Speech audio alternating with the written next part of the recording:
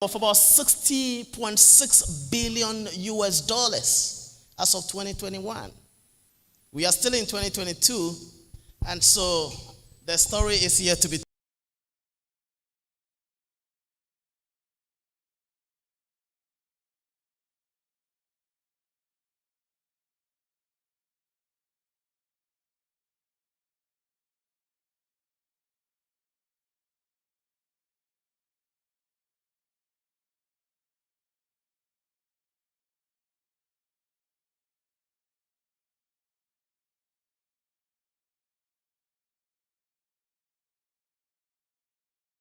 What's interesting about Ford is that the gentleman Henry Ford actually failed trying to build his first vehicle. Or the school system does not teach people how to fail successfully.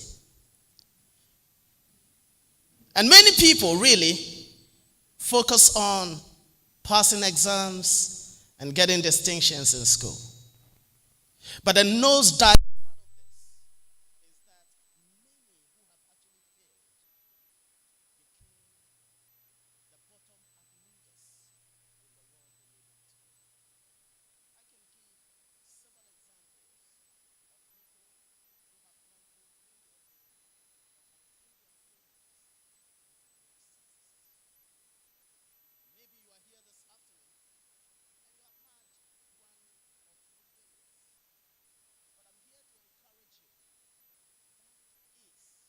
the beginning of success. And if you do agree with me, give yourselves a round of applause. So we can see how Ford Motors actually moved from one phase of their production into another. And I see things there that look more like a wheelchair. Can you imagine? This was how it all started. Then I saw also something that looked like keke. The keke we see on the street really are the innovative parts of how vehicles were innovated. Today, Ford Motors is a renowned American brand that creates the most sophisticated vehicles all over the world. But could you connect to the fact that in the discovery, the owner actually failed trying to put this together? Now the question is, what if he had given up at the first attempt? Or what if he had given up at the second attempt? Many people give up too quickly. May you not be one of them. Say amen. All right. So there's a movie that I would have shown you, but I want to just go through the synopsis of it. Okay. I think we can watch that. But can you fast it forward so we don't take much of the time? This is the story of the Evers. And as the movie goes on, I want to tell you that story. The Evers migrated from one place to another until one time that they found themselves in a land under a wicked king called Agokoli. Say it. I'm serious. Say it. Agokoli. So King Agokoli actually resides in the present day Togo. Many Ewes also, through the migration process, found themselves in countries like Nigeria and Egypt. So you can see the history of the Ewes. And the Ewes were maltreated by this wicked king, to the extent that some of them were losing their lives. So one day, the Ewes decided that they wanted to break free from captivity. And what did they do? They decided to have a game plan. Say game plan. So there's kind of feedback here. So the Evers had a game plan. The game plan was very simple. That, the town in which they found themselves, or the village, was called Nochie. Say Nochie. Now, there were thick walls, like the walls of Jericho, in the town called Nochie.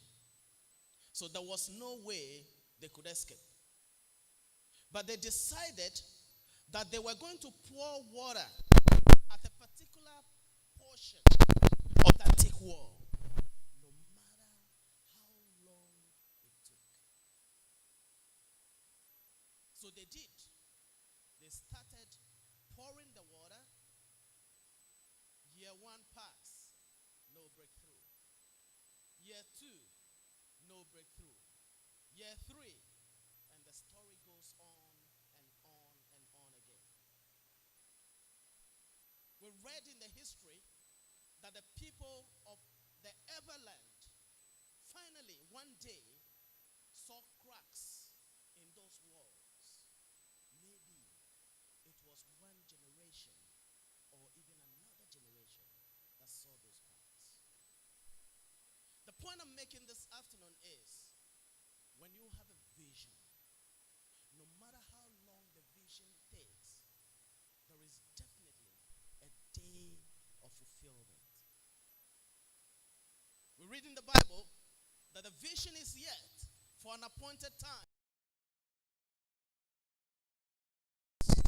Wait for it, for it will surely come to pass.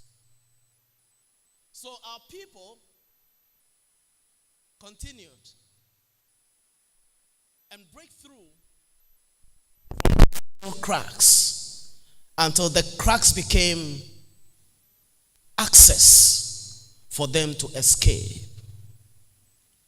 We heard that they escaped using their back slowly away from the king Agokoli. How did that happen? We are talking about big changes through small acts. The people of the Everland believed that the water they were pouring slowly will one day make a way for them. And yes, it did. I wish I was in church, but I would have preached that maybe you are in a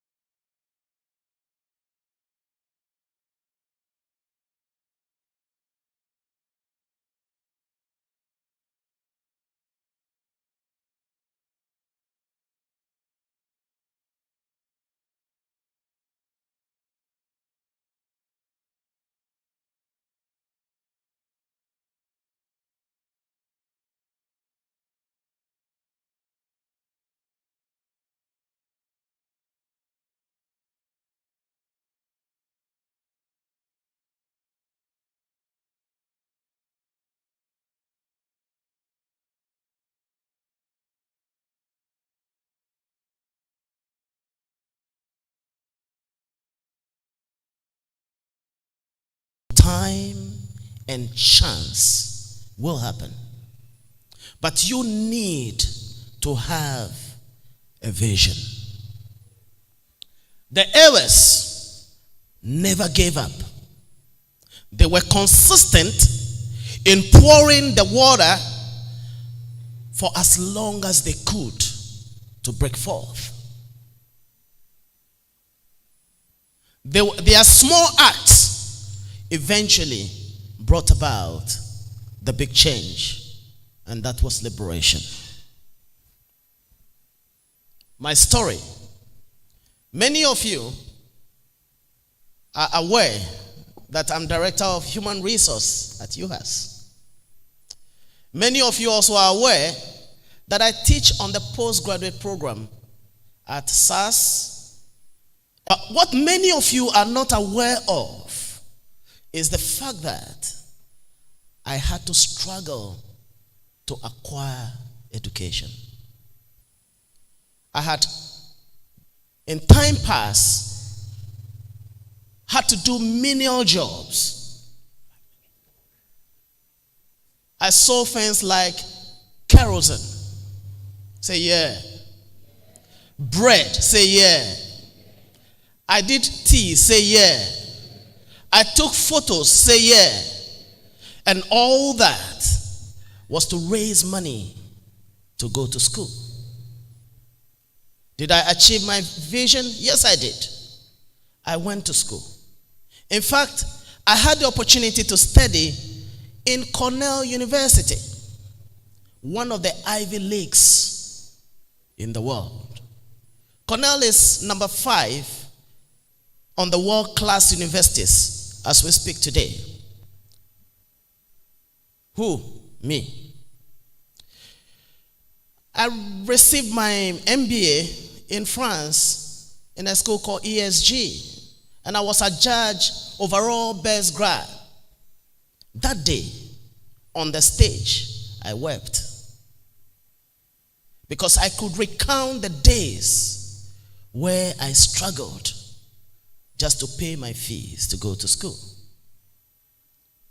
There were instances that I had to sell laptops and instances that I had to really sell modems to survive. Then I broke through by writing a book. It sold like ice cream. Then I did a second book to consolidate the fact that I was almost there. It sold also like ice cream. One story led to the other. And today, I'm confidently standing here, and I have done a few great things. Recently, I consulted on a World Bank project as I led what they call international performance standards for the entire World Bank project. The score that I had is still historic. In 3 supervision audits, I had a 96.7% score. And you cannot connect that at a point in time, there was no electricity in my home. But this was the same guy who was writing reports that the World Bank was nodding its head over. Give a clap offering unto Jesus. Little acts slowly made way for big changes. I can continue to tell you more and more about my career life and how beautiful it has been. You are here today. Maybe you are at a stage where there seems to be no hope. But I'm here to say that probably that is the seed state at which you are. Remember, the seed is a powerful thing, can easily be ignored. But that seed, when it finds itself in the right soil, initially it dies. Say, what a shock. It dies. Then it germinates through the vagaries of the land and the weather and the exposure to the hazards of the land. That seed has potential. Say potential. That seed has momentum. Say momentum. That seed has future. Says future. Eventually, the seed goes up to become a big tree. And it can supply nations and generations. Maybe you are at the seed status of your life.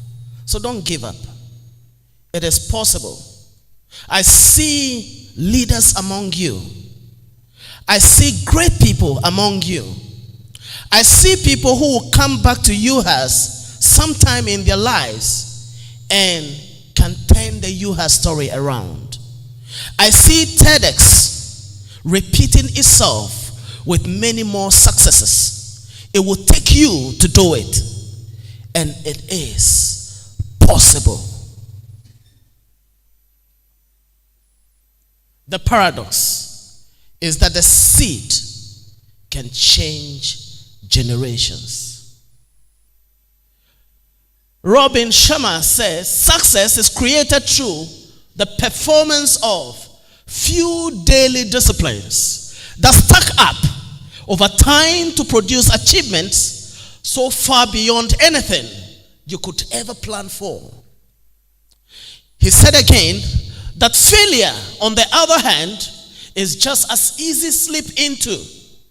And thus, failure is nothing more than inevitable outcome of few small acts daily neglected, performed consistently over a time that they take the pass point of no return.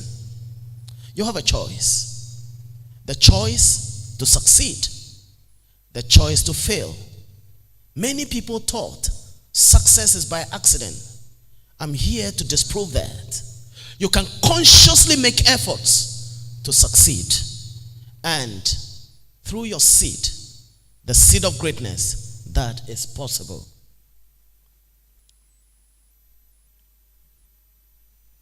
This is not coming. Howard Zinn says, we don't have to engage in a grand heroic actions to participate in a process of change. Small acts, when multiplied by millions of people, can transform the world. Before I sit down, I believe in success.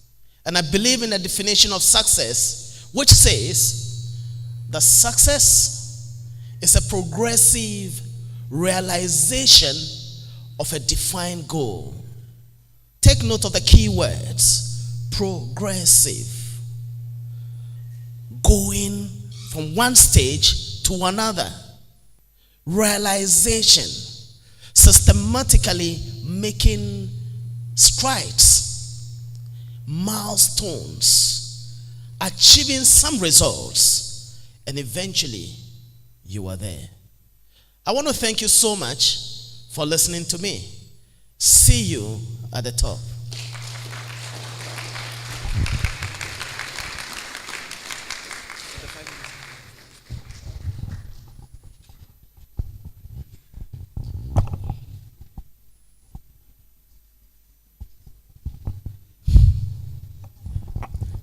Let's give another round of applause for our speaker.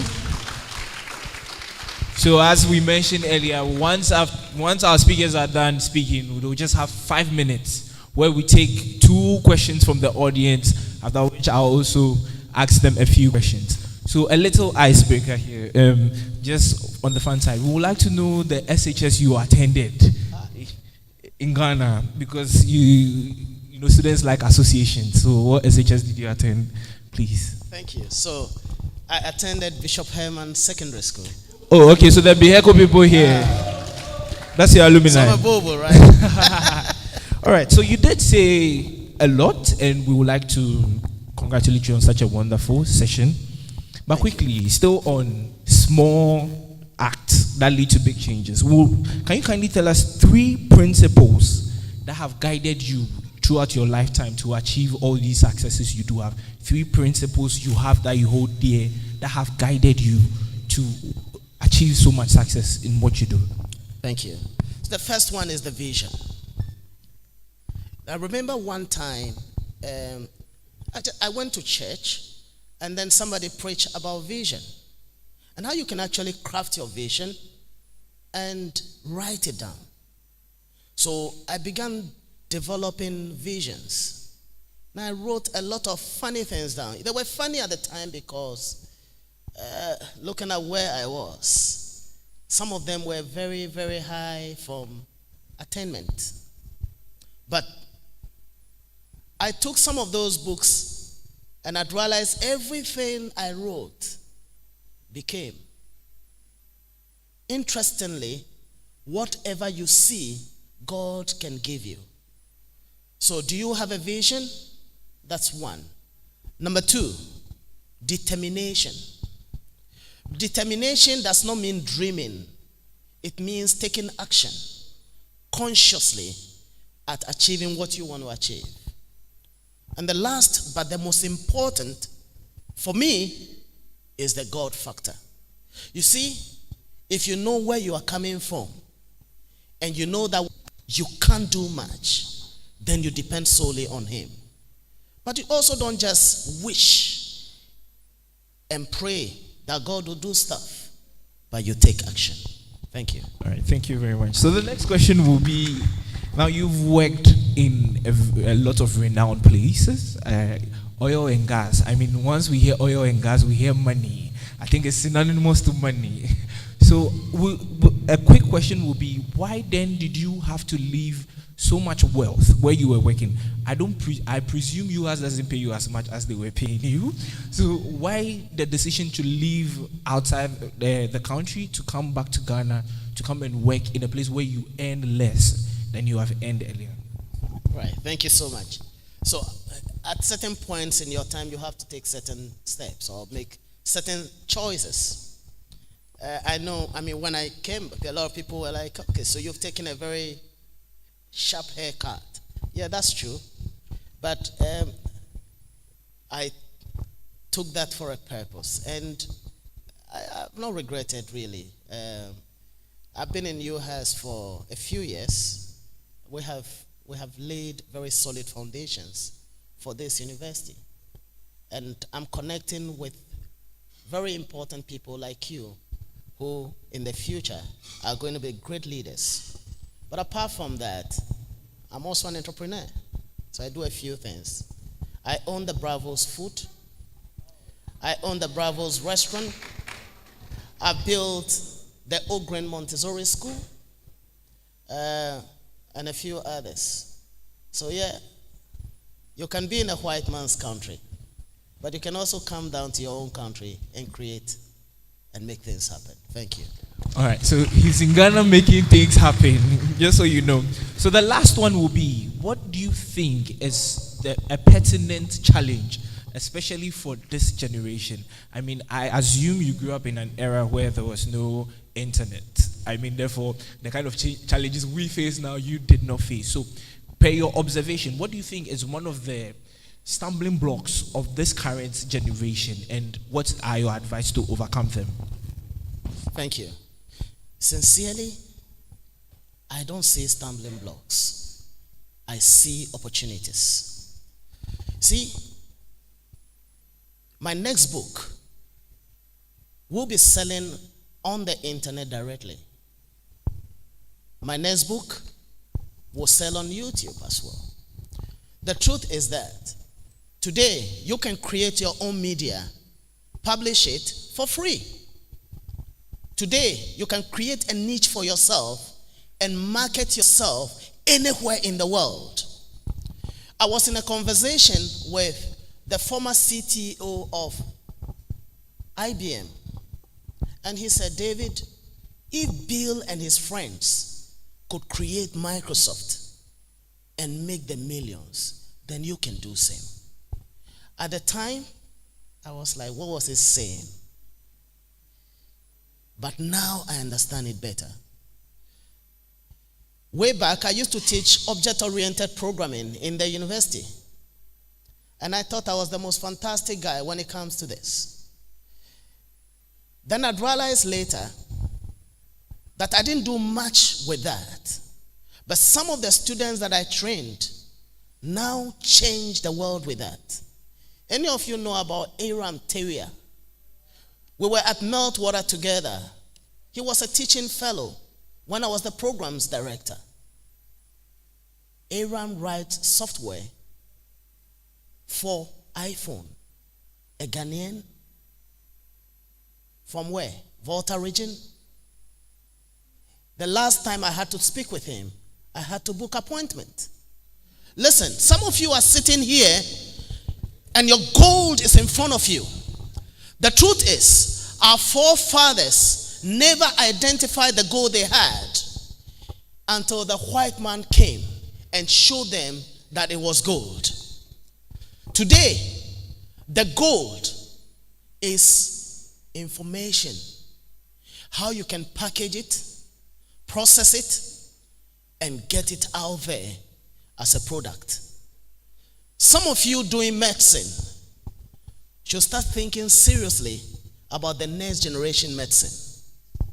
Not limited within the scope of walls. The opportunity is greater even in this generation. However, you can waste all the time doing the wrong things because there's so much distraction even with the phone and the internet. Thank you. Yes, thank you. So a round of applause. Oh, louder, louder.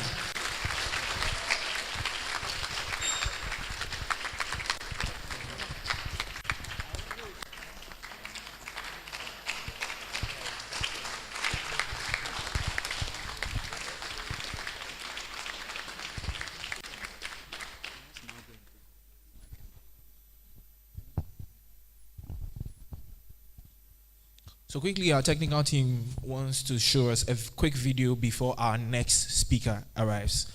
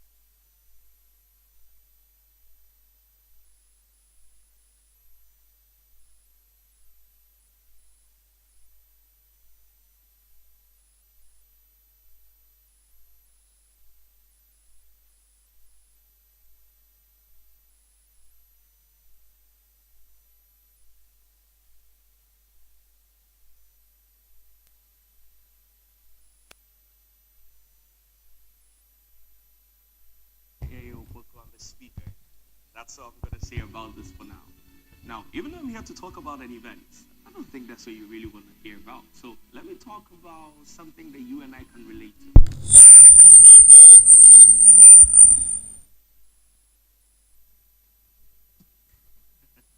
Hi there. My name is Kwame Eopoko. I'm a speaker. And that's all I'm going to say about this for now. Now, even though I'm here to talk about an event, I don't think that's what you really want to hear about. So let me talk about something that you and I can relate to. Just like you, I'm from humble beginnings. I come from a small township called Omahinkro.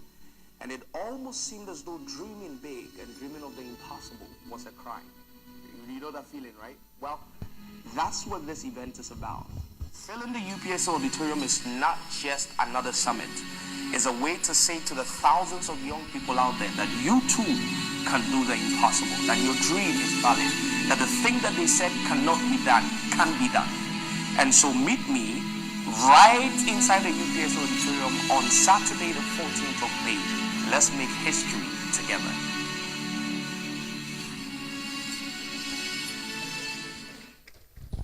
A round of applause to that short video.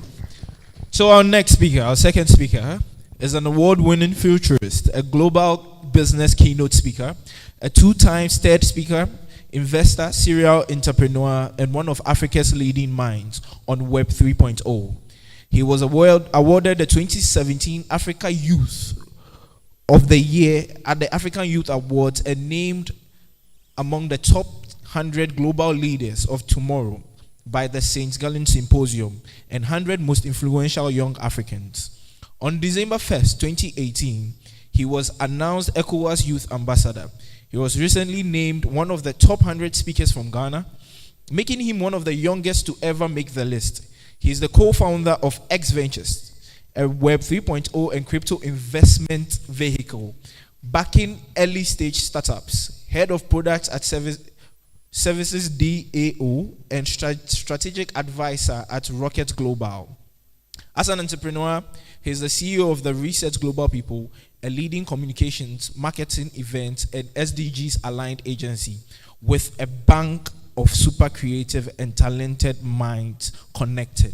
Ladies and gentlemen, with a resounding round of applause once again, let's welcome our next speaker, Mr. Kwame A.A.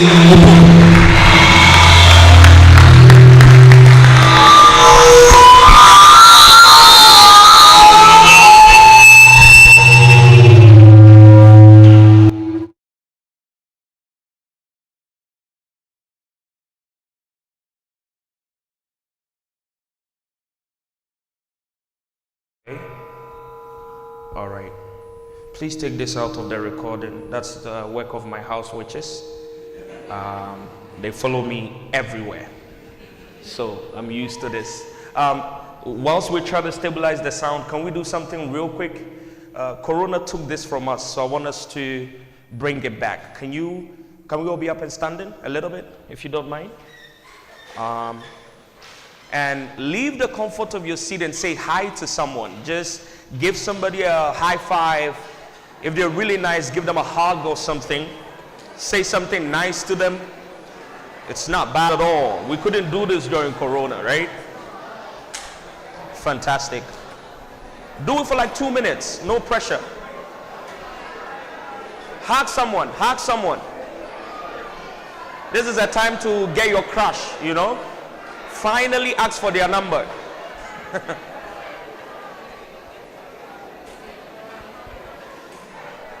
Fantastic. All right. All right.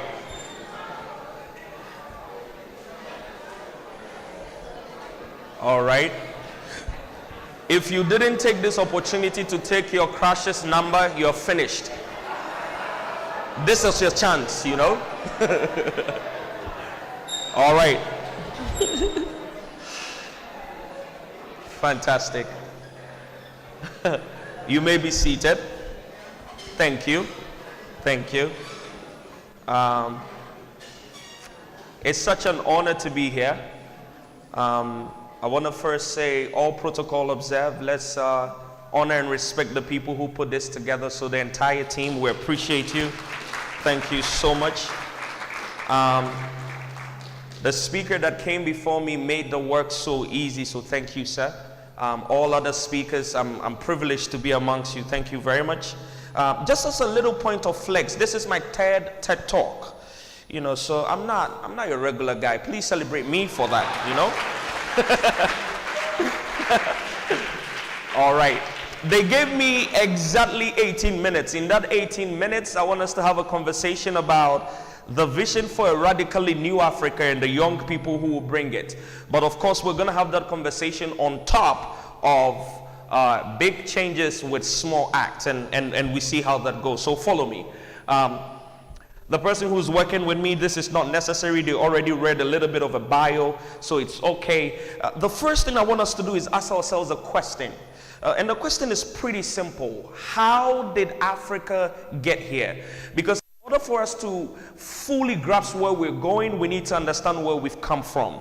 And I want to take you on a journey. Over the couple past years, the team and I have been doing some research to try and understand what really happened. In fact, for a lot of us, when we hear about Africa, the history that we remember is the history of slavery.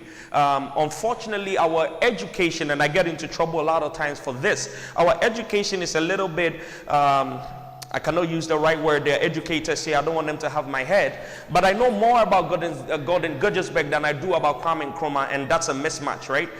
Follow me and let's have a conversation.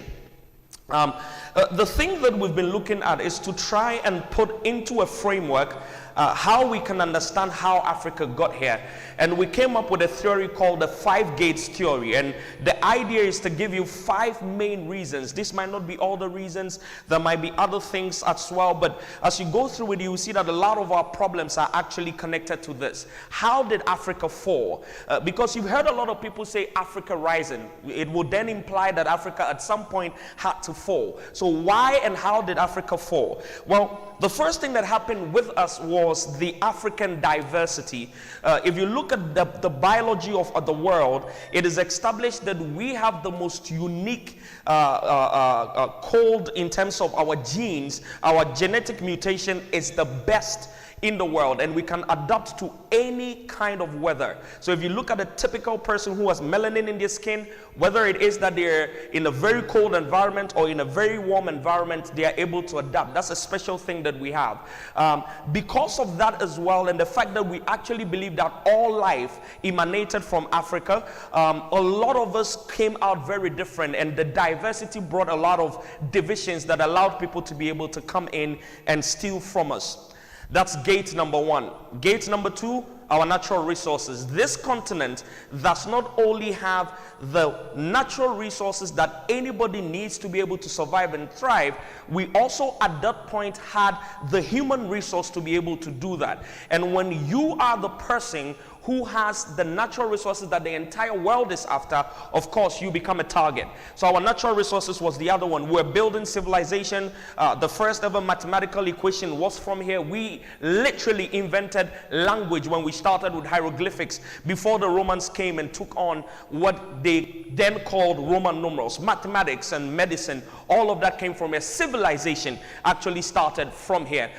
In fact, we were so rich as a continent that this is what the Arabs used to say about us. They used to say, against the camel's munch, use tar, and against poverty, make a trip to the Sudan. And Sudan stood for the sub-Saharan side of Africa. So our wealth was so pronounced that people used to see it as a global solution to poverty.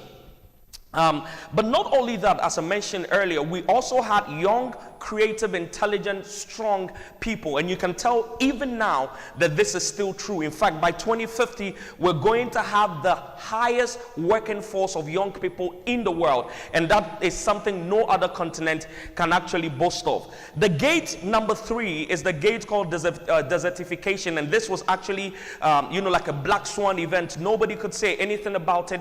It happened as a result of nature coming into play. So we woke up, the whole of North Africa had been covered with sand. Our history, our resources, and so people started large movements in terms of migration, and that also really affected us.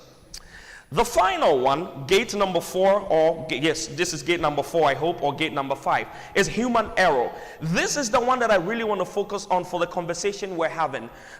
It seemed that history has it that especially the men and the kings of the early Africa made a very simple error. They were naive. And I want to make a point with that. I'm going to introduce you to 2 kings and what I mean by human error, just to drive my point home.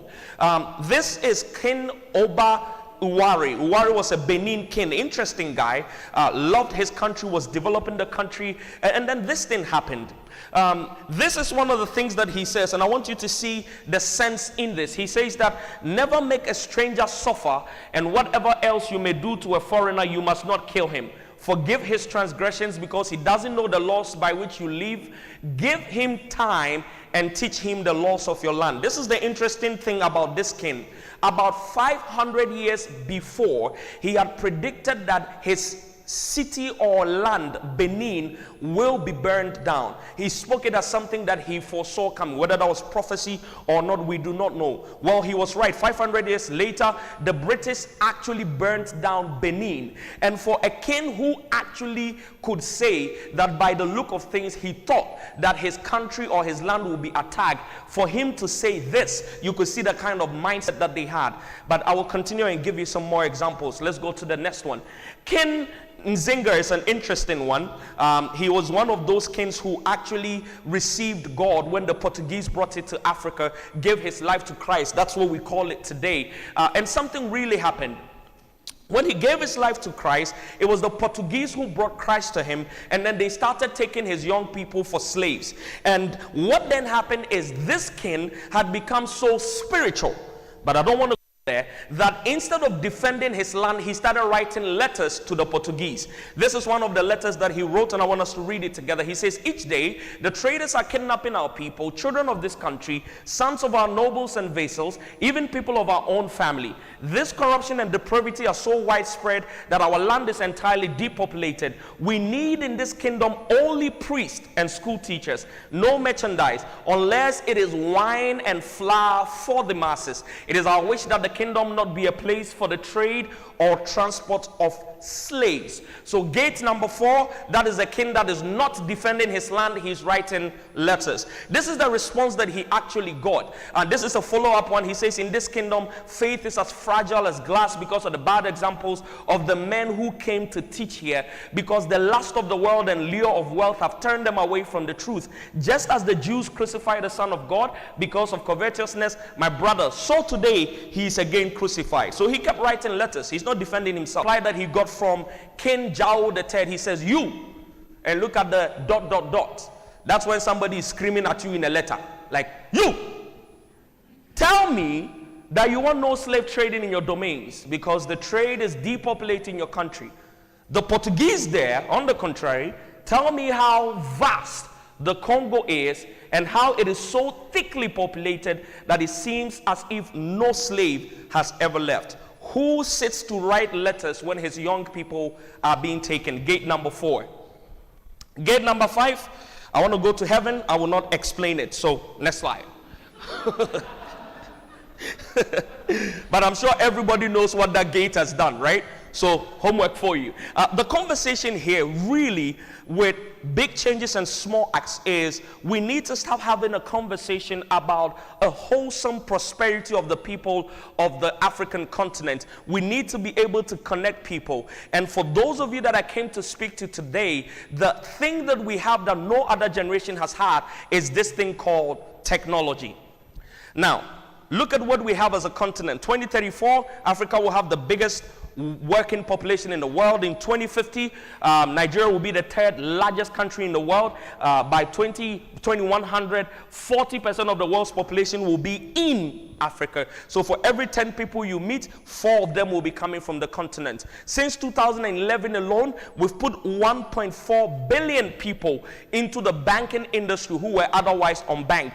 And the conversation I'm having with you is very simple. The small acts that we need to start paying attention to might actually be magnified by this thing called technology.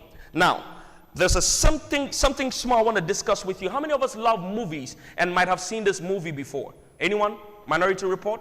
Okay, awesome. Tom Cruise was the guy that featured in this movie. He worked in the police department in the movie.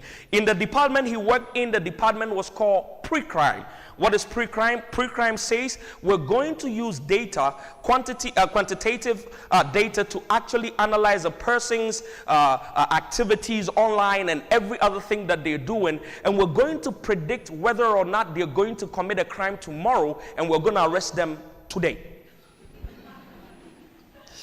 Well, it looked funny in the movie. This movie came out around 2011 or so, if I'm right, or 2008. A group of Chinese saw it. AI was exploding all over the place. They started working on it. What you see there is real life. On top, these are samples in Criminal ID Photo Sect 8. Down, 3 samples in non-criminal ID. A technology exists today that can actually evaluate all of your online activities and determine to an 89.5% accuracy whether or not you're going to commit crime tomorrow. In Asia, this is being used. I just introduced this to pull your mind somewhere. Now, increase global abundance. We're accelerating and demonetizing and democratizing every single thing. Everyone everywhere is connected at gigabit speed. How many of us have 2 smartphones? 2.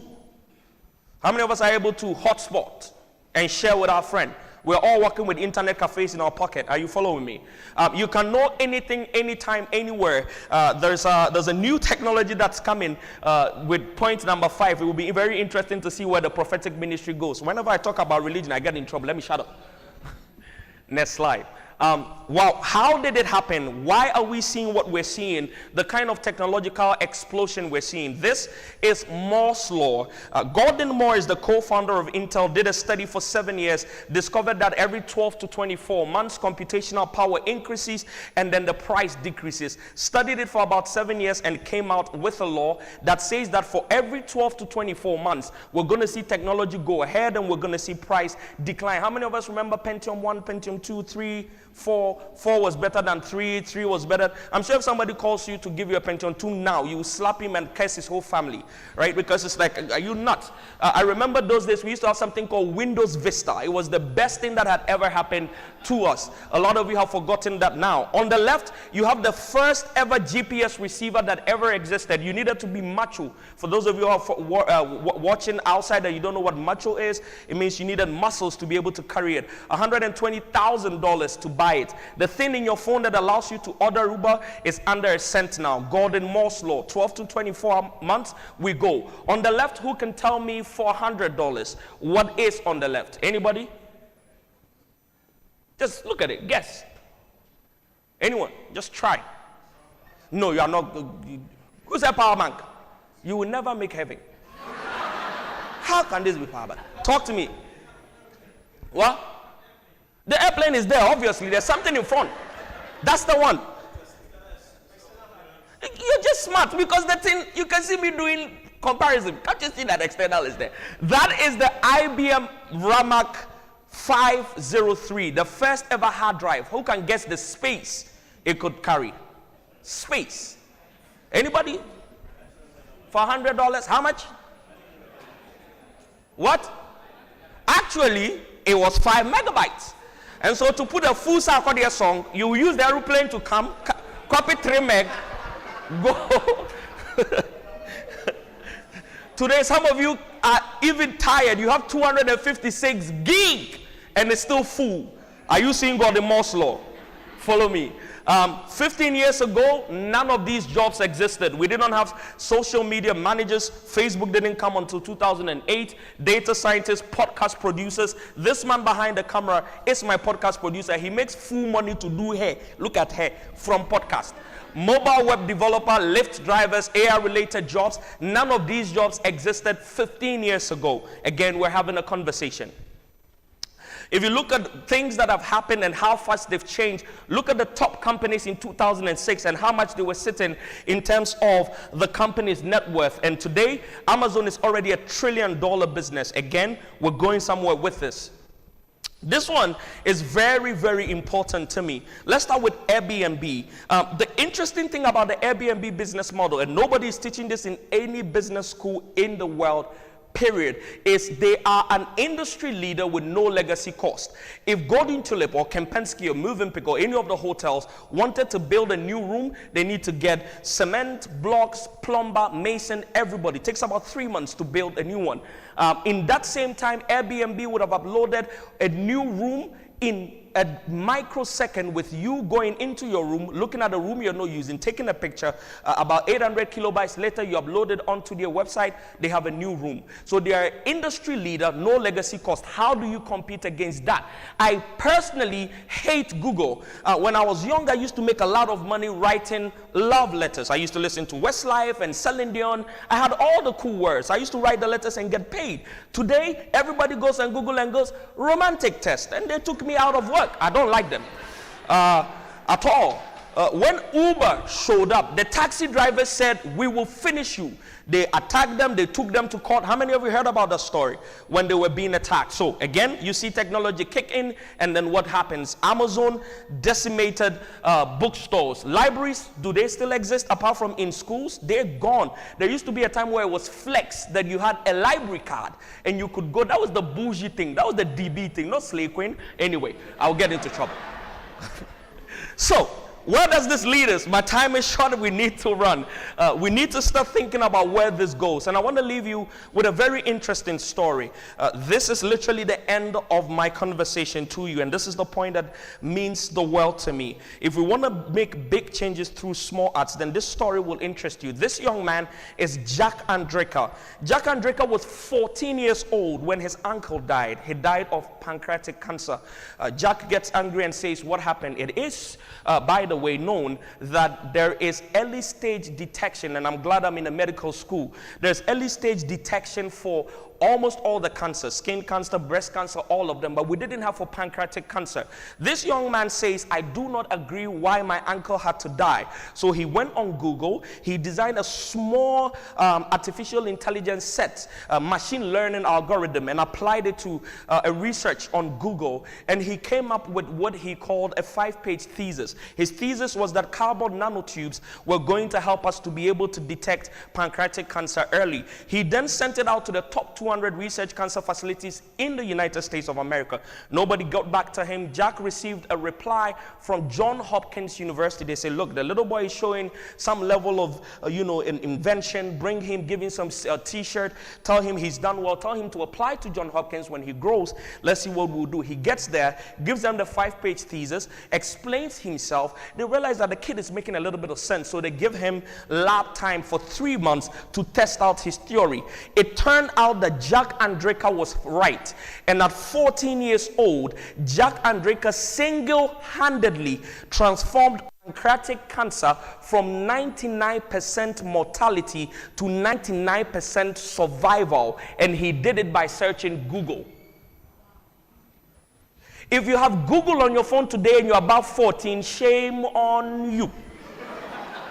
That's the point. So, what's the takeaway home?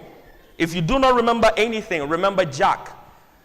And this is the only time skin shouldn't matter to you. Don't say, "But he's a white boy." The point is very simple. The big changes we're looking for can be achieved in small acts that can be amplified by technology. Instead of taking a consumerism approach, being a consumer and just scrolling, start thinking about technology as a way of solving Africa's biggest problems. This is how I end almost all of my speeches. Africa's problems will be solved by Africans. And so it's time for us, especially as young people, to stop complaining. It's enough. We've done the complaining. We've done the Twitter trolls. It doesn't really bring any solutions, does it? It's okay to look at the latest wig and look at the skirt that the highest slave queen actually wore for the Ghana Music Awards. That's also nice, but it doesn't provide solutions. We need to actually start thinking about technology as a real economic empowerment tool and an innovative way to solve Africa's problems. These are my last words to you. If you are not part of the solution, then you are absolutely part of the problem. My name is Kwame Opoku. Thank you so much for having me. Oh, you can clap better. You can do it better.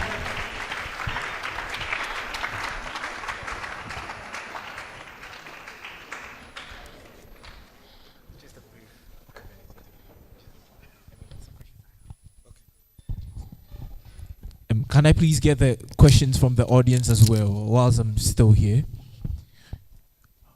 Okay, so Mr. Kwame, that was a very interesting presentation and I learned a lot. So I have a few questions here for you.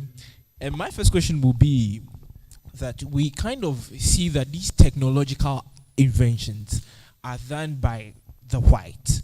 And even if they are done by black men, they are done by black men who are not in Africa. They are done by black men who are outside the country. So you find out a Ghanaian who attends Opoku High School ends up in Cornell. I went to Opoku High School.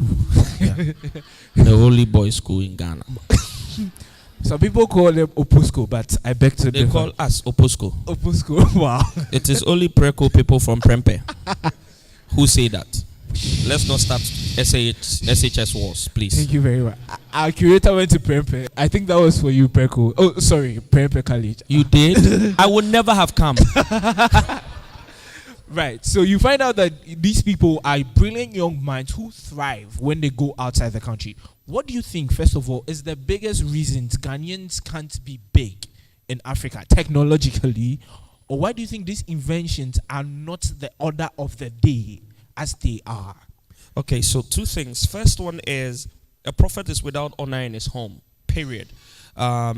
In my journey, I've had the privilege to travel a little bit of the world. You know, the way I want to go, I've not gone yet, but I've seen a little. And I realized that whenever you're away from home, the kind of reception and the kind of attribution that the environment gives you is very different. So that's one. Two is we do not have an enabling environment for innovation. Our biggest bottleneck is policy, government. Policy is probably the biggest bottleneck to an innovative environment, right? Think about it. If you're a young person right now and you had Jack Andreka's invention, which cancer research facility will you send it to? Noguchi. Hi, Jesus.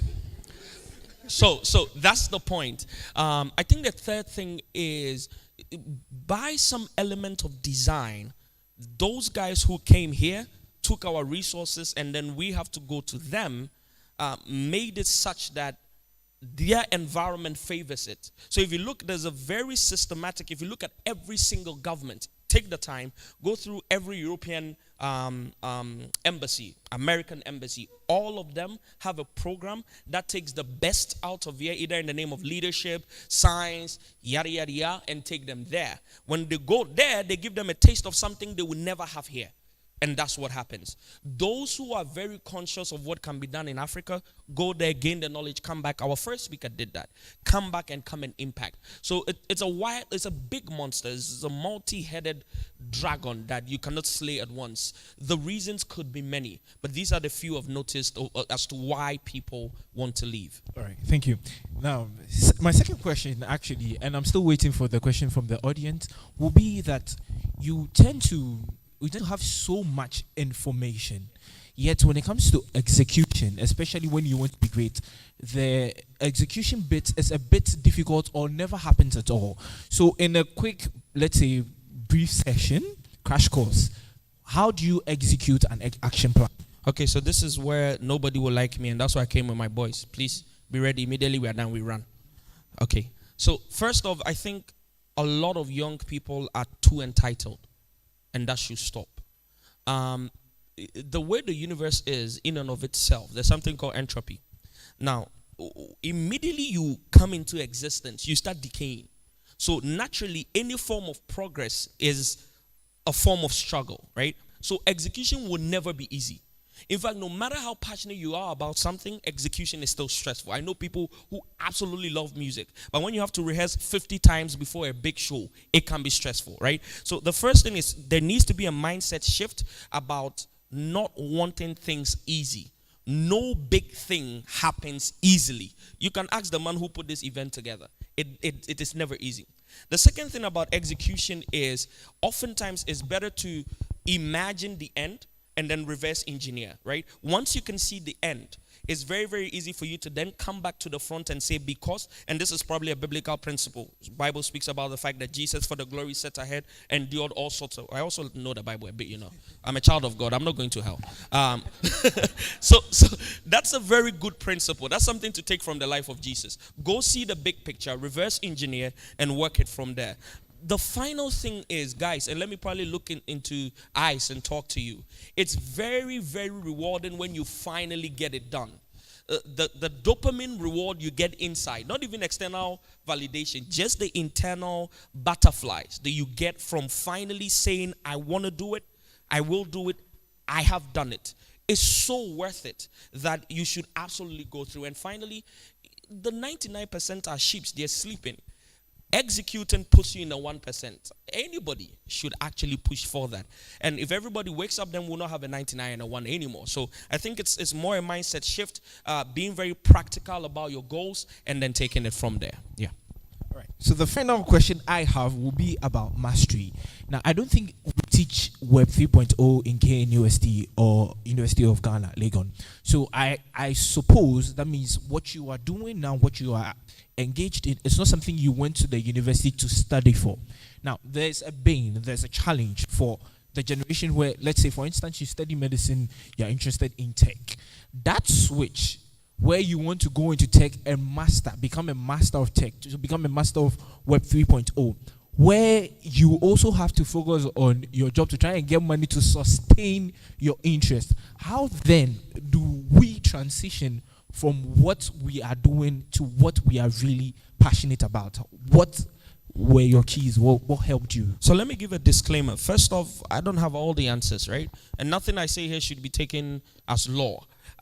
But personally, I did Opokuwari. I went to University of Ghana, studied psychology for 4 years. I was the worst example of student you ever have. So anything education, count me out.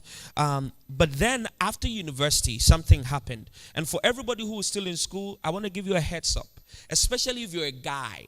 So let me talk to the boys now. The day you leave school, you will have a shock that will traumatize you immediately. That's what happened to me, brother. I'll tell you my story. So when I was in school, we pay 430 something per sem or per term. I don't remember. Then by the time you enter the room, the water is on, the light is on, your roommate has cooked Indomie. Wow.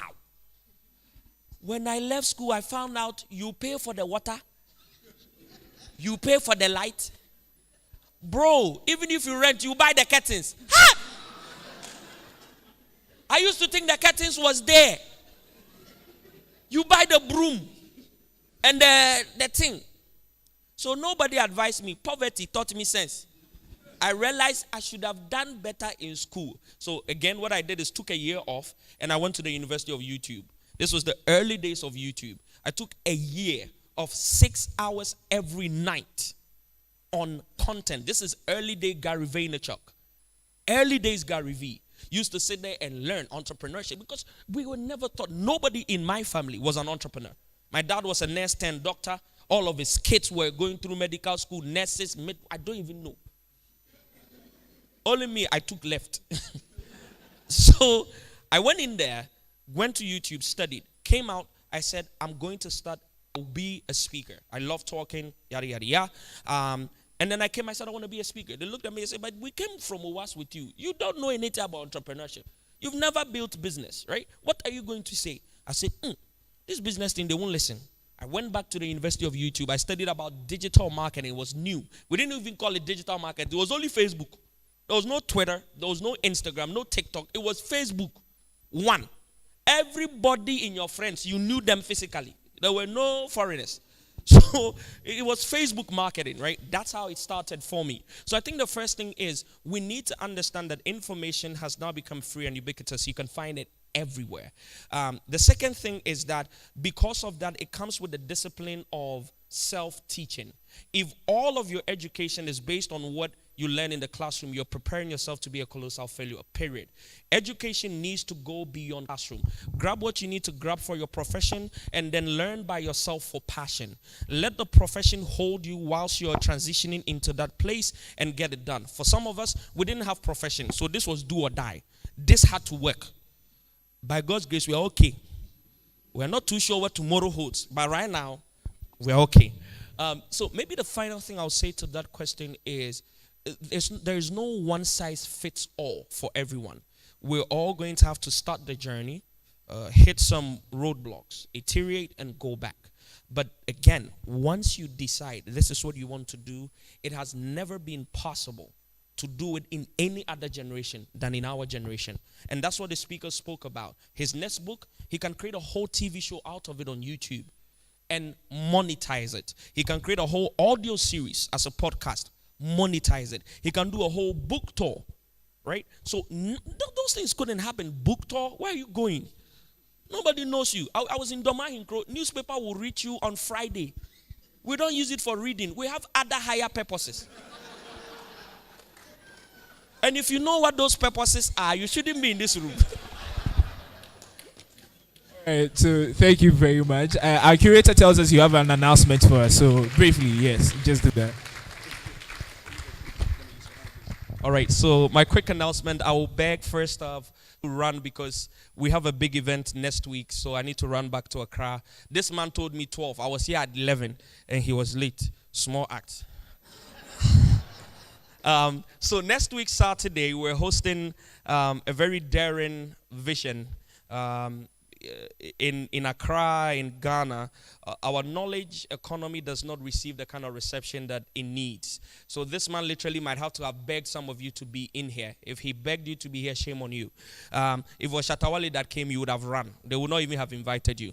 But the point is, we've not seen public speakers get up and fill auditoriums. We've seen entertainers, we've seen pastors, we've seen all types of people. Now, it's so good that even like juju people can call for conventions and well, so the vision was to send a message to every young person out there that your dream is valid. I'm just a boy. I'm not a girl like you, but I'm a Ghanaian young person just like you.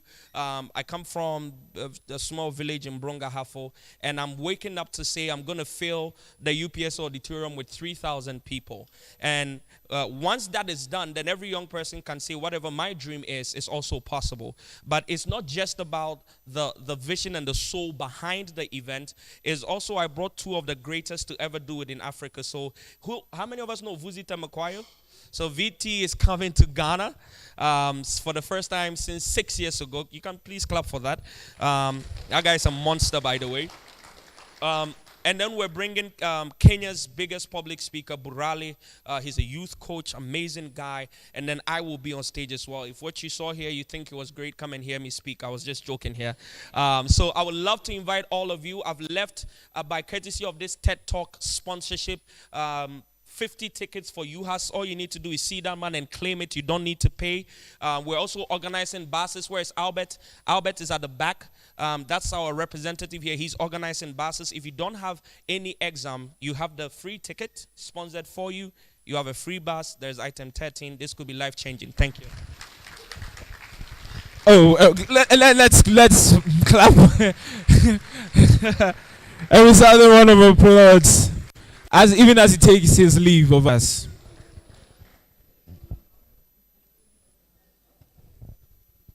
Oh, are you enjoying the experience so far? Oh, are you? Oh, I don't feel the energy. Are you enjoying the experience so far? Okay. So we have our next speaker upcoming, but before that, I'd like to do a little engagement. As our third speaker is being sorted out technically. Hi, Wilson. What were your expectations, especially for this year's TEDx event? And how, so far, so good? You've heard our speakers. How is that being realized? Well, I know a couple of people on the speakers list, and so I was not expecting anything mediocre. And so far, I've not been disappointed. And I hope and I'm sure the next speakers will do much greater work. Oh, let's look up for Wilson. So Wilson is hoping our speakers keep the momentum. I'm seeing this wonderful lady here. Hi, please. What's your name? Please, I'm Sewa Charity. Sewa Charity. Sewa Charity. Please, what were your expectations for this year this year's event, and how is it going so far?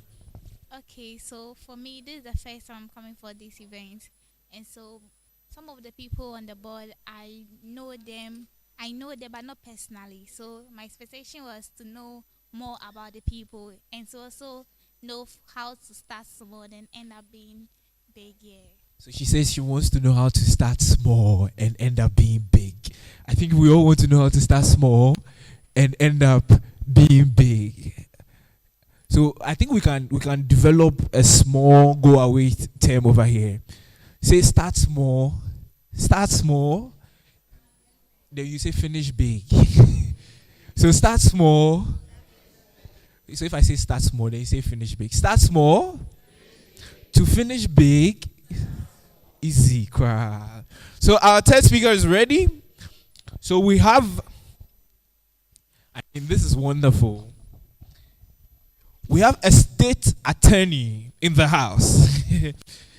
So we have a state attorney who is currently working with the Office of the Attorney General and the Ministry of Justice, whole office, and was called to the bar in 2012.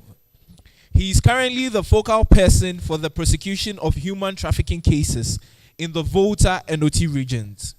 He is a member of the Research and Ethics Committee of the University of Health and Allied Sciences. He is also a member of the Research and Ethics Committee of the School of Medicine, UHAS. For the past 7 years, he has been teaching various law courses in a number of universities with campus in the Volta region. Notable among them are University of Ghana, EP University, and currently University of Cape Coast. He has delivered talks and seminars on disability law, human trafficking, health and ethics, among others. He is an International Visitor Leadership Fellow, having been selected by the U.S. Department of State in the year 2019 to represent Ghana in a 3-week training program on human trafficking in the United States. Ladies and gentlemen, without much ado, let's invite our third speaker to the stage, Mr. Andrew.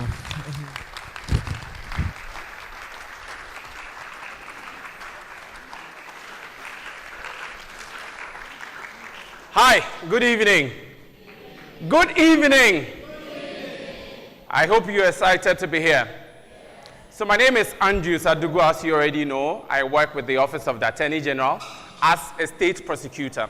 So when I talk about prosecution, then obviously somebody is thinking about jail, because it's either you put somebody behind the bars for what? The wrong thing.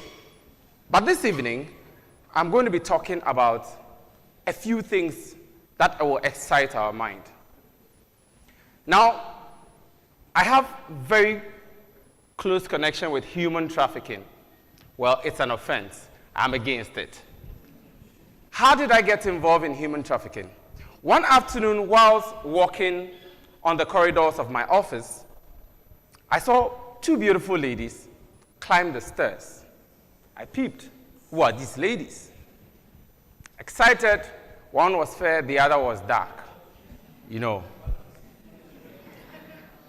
I get to see that they are in suits. I said, wow, who is coming to the office? I noticed that one of them was my senior back at the university during my LLB. So excited. Hello, long time, have not seen you. Why are you here? She tells me, we are following up on a case docket. This case docket has been with you or your office for quite some time. And my office is the Office of the Attorney General, AG for short. So I follow up and say, okay, what exactly are you looking for? This is a case on a suspected human trafficking which had been in the office for quite some time. So it had gathered dust. What did I do? Went to speak to my boss, introduce the people and said, oh, this is my senior from school and they are here and they are looking for this docket.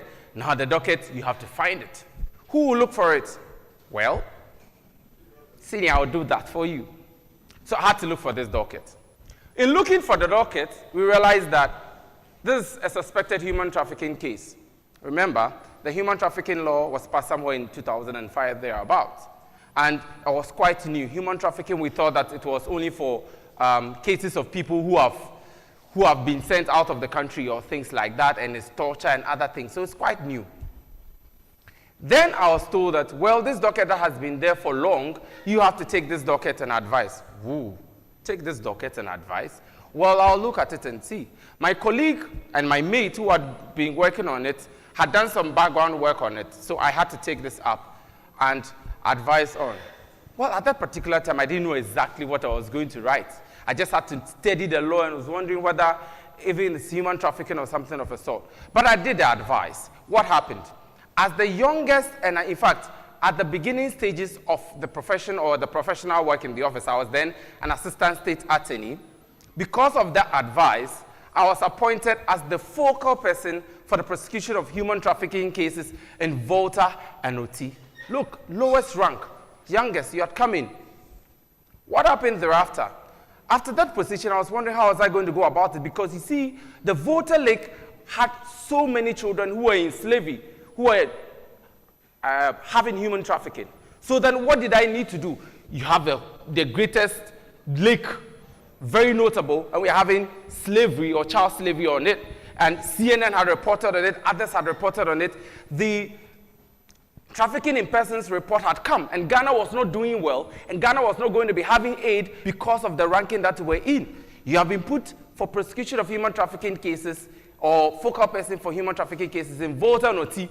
Wow, what a great honor. In Ghana, there were only 3 positions or 3 places: Greater Accra, Volta, and Central Region. And among all the people who were selected from the various offices, I was the youngest, and I was the youngest in rank. Great project. How do I cause change? The system has been there. How am I going to cause this change? Well, what I decided to do was that I take the work personal. Taking the work personal means that the government of Ghana, or the people, you and I, who represent this particular country, are my clients. So I'm going to treat you like you have paid me all the money there is in this world, and to ensure that we nip this in the bud. So I did my best, collaborated with a few others, and then we were only 3 in the office. You remember, there's so much work. The whole region, from Kata to Katakrachi, all the dockets are coming in. And it's not only human trafficking cases you are dealing with. You're dealing with rape, manslaughter, careless driving, and all those other offenses. But you have to make sure that you deal with this particular situation. So taking human trafficking dockets and going through trainings and other things, one of the things I promised myself to do is that whenever I went for training, I'll come back and train police officers, come back and train others, so that we are able to build a broader network to be able to deal with this situation, because I cannot do it alone. You know how it feels like when there's a very great project to do, and sometimes you feel like I can carry it all. I cannot do it alone. So what did I do? I got people involved, and we tried to do some training thereafter. Guess what? The American ambassador then, who had come to the Volta region on a tour, decided to meet me, my boss, and a few others. I had that rare privilege of meeting the American ambassador when he came to the Volta region. The next thing is me being chosen to represent Ghana at the International Visitor Leadership Fellow. That's the IVLP. Apart from my director of public prosecutions, the whole of Ghana, I was the next who had been selected for that kind of training. So youngest, lowest in rank, having been appointed and being sent on this particular training on trafficking in persons in the United States of America. Hey, I've bugged. Yeah. I was out there in the US, traveling from state to state, 3 weeks, learning about human trafficking, meeting 22 other people from the world. 23 people were selected from the whole world, and I'm part of them. By not going to see anybody, but I was working here in the Volta region, where a lot of people would not choose to work in. But we see something that I didn't even think was going to get me anywhere, because of the passion and dedication to it, has landed me in the United States of America for a 3-week solid sponsored program. I moved from state to state, New York to Washington, Washington to Ohio in Cleveland, from there to San Antonio in Texas, from San Antonio to San Diego in California. If you don't know those places, please Google them. But all I'm saying is that I had opportunity to travel without even bringing a CD from my pocket. And whatever I fed on was catered by the United States Department of State. Coming back from the USA, I had a lot of passion. What did I learn in the USA? Service, passion, dedication, discipline. Because there, when you eat your food, you clear everything by yourself. Nobody comes to clear it for you. There's no time for you to create a mess. And time is very important. Whenever you're supposed to go for a program at 8:30, by 8:50, you should be ready to enter your bus to get to the destination. If you miss it, you're going to go. So what did he teach me? To be prompt and to be punctual. And I felt like, how can we bring this in public service? Because in public service, the nation is what? Your client. So it dawned on me that I had to bring this kind of dedication to work. Of course, I'm dedicated to my work, but it gave me a lot of passion to be able to cause the change that I wanted to change. And what I used to hear when I was in the US was taxpayers' money, taxpayers' money. So anytime I was doing anything that was causing waste to the system, I tell myself, this is taxpayers' money that is going. So the e-levy we are paying, we have to use it very well. If we waste our time, according to the e-levy, taxpayers' money is going waste. So as you pay the e-levy or as you pay any form of tax, remember that we cause waste if we do not use the right time in public service and other things that we find ourselves doing. So we can cause a lot of change by the way we act. Now, fast forward, when I came back, I told myself, if this is what I went to do in the US 3 years or 3 weeks, exactly what should I replicate over here? Is to collaborate and coordinate with the rest of my other prosecutors. So in doing our work as prosecutors, we're supposed to coordinate with other agencies, and we're partnering with International Organization for Migration, and we're also partnering with International Justice Mission and other NGOs. Now, in doing this partnership, what I did was to ensure that all the people who I come in contact with, or whatever case that we have to do, the key interest is the survival of the victims, or the victims who have survived this particular crime. Because there were children who are as young as 9-year-old, 10-year-old, and had been on the lake for a number of years. Can you imagine a life that was probably going to go waste? So I told myself, we need to cause a change. Now, from that time, we had done a number of prosecutions, and I can tell you that we have been very successful, and our ranking on the TIP, trafficking in persons, has improved. So the funding that we're probably going to lose, we are not losing it. We are having this funding come in. I think we should clap for that. So Volta region, which was considered as a hub of human trafficking cases, are things which we are gradually moving from that point. Now, when I came back from the US in 2019, with the energy and every other thing that was in me, I said, no, when I see things which go wrong, I need to be able to speak about it. So then, our roads were very bad. From Accra coming to Ho was bad, from Ho going to Hohoi was bad. So we had what we call fixed Volta roads. Thank God, one of the speakers over here was one of the conveners of the group. He's probably going to speak. But what did we do? Was just to galvanize various young people to come together to talk about the bad nature of our roads. And we were not to insult any other thing, but to use good language and to bring out the positive things about the region to cause a change. We highlight tourism. We highlight the academic resources that we do have. We also talked about the various academic institutions that we do have. And with all the things, as we said, wherever we had our campaign, as we speak, that was in front of the DVLA, that particular portion is now asphalted. As however it is, at least it was better than before. The journey to Hohoi, which used to be 1 hour 15 minutes or 1 hour 20 minutes, because of the bad nature of the road, was now 2 hours. But as I speak today, I can get to Hohoi in 1 hour 25 minutes or 1 hour 20 minutes. At least some change has happened. Some improvement has come. The journey from Ho to Nkwanta was very, very bad. You could take so long before you get to Nkwanta. But what has happened now?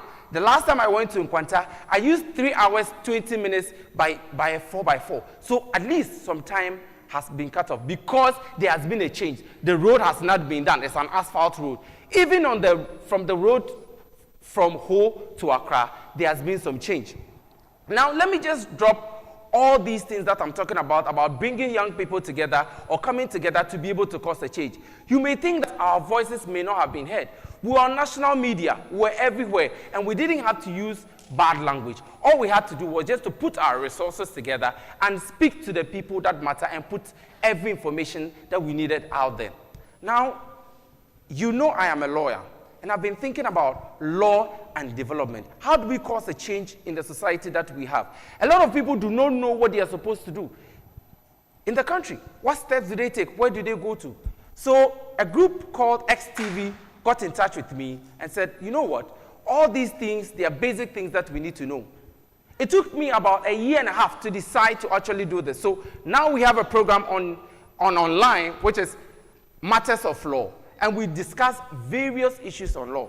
The last time I checked, one of the episodes that we did have on bail has garnered 2,000 views. So we have been able to send information to about 2,000 people just by deciding to do this.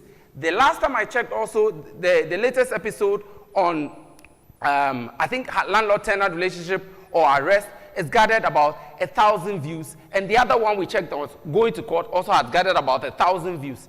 But why am I talking about all of this? I am talking about this because I needed 1 or 2 people to come together to be able to cause a change. And the change is about law in development, letting people know what the laws are and how things are going to be.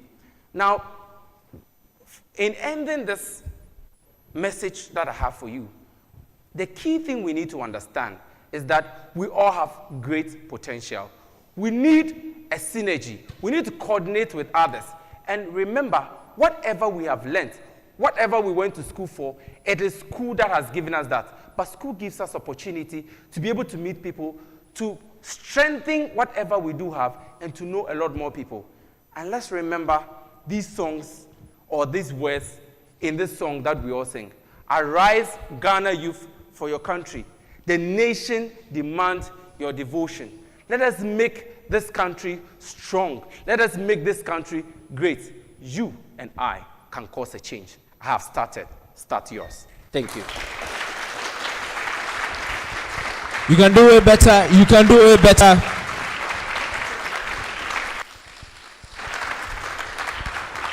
You can do it better.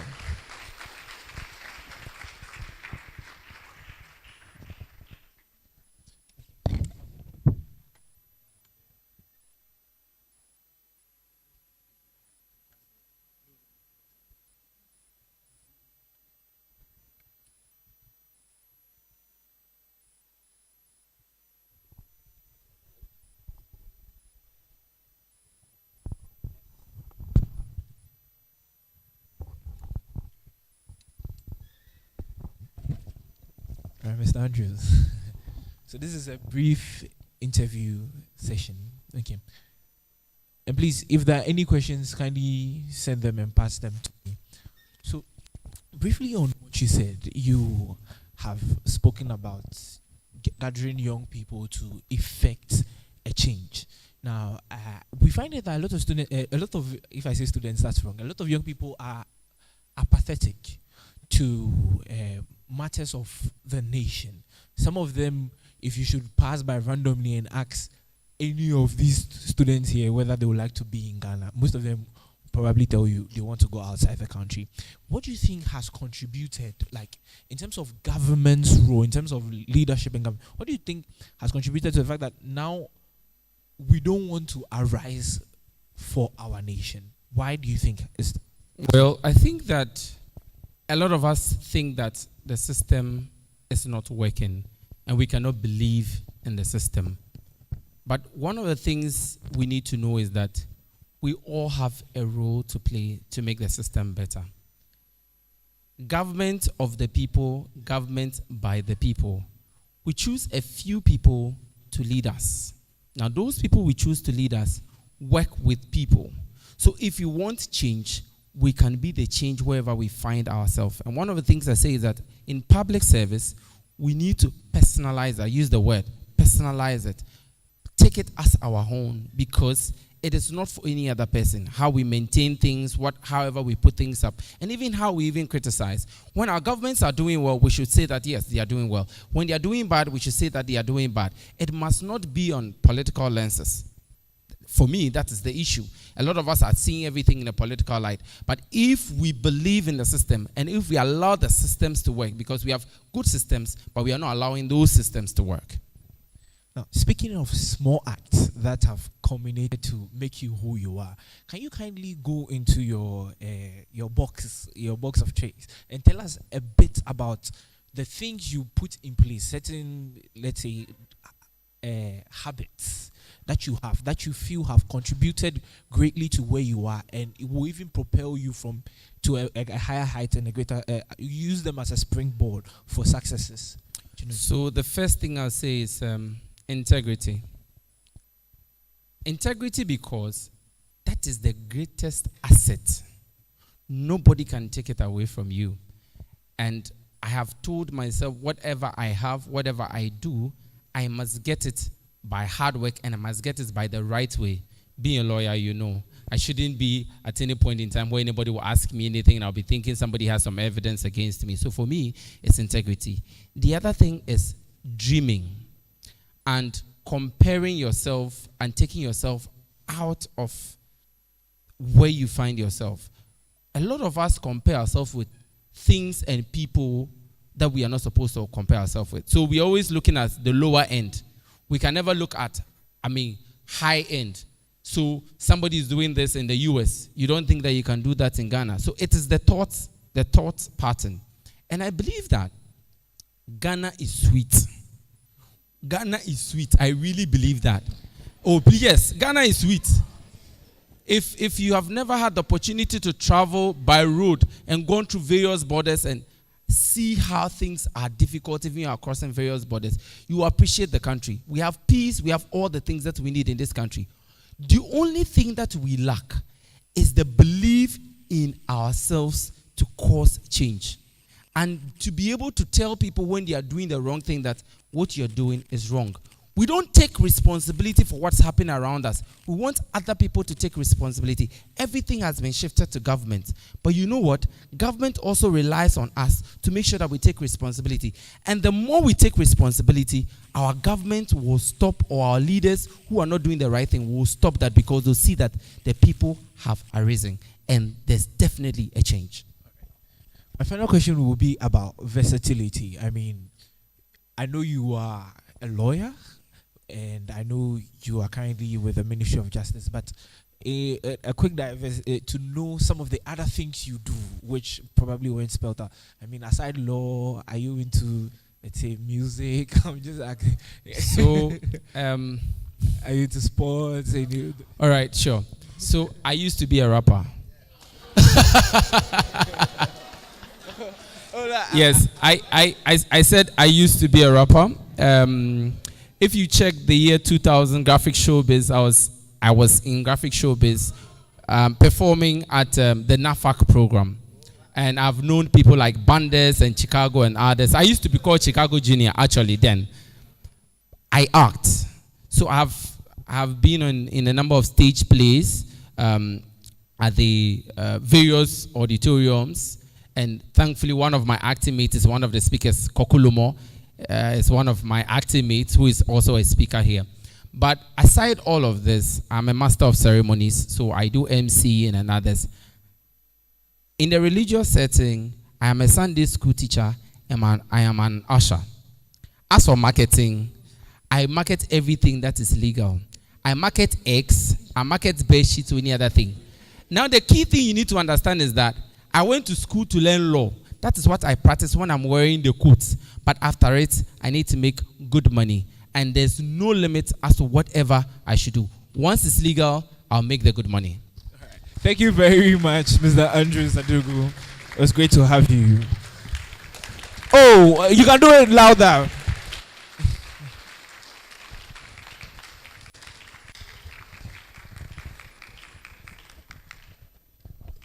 So the good thing about TEDx 2022, the US edition, is that we have a snack break. Oh, you're not happy? Oh, curator, it seems they don't want to eat, so we should just run through the speakers and we should go on like that, right? Oh, it's true, they don't want to eat. I think I believe them. All right, so we'll have a quick musical interlude, after which we'll be moving in turns to the back to get a few snacks. Thank you very much. So a quick musical interlude.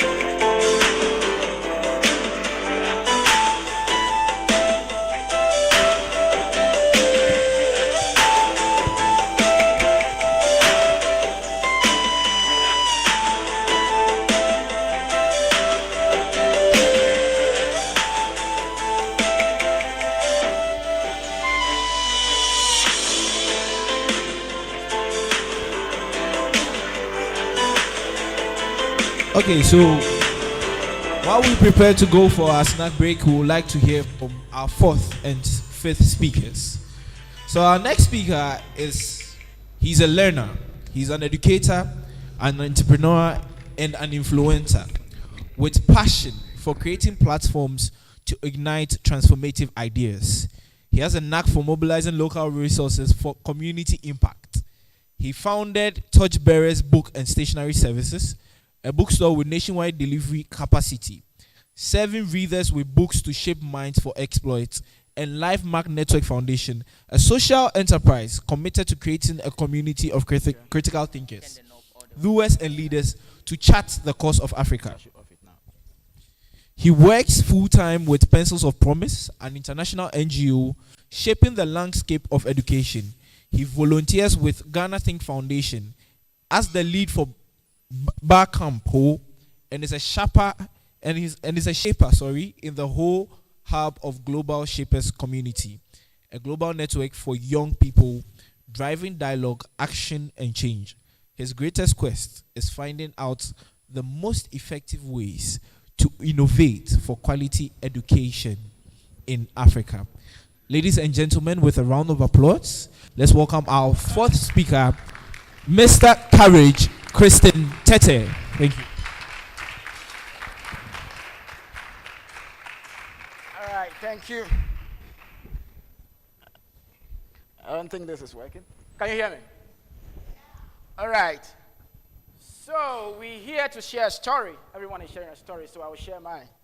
And mine will be about entrepreneurship. The reasons why I want to share about entrepreneurship today is because in Ghana, if you leave school, after your national service, I don't know how long it takes you to get a job. So we need to talk about entrepreneurship. One of the reasons is because your money is in people's pockets. And since we cannot steal the money, we need to find a legitimate way of taking our money from people's pockets. And the way to do that is to either come up with a service or have a product that you can actually give to people and they pay you for it.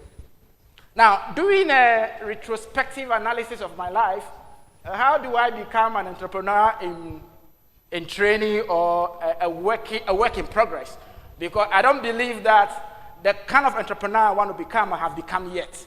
It is just a journey. So when I do a retrospective analysis, I realized that when I was young, there were a series of events in my life, some actions I took that made me understand now that I always had in me to become an entrepreneur.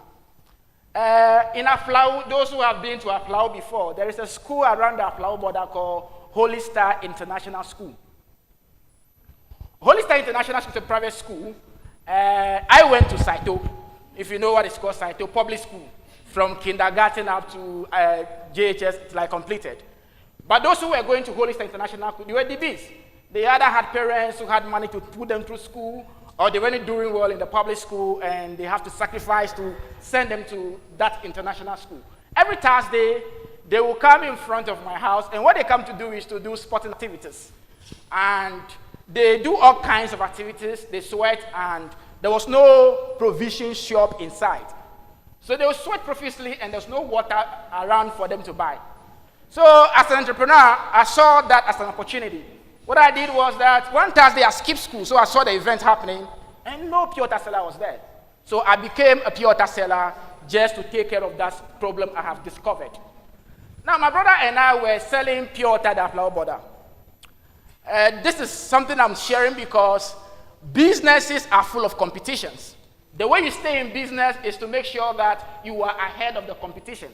If not so, they will surpass you and take you out of businesses. If you look at the world, there are businesses that were there in the past, but today they are no longer there. So if you decide to toe the path of entrepreneurship, you need to think about competitions. It's one critical thing you need to think about. But at a Flower Border, if you are selling pure water, they will just say pure water. Anybody who runs the customers first sells it. My brother Benoni and I, you won't outpace us. If you want to run, you won't outpace us. So from that experience, I realized that should I decide to do entrepreneurship or do any business, there's nobody who is going to outspace me. I was thinking entrepreneurship was an easy thing. That if I don't even end up in university and get a government job, I just have to find a way to find a product or service and just sort myself out. But in growing up, I realized that it was not as easy as I expected it to be. There was one day that I and my brother had to go and sell used clothes at Akachi Market. After entering the market and paying for our watches that morning, what happened was that there was no money in our pocket.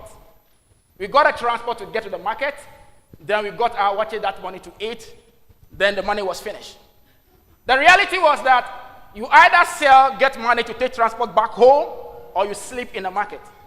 So we devised a strategy. Let's go and sell our product. From that morning, around 9 a.m. in the morning, we roamed the entire market trying to get people to sell the product we had. From morning to somewhere 11:30, 12 p.m., we did not make a single sale. That was 12 p.m. Then we decided that let us divide ourselves. Go your separate way, let me get my separate way. At 2 p.m., let us meet at a designated place. When we finally met there around 2 p.m., there was still no sales. Now, as an entrepreneur, you will do your works, all your homeworks, on your drawing board. This is how I'm going to start. I will have to make this number of sales. But the stark reality is that sometimes things don't go the way you expect it to be. So as children, then we had to make a drastic decision. So we had some piece of cloth that we put the used clothes in it. We had to spread it on the ground. One cloth we were selling around 7,000 then. But today, 7,000 is about 70 pesos. That was the price of the average price of one cloth. So we spread it on the ground. Then we're now saying 1,000, 1,000, 1,000. 1,000 is 10 pesos, isn't it? So we need to draw customers to our side to patronize what we were selling. My brother was a shy type. He wouldn't do that. So I made him the accountant or the cashier. So he was just sitting there. So I now have to begin to market the product. 1,000, 1,000, 1,000. Don't know how market women were just coming closer. Now if you draw closer, I will not tell you the real price of the product. That way we were able to sell we had to reduce them anyway to somewhere 4,000, that is 40 pesos. Then at the end of the day, we were able to sell 87,000 CDs. Now, 8 CDs, 70 pesos. So these are just 3 events in my life that I look back and see that, oh, okay, then I had it in me to become an entrepreneur. The reason why I'm sharing this story is that there are some tiny, tiny events that happen in our life, then we overlook them. I look back at my ability to run fast, that flower border, to sell pure water, and know that, okay, if there's a competition in my business, I'll find ways and means to outpace it. Now, today I run a bookshop at the Whole Technical University Junction, which is serving over 2,000 customers within 4 years. I think today we are 4 years and 6 days in operating that particular bookshop. Now, the seed that sown that bookshop was far back in 2007, when I had an opportunity to represent my group in an intra-class debate. Now, if you are outside of my class listening to me representing my group, you will hear this guy who was confident, who was vocal. But if you had a chance to enter the classroom, you will see that the paper in my hand was shaking from the beginning of the presentation to midway the presentation. Now, that was serious. I wanted to be a public speaker. How do I be a public speaker that will come here and will be suffering from what we call popomiasis? That problem had to be solved. So someone told me to get a book. The title of the book is Effective Public Speaking, and it is written by Dale Carnegie. When I read that book, I realized that, oh, the book spoke to my problem. Then I realized that books can become anything we want it to be. It can be a companion that will never desert you.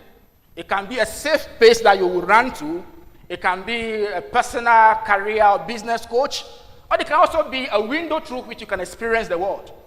So I decided that, with that realization, I decided that I was not going to keep it to myself. Everyone I know needs to know the value that books, either physical or e-copies, has to give to people. So I began selling books on the street of Aflao and Denu. My first bookshop was my backpack. So I will carry the backpack and I will be going around telling people to buy the books, sharing stories of the ones I have read. So you could see that even though I have a bookshop today, it was just a simple step of what? Buying Dale Carnegie's book that told me that I needed to run a bookshop. It was registered in 2014 when I was in Whole Technical University by then. we were having strike, the lecturers were on strike. So when we were all around, just moving around, I decided that, oh, let me use this time judiciously. So I went to the registrar general department and registered a bookshop in 2014, even though we officially opened in 2018.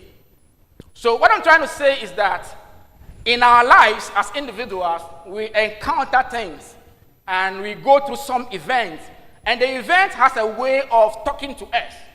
We learn about all kinds of people.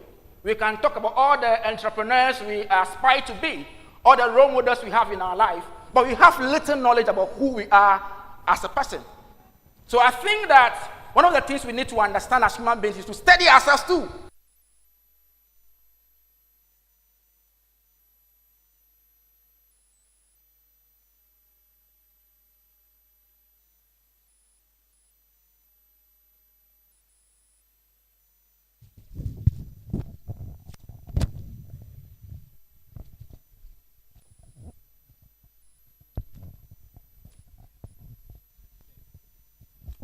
So the bookshop was registered in 2014. But I needed to get customers because businesses cannot sell themselves, or the products cannot sell themselves. So I knew from the very beginning that in Ho Technical University, when I had admission, I needed to become class rep. Now, there were two reasons why I needed to become class rep. One, the handouts are not sold to class reps. Today, there's no handout. They will give you slides. You don't have to buy it. But class rep then, what it meant was that you just need to sell the handout for the lecturers. Then you are given for free. So that was one of the reasons why I became a class rep. The second reason is because people would look at me and say that, oh, he likes talking, but it's not really true. I need to have a reason to talk. If I become a class rep, what it means is that every single person in the classroom would need to save my number. And if they save my number, what it means is that I'll become a go-to person for them. I will go to GA as a class rep with accreditation. I can talk because I can't go through the 4 walls of Ho Technical University just as one of the students. I need to make a difference. And I needed to sell my books, and people need to know that I was selling books. So I had 3 bags in Ho Technical University. There was one for the lecturers' handout, one for my personal items, then one, the books I was selling were inside. Then I was volunteering. I was volunteering because in Ghana, it is a matter of who knows you, not only who you know. So, and I know that if I go to a conference and I take a speaker's number, I needed to give the author or the speaker a reason to call me. Kofi will not return my call unless he knows that there's a value in returning that call. So if I take your number, I wouldn't call you unless I have a value to provide you. So when Kofi came to Ho Technical University, with his book then, How to MC Any Event, my friend and I approached him with a proposition to sell his books. So he had to save our numbers. Because your book is with me, I had to sell it and give you money back. So that is the way I network. And networking, because in businesses you need partners, you need people to actually support you. And you cannot do it alone. Now, when it comes to running a business of your own, there is one cry you always cry as people. The first one is what? Capital. Now, one thing you can do, one thing I have realized in running my own business is that the money doesn't have to be your own. And you don't have to necessarily pay an interest on it. Because at some point, you don't know if the business is even going to succeed or not. It's a product you may not have tested, or a service that has not been tested. So you needed to get money that is free. So what I was doing is that I would get a book on credit, sell, and pay you your part of it and keep my own. Then as time went on, I realized that this susu that we call it, I am a salary worker. If I can contribute 1,000 Ghana cedis of my salary, or 2,000 a month, what it meant was that 5 people are coming together, 2,000, 2,000, 2,000. That is what? 10,000 Ghana cedis. For that 10,000 Ghana cedis, if I happen to be the first one to take the 10,000 Ghana cedis, I have a free loan of what? 10,000 Ghana cedis to push into my business.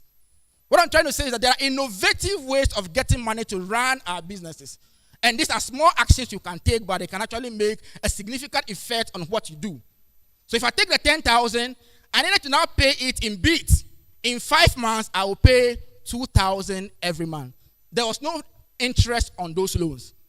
That is what you do. You use to what? To run the business. And I didn't quit my job. I still look for a job. I work in person full time, 9 a.m. in the morning to 5 p.m. I had to be there. Get a salary from there, push it into my business. Because selling books in Ho or in Volta region, it has to be the whole Ghana. I could not limit it to only Volta region. What it means is that you would have few customers. So we use the power of social media, and we advertise the books.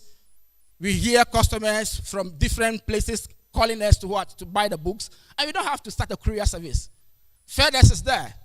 You want a book in Tamale, we just have to pack it very well for you, see the weight of the books, and we send it to you.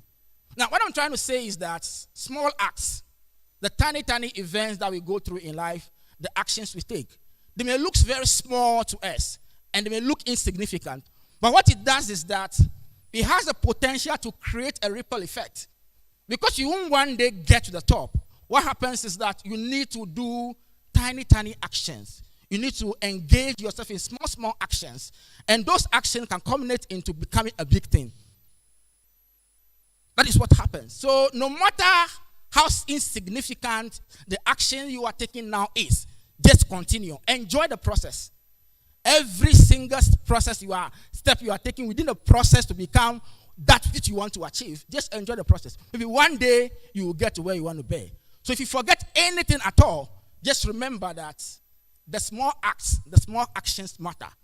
They have what it takes to create a ripple effect, which will prepare you for the next milestone, and one day you will see yourself there. Thank you for having me.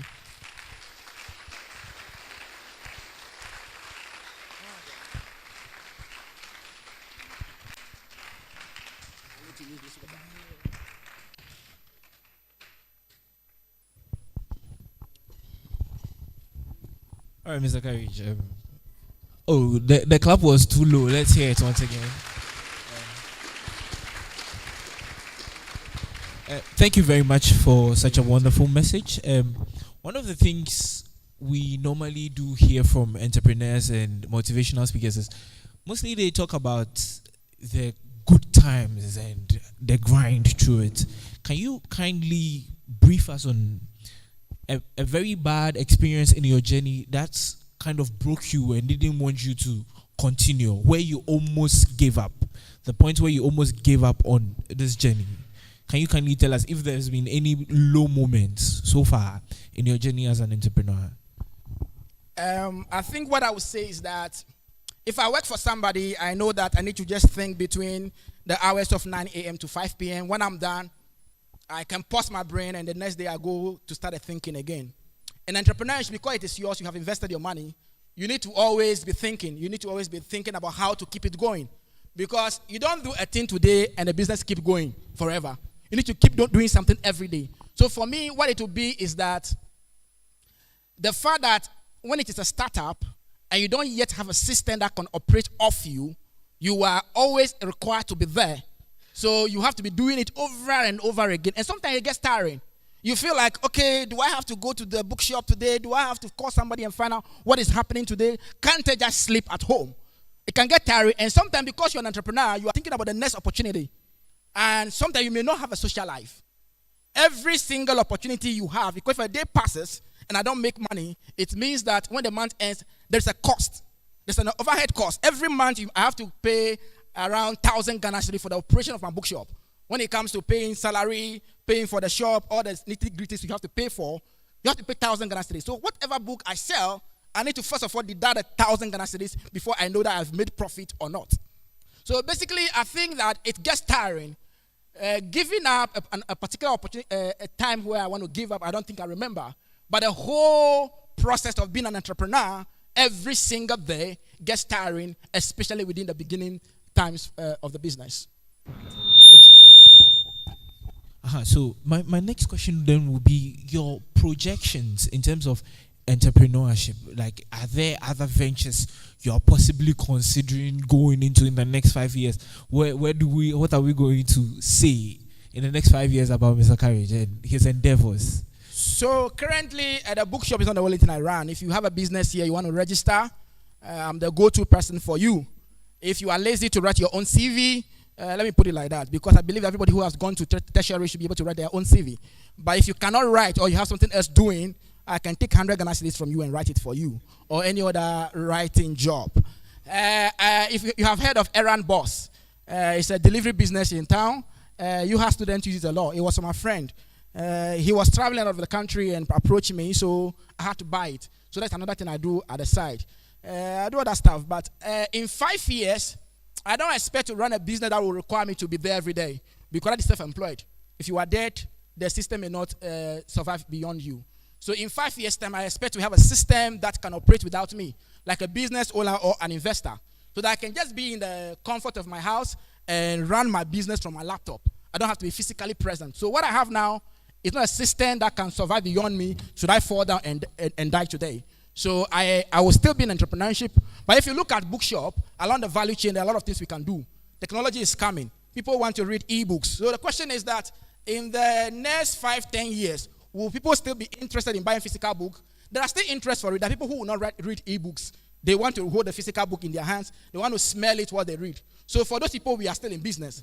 But for 5 years to come, 10 years to come, 15 years to come, if people are no longer interested in reading physical books, then it means that I will automatically be out of business. So even though I sell physical books now, I'm thinking about how do we create a system where people don't have to share PDFs from person to person, because if I create an ebook business now, if you can still share your PDF from person to person, then you mean I'm not in business. So how do we create a system and stop people from freely sharing PDF books? So that is the next line for me when it comes to my business. Yeah. All right, so my final question then will be that having done some small scale business in the past, you realize that there's a tendency to spend your capital, because once the money comes in, you like, you've made profit, then you spend it. As someone who continually invests, how has the discipline been so far in making sure that what you make from your small earnings and income don't go into, let's say, expenditure that doesn't bring any return? So a little technical business question there. I think it was Steve Jobs that said that if you want to please people or make people happy, don't be a leader, sell ice cream. So I think business people are leaders, because you are leading, first of all, yourself. Then you are leading the people you are working with, and you are leading an organization. You must be comfortable with not pleasing people or being called any sort of name. So apart from spending the money on yourself, there are other people who will ask you for money every now and then. It is good to give money out. It's a nice thing to do. It's a selfish thing to do, actually. That was said by Denzel Washington. That's the most selfish thing he has done in his life, is to give money out, because of the feeling that comes with giving money out. But the thing is that as an entrepreneur with a small capital, you need to learn how to protect that capital. Because if you have 1,000 today, you need to grow that 1,000 to 2,000. Because your expansion lies at your ability to actually grow your capital. If you still have 1,000 today, you will stay small forever. Sell to only few number of customers forever. Even if there is demand, you cannot actually grow up to meet the demand. So what I can say is that one of the things that you need to do as an entrepreneur is know that there is a time to sow, a time to water what you have sown, and a time to actually harvest. Because there has to be that business entity concept, that your business money is different from your own money. Even if it's a sole proprietorship where in the face of the law, you are the same as the business, you yourself need to create a thin line between what the business money and what is your money. Because the thing is that even if your business money is separate and you want to grow, there are points where you need to actually plow back your own money into the business. So it is something you need to do. And if people keep on asking you for money, like if I have an entrepreneur like the first speaker, if I ask you for 1,000 Ghana cedis now and you tell me you don't have, I will have to understand. Maybe your Bravos has money, but that money may not be for you. But people who are not into business will think I have seen you done this. You have seen you done this. So you need to have money. Meanwhile, you are taking capital. Like Errand Boss, I took capital from someone. I borrowed the money and bought the business. And it took me 3 months to pay for the business. But somebody will say, you just bought Errand Boss. How can you tell me you don't have money? You don't need to explain. It's not every time you need to explain. So you need to get comfortable about saying no, especially if you know that it is only no you can say in that point in time. if you read Michael Ajekun's book, he will tell you that, oh, business is like growing a tree. There's a point where people can stay under the tree as a shed. There's a time where children can hang on to it. But if you just plant the tree, it needs to be allowed to actually grow. But if you allow black dust to come in, your uncle's son, your auntie's cousin, everybody, you won't be in business. So you need to be comfortable with that. Yeah. Thank you too. Thank you. So we're about to introduce our fifth speaker. So our fifth speaker is a business journalist with Accra-based CTFM and TV, who has a keen interest in agriculture. He has practiced journalism in the Volta region as a correspondent and now manages citybusinessnews.com while leading Team City in the Volta region. He has operated in several farms of various crops. He's currently leading the production of a 12-acre potato farm in the Volta region. He also leads the Green Innovation Team at Whole Node Hub, an innovation and business incubation space in Home. The Green Innovation Team is focused on improving climate conscious and healthy food production in Ghana. He has volunteered with the Ghana Think Foundation as partnership lead for Bar Camp Home. He's a proud Christian and a Rotarian at heart. Ladies and gentlemen, with a round of applause, let's welcome our fifth speaker, Mr. Benjamin Aklama.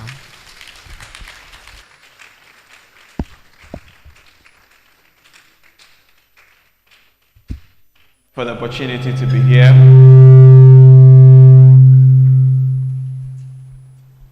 Am I okay? All right, so like you said, my name is Benjamin Aklama, and it's my second time on a TEDx platform here at UHAS. It's a privilege to be here once again. The first time I shared a story about how I grew up as a little black boy who ended up paying a lot of black tax.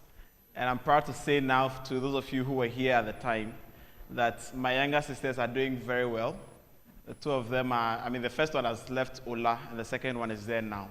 So I'm a proud black taxpayer, but I'm not paying black tax with my business money.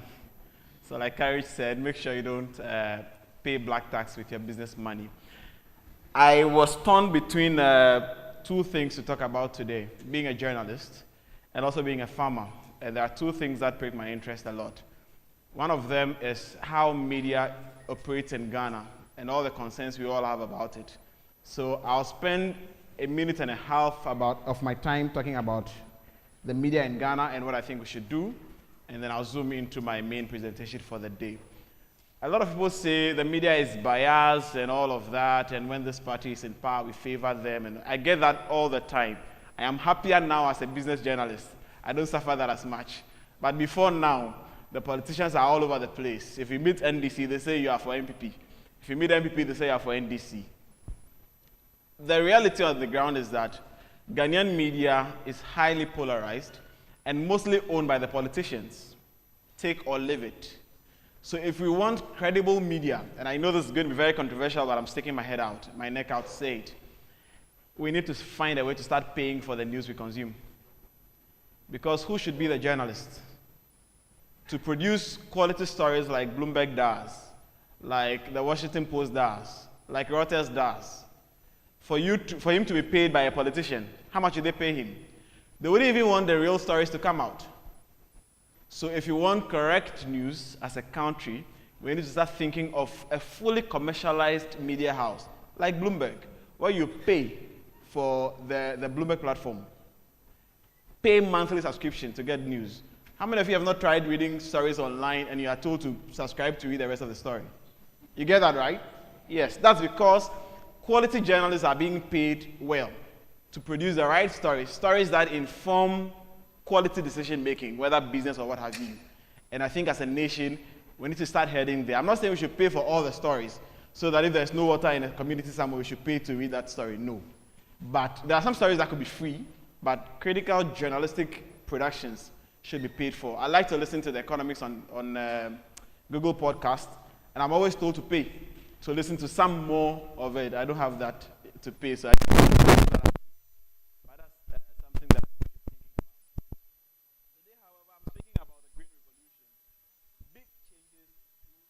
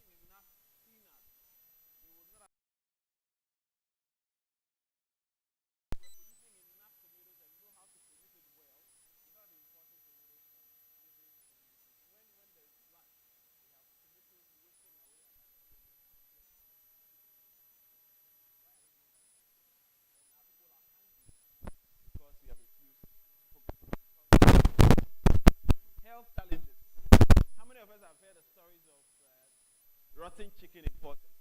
And when they claim that they've been confiscated and they're going to be destroyed, the container gets missing.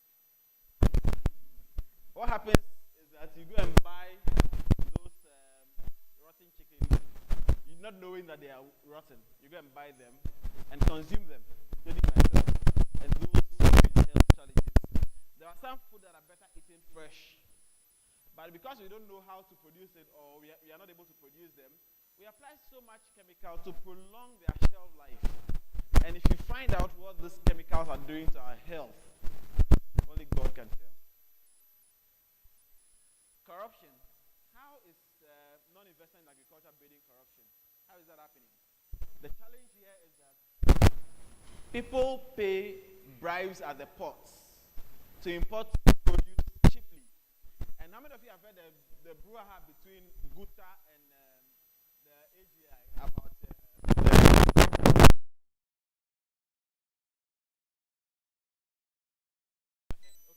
So there's a policy introduced by the government to cut what we call benchmark values on imports into the country.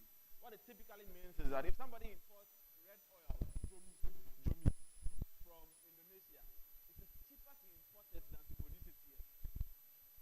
So what are we urging ourselves to do? To bring in more. When we bring in more, what do? We ship out our jobs. So the farmer in Indonesia can expand his farm, but ours must survive. You get a challenge. People are paying bribes at the port to bring in this thing at lower cost. That's why when they're going to buy your African the one the Chinese produce.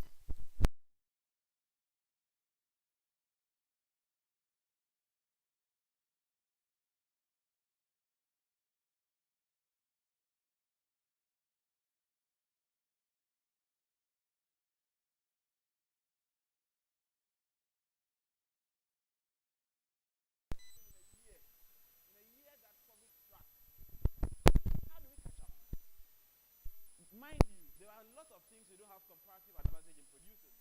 We cannot produce the cars better than the Germans. We cannot produce guns better than the Russians.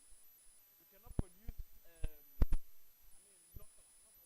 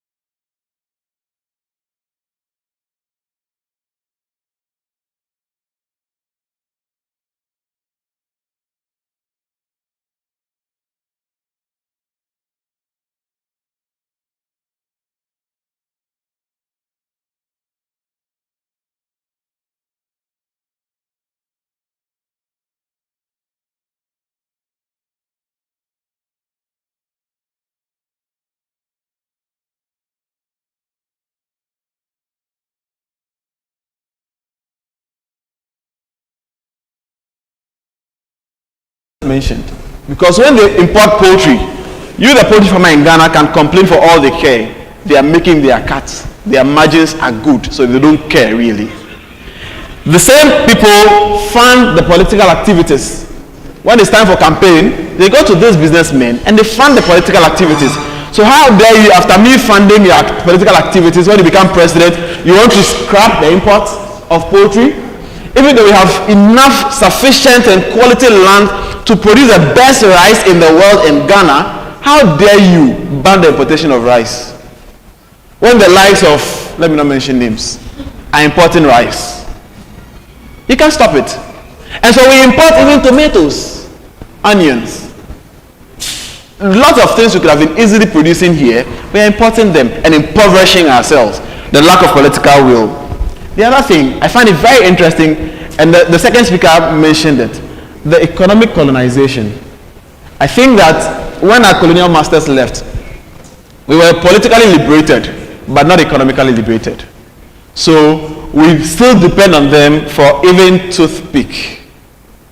And I mean, it's a cliche, we all know it, but that's the reality, that we import toothpick when there are tons of bamboo wasting away close to my farm in Nkwanta. From Nkwanta all the way down to Peve in the Volta region, there are bamboos everywhere. That we could have been producing bamboo spoons, bamboo caps, bamboo toothpicks, bamboo straws, name them. But they are wasting away. The best we do with them is to use them to build. After one building, they are condemned. But we have the resources and we are sitting on them. Deliberate calibration of our minds by our colonizers. From childhood, when we start watching the cartoons, is the pizzas we see them eat. They eat the pizzas, and so that's what we yearn for. When they say an apple a day keeps the doctor away, we don't produce apples here. So when they say an apple a day keeps the doctor away, what are they telling me? That when I see an apple, I should be happy because I don't like the doctor injects me. So from childhood, we are being calibrated to prefer what comes from outside us. And it's all part of the economic colonization we are still under. Then the lack of investment, and I'll talk about that in further detail going forward. Please go ahead. How do we get there? We are trying, and there are a few people that are worth mentioning. Cosmos Innovation Center, they are supporting agri-tech businesses. They are giving funding to some of the businesses. We've had Trotro Tractor come out of there, Tech Shelter come out of there. They are doing great, but there is still a gap. We are doing about 20% of what our capacity is, and we are failing woefully. But Cosmos is doing their very best. Maflix Farms, that's my mentor farm. They operate about 800 acres of food that is also consumed home and abroad. And here's the thing I should mention. When they talk about agriculture in Ghana, we are happy to say we produce cocoa, cashew, coffee. How many of you drank coffee this morning? How many of you drank Milo? No hands. How many of you ate cashew in the past 3 months? We are producing to feed elsewhere when we are hungry. And therein lies the problem. So I'm proud of Maflix because they are not just producing to export, they are producing to feed the local economy. They produce tomatoes, ginger, yam, sweet potatoes, and what have you. They are feeding us and making sure that they export as well to bring us what? Foreign exchange, helping our currency. Node 8. Node 8 is Whole Node Hub. Now we branded as Node 8, where I lead the green lab. We are starting in the Volta region. We don't see why we should have all this arable land and we don't have correct farm businesses here. So we are starting. We are urging a lot of people to come together and let's go into the bushes and bring the green money out. Bahati Farms, of course, that's my own company founded with a friend. We are into vegetable production. We are producing potatoes for now. We are also operating 10 acres of oil palm in Nkwanta. We have experience in producing ginger, maize, and yam. We are trying our little best. But the biggest thing is the political will. But how do we contribute to that political will? All of us. When they come to campaign to us, we don't ask them relevant questions. They give us money and we are happy. Or we do political justifications. The reality is that we do that to the detriment of our own peaceful living. And therein lies the problem. So we contribute to this political will. It's not just the parliamentarians. I put the picture there only for it to represent politics. But the reality is that All of us who vote, who doesn't vote here? Let me see by hand. All of you voted. So all of you voted for e-levy. Okay, I didn't say that one. But all of us who vote are part of the political will. The most important person who could effect the change we are calling for is you. And by you, I mean me. It's you, and by you, I mean me. How do we effect the change? What are the little things we can do? Buy local food. When it's your birthday, please ask for a wokple and agbamatadi instead of pizza and coke. I'm saying it. Buy local food. Until we take pleasure and pride in consuming our own, we will continue to depend on our paymasters. Put your penny in a local agribusiness. It doesn't need to be much. Invest, buy the shares of an agribusiness, Benso Oil, Maflix Farms, Trotro Tractor, Tech Shelter. They are all over. Find a way to invest 100 cities, 200 cities. If all of us in UHAS, 4,000 student population, invest in 100 cities in an agribusiness, won't we have a big conglomerate to handle? So your little money, your little penny should go into the agribusiness area. Recommend good local food to your clients. You, the doctors, and you, the dietitians, and the PAs. Please, when you go to recommend food, don't tell them to go and eat. I think there is meat they've been talking about. Food that we don't have here. Please find the food that we have locally that also provides the nutrient you're recommending to the people. Let's give them local recommendations. And eat healthy. Eating healthy, as I found out, also makes a healthy economy for us. It builds a healthy economy for us. What that means is that if you see, I don't know, I'm so much on pizza, but if you see, because that's the only exotic food I can easily refer to, but you should have preference for maybe agbolikaklo compared to pizza. Because the reality is that a friend of mine is producing cassava flour in Ho. It's the same flour they use to produce the agbolikaklo. It's the same thing they use for the pizza.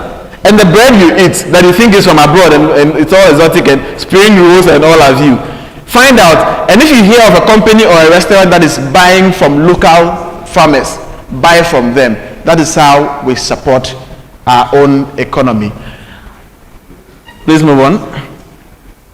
I think that should be it. I thank you very much for your audience.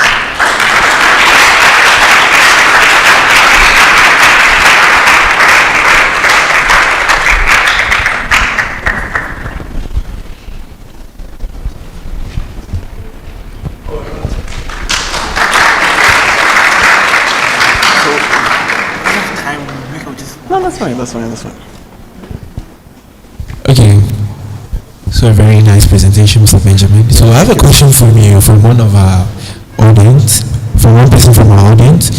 He says, where can we get the shares to buy and how? Okay. So first and foremost, talk to investment bankers. And like I mentioned too, that I know are reliable. I know of Data Bank. I know of EcoBank. I think SAS securities as well, but there are a lot of brokerages that you can speak to find which businesses are agribusinesses to invest in. But there are also some critical businesses I can mention that are easy to invest in. I mentioned Maflix Trust. I think they're a public business. There is Benso Oil, one of the largest producers of red oil and palm kernel oil in Ghana. Their shares have been doing very well. You can invest in them. But I don't have all the names off my head, but they are available. You can just look them up. And even a simple Google check might provide you a lot of them. All right. Thank you very much.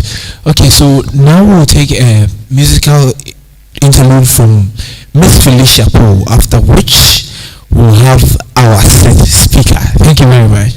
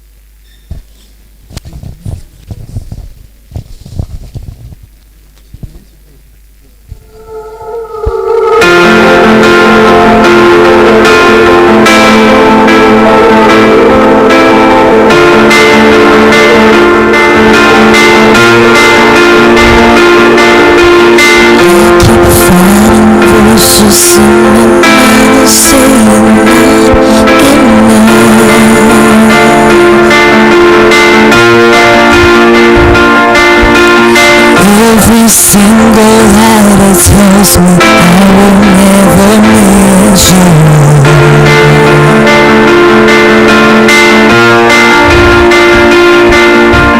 I'm not more than just a sum of every high and every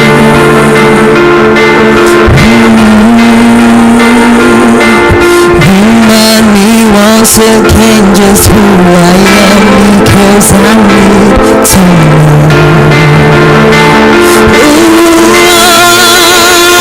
You say I love, and I can feel the thing. You say I am strong, and I think I lead.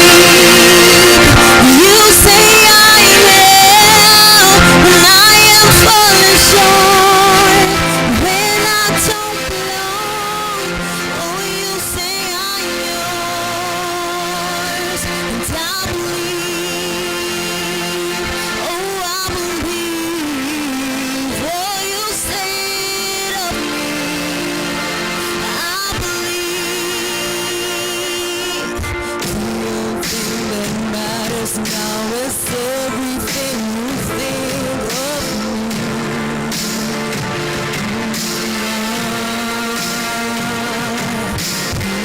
I found my worth in you.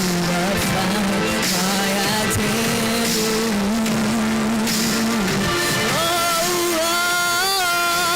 you say I'm loved when I can feel the thing. You say I'm strong when I think I leave. You say I am held and I am falling short. When I don't belong, you say I am yours. I believe, oh, you said of me. I believe.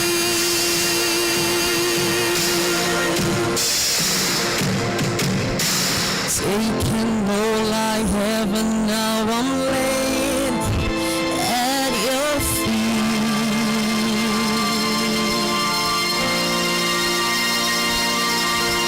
You have everything I got.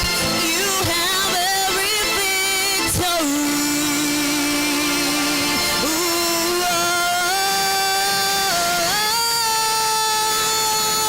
and I can feel the thing. You say I am strong, and I think I am weak. You say I am held, and I am falling short. When I don't belong, you say I am yours. And I believe,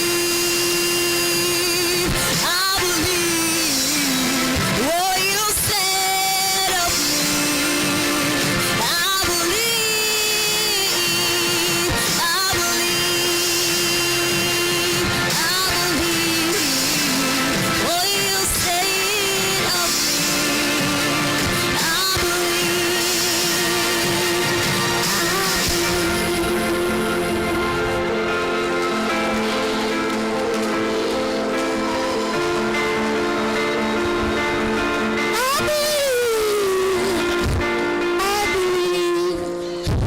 Oh, a round of applause for Felicia. I think she did amazing. So our next speaker is a youth counselor and also the director of Grace Tree Ministry Foundation, which is a non-governmental organization. She's a human resource manager with the Ghana Health Service and currently pursuing a master's degree in arts in ministry at the Trinity Theological Seminary, Legon, Accra. Ladies and gentlemen, with a round of applause, let's welcome Miss Abigail Dede Ogbojo.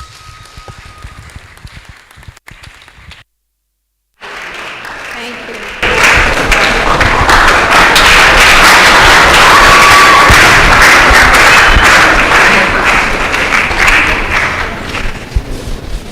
Hello. Good evening. Actually, before my presentation, I have a short video I want us all to watch, and then afterwards I'll proceed from there.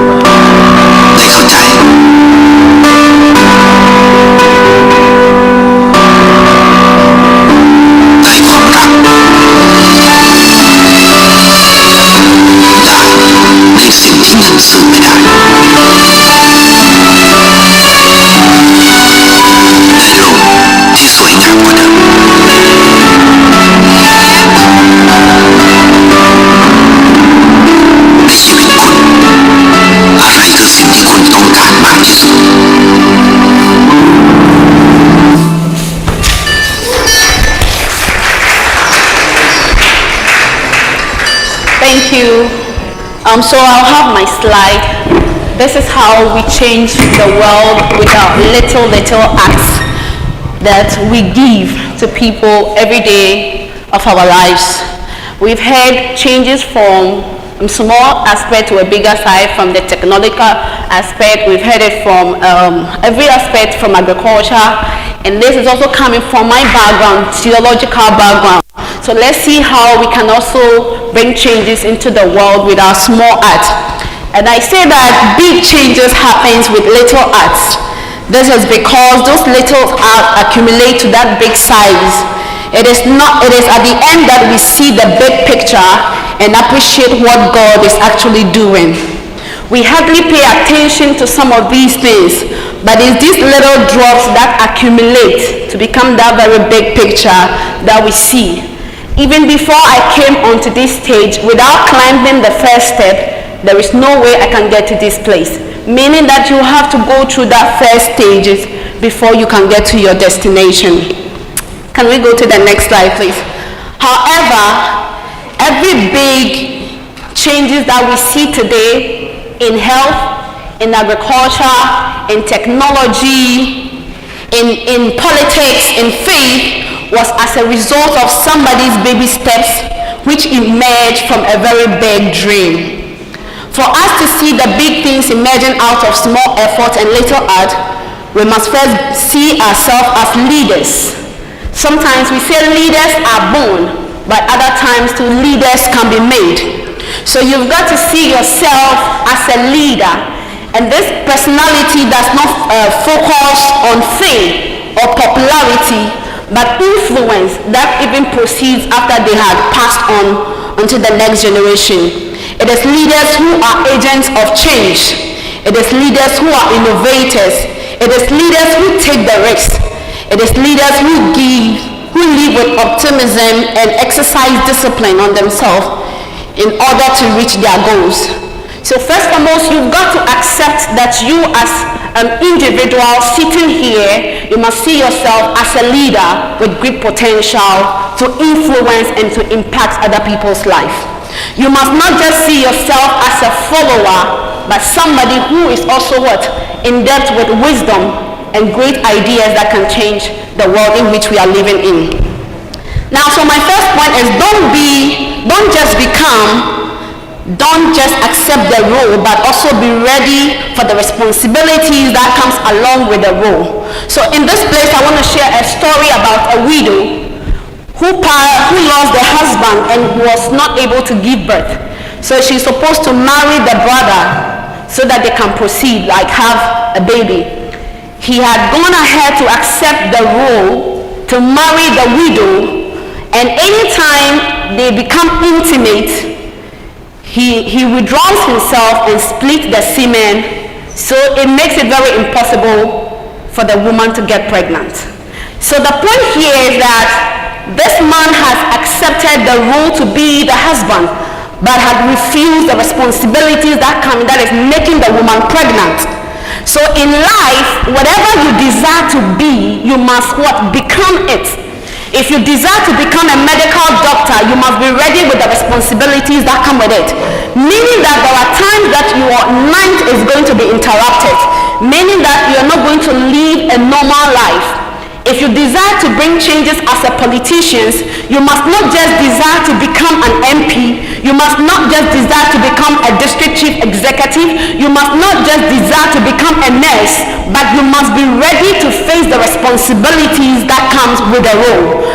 You have taken the role to become a class rep. Now you know that as a class rep, there are a lot of things you have to put in together before the lecture comes. Sometimes the lectures can be ongoing and you are looking around, looking for projector, looking for adapter while lectures are going on. But if you have accepted to be the rep and all these things are not in place and you go about, everyone knows you are a class rep, but you are not living to the responsibilities to that, then we cannot bring the changes that we desire to see. So whoever you are, whatever you desire to be, don't just be, but become that which you have desired, and accept the responsibilities that comes with it. Next slide. Also, you must believe in baby steps. Accept the process. It's all part of the process towards the big changes. Dream big, think big, but start little. Don't be in a haste to complete, because all the processes, and I have given some examples. For example, if you want to build muscles and you go to the gym, you don't start training today and the next day you begin to see your body changes.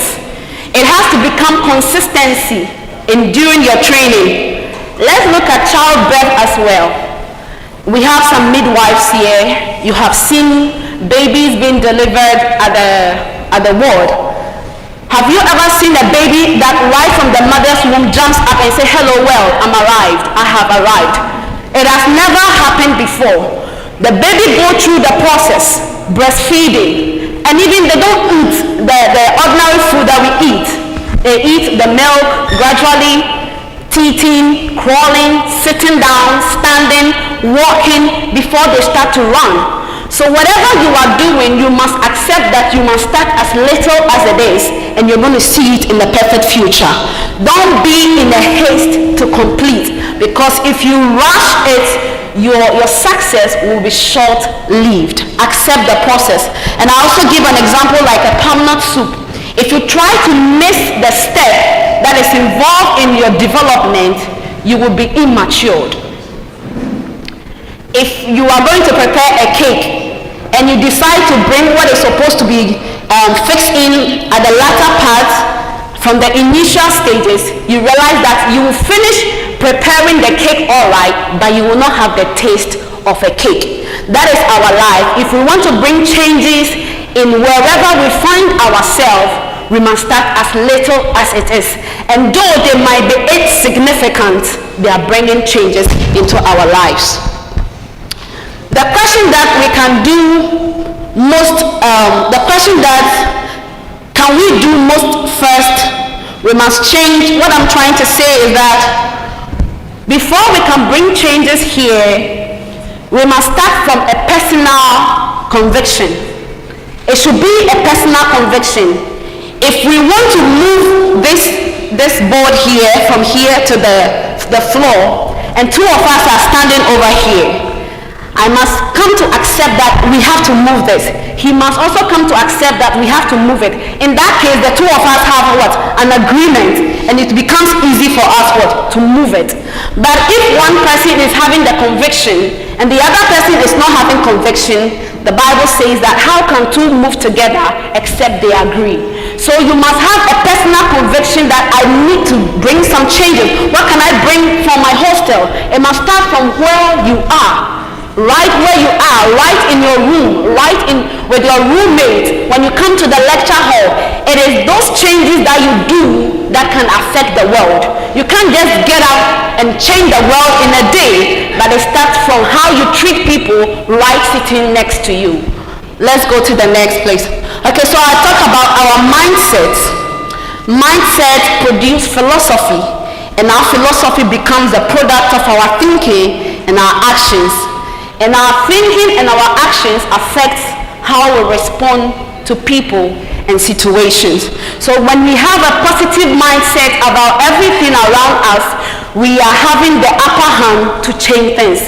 If your mindset is positive, if you have accepted in your mind that I need to do this, I will do it, I'll get it done, you are going to get it done. But when the mindset is not, you don't have any visionary about it, there is no way you can bring any changes into your life or into the world in which we live in. Now, another story that I would love to share was that there was this princess that went to the pool or the sea, the river to wash down. And then when she got there, she saw a basket. And then what did she do? She just told the one of her servants to pick that basket. That little act of kindness has led to the redemption of over billions of people that have been in slavery. And that is the story of Moses and Pharaoh's daughter. One act that she did by picking the basket, you might be helping somebody sitting right beside you, but you don't know what through that person you are also connecting to. So make it as little as possible, and you're going to bring that changes. Last 2 weeks, I was going to buy a roasted plantain. I've never eaten it before, but I always see it and I liked it. So I was like, let me give it a try. So I went to buy the roasted plantain.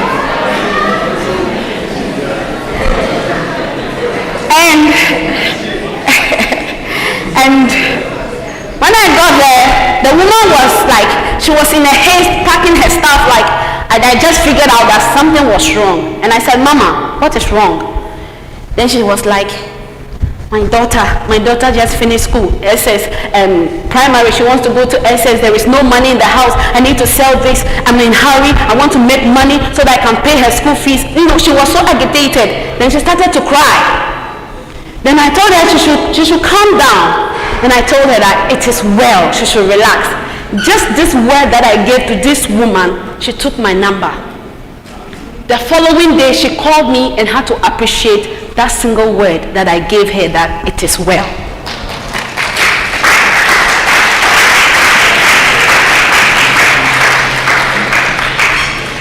The changes that we desire to see, they are little things around us.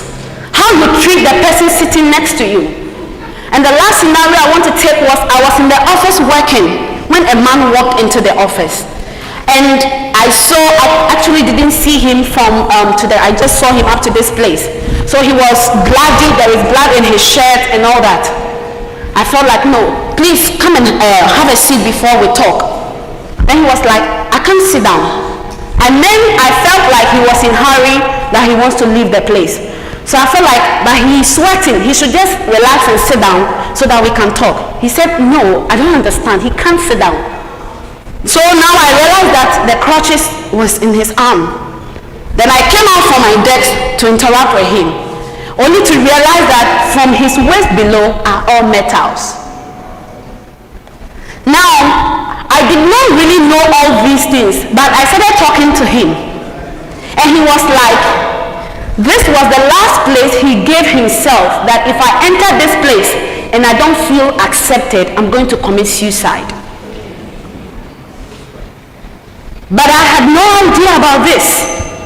But he was like, just how I had invited him in and even offered him a seat without him knowing has touched him. This man broke down in the office in the presence of 10 people with tears. He had a surgery, it's a long story for another day. The long story short, I had to bring him to church for us to make some contribution to help him to go for medical attention at where he's doing in Kofi. What I'm trying to say is that you don't need to be rich to make changes. You don't need to be in a higher position to make changes. Wherever you are, whatever you have, you can make that changes that you desire to see. Start it with your roommate. You wake up and your roommate is down and you feel like maybe the person is moody. You just get up and pick your books. You are in a hurry to go for lectures. Probably all she need was a word of encouragement, a word of comfort, a word of appreciation to make the person feel loved, will ignite some love and some zeal in that person and bring that person back. When you're able to touch the heart of the person, you're able to touch the mind of the person will go out there and do what he or she is supposed to do. There are a lot of widows leaving. There are a lot of people living with children with special needs. There are people who have lost their jobs.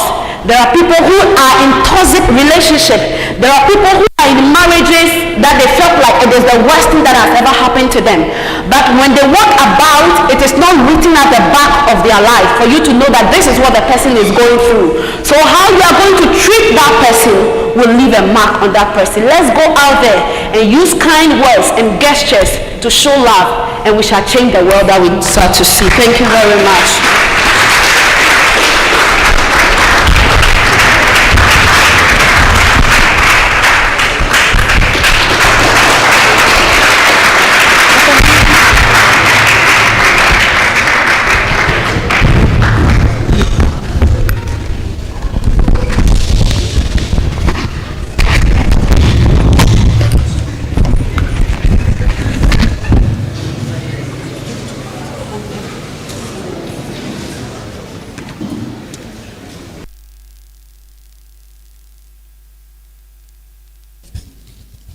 You can clap better. You can clap better. Okay. So this one.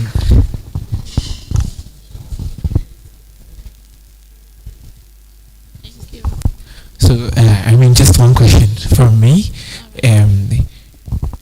As young people, if you aim to rise in terms of your position with, let's say, your job, like you're a nurse, you want to go a bit further, what's career advices in terms of the jobs you do, because you are currently doing a master's, that says you are aiming to even masters in theology? No, I'm just saying that is like development in terms of career development. All those things add up. So as someone who is aiming to achieve so many things in life, what are some of the key principles you would and advices you would give to such people? All right. So the first thing that you can never take out of me in my journey is the God factor.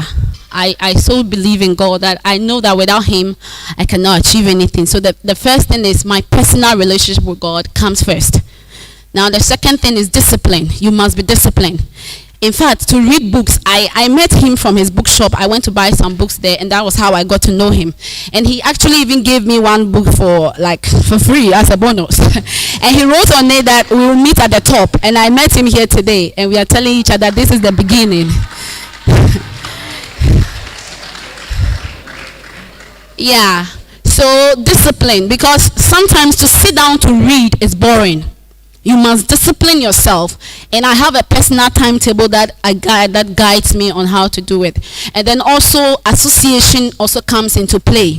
Association, if you are not connected to people that challenges you in every single day of your life to move a bit closer to your destiny, then you are wasting that kind of friendship.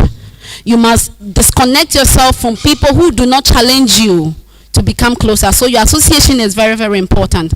You should be connected to people who challenges you, who multiplies you, who charges you. There are people I talk to, after talking to them, I feel like I don't know anything. And there are other people when I talk to, I feel like, okay, I'm okay. All right. So like, you must connect yourself with those kind of people. Cut them off. It will hurt from the beginning, but you must close your circle at some times and allow yourself to grow. Build yourself, invest in yourself, set vision, set a target, and monitor your progress. Short time and monitor weekly, daily, monthly, and then you see how far God is going to send you. Thank you very much. Round of applause, please. So we have our seventh speaker. And our seventh speaker is an entrepreneur and founder of Gideon's Inno, a company that is interested in creating an impact in society through the manufacture of high quality footwear and bags. He started his entrepreneurial journey in his university days with the aim of repurposing and upcycling waste conveyor belts into making high quality and durable footwear for his fellow students. His aim is to alleviate poverty in the society by equipping bottom of the pyramid populations with lifelong skill sets in the leather value chain to escape the woes of poverty. He holds a Bachelor of Science in Food Process Engineering from the University of Ghana and a certificate in Project Management from ICM UK, and is currently enrolled in a Diploma in International Trade course with the UK Export School in collaboration with the Ghana Export Promotion Authority to broaden his knowledge in trade, especially in the wake of the Africa Continental Free Trade. He has exhibited his works over the world and chalked significant success through those trade exhibitions. Ladies and gentlemen, with a round of applause, let's welcome Master Gideon Benzo.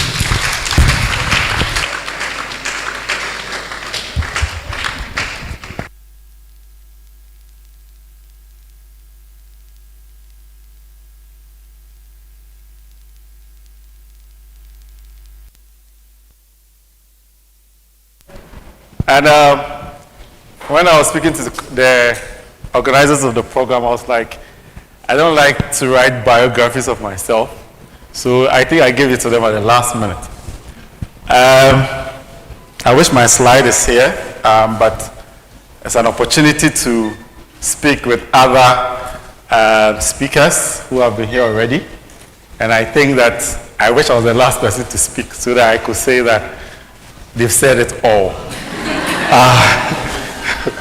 But I'm here today to talk about the story and how it is very important that you take some minimum or some small steps that will be able to catapult you into bigger things. The slide, please. The slide. In a world where the majority of the youth, by 2025, the population will be youth, and you trying to make sure that you carve a great future for the youth who are these days a little distracted, who channel their energies into things that are destructive. You want to be able to create a future for them so that those energies will be converted into something constructive. I'm trying to buy time, but I'm wishing my slide will be ready. I think it was one of the reasons for which Gideon's as a company started. Coming from a village where I was privileged to be one of the very few people whose parents were able to take us to boarding schools and see a lot of people or relatives, friends, neighbors, children not being able to make it to school. It was a little disheartening. And you go to the village and you be like, are you the only one who has made it in life? And so these were some of the things that really got us thinking. Is it ready? I think with the second speaker who said his family members follow him everywhere, I think they're also trying to follow me. I'm just giving you visuals so that you'll be able to really see that. But I think because they don't have it, let me just start. We started off when we were in second year in the university where we were trying to make a living out of school because I'm the firstborn, and sometimes when you're the firstborn and you enter university, you know the amount of money you get is bigger. But when you go to second year, it reduces. The attention from parents reduces, right? So I was trying to look for innovative ways of trying to stay on campus. But aside that, I also realized that as part of my course, we had conveyor belts, what mostly people call tie. They were mostly discarded by manufacturing companies. And because I did food process engineering, I realized that those things could be used for the soles of shoes, and that could last very long. Again, coming from that background where most people didn't go to school, and you realize that at certain ages of their life, it's either they are engaged in social vices and of the sort. I realized that these people, school dropouts, mostly see themselves as people who are not really useful in the society. And so they don't want to, oh, thank you. Yes, so they don't really want to be engaged in something meaningful. Where am I connecting the dots? If I see that I'm able to make a shoe like what I'm wearing from conveyor belts, something that should have been discarded into the landfills, and I'm taking a school dropout who says that I'm not useful in the society to make a very beautiful shoe so that I could wear, then it's going to give him that sense of hope that there's a future for me. And that's how we started. So next. This is me with 2010 when my friends were doing internship in Guinness, Ghana, in big companies. I took it upon myself to go to Kumasi to intern with other shoemakers. This is because I saw a bigger vision, but I needed to take small steps. It was very discomforting, and it was a little, let me put it, demeaning for a university student come down to this level to learn this. But there was a bigger plan. Next. Most of the time, we want to start big and get lavish. And so we want to do all the planning before we get to that level. But these were part of the many first shoes we made. They weren't right. They were not the very best, but we needed to start.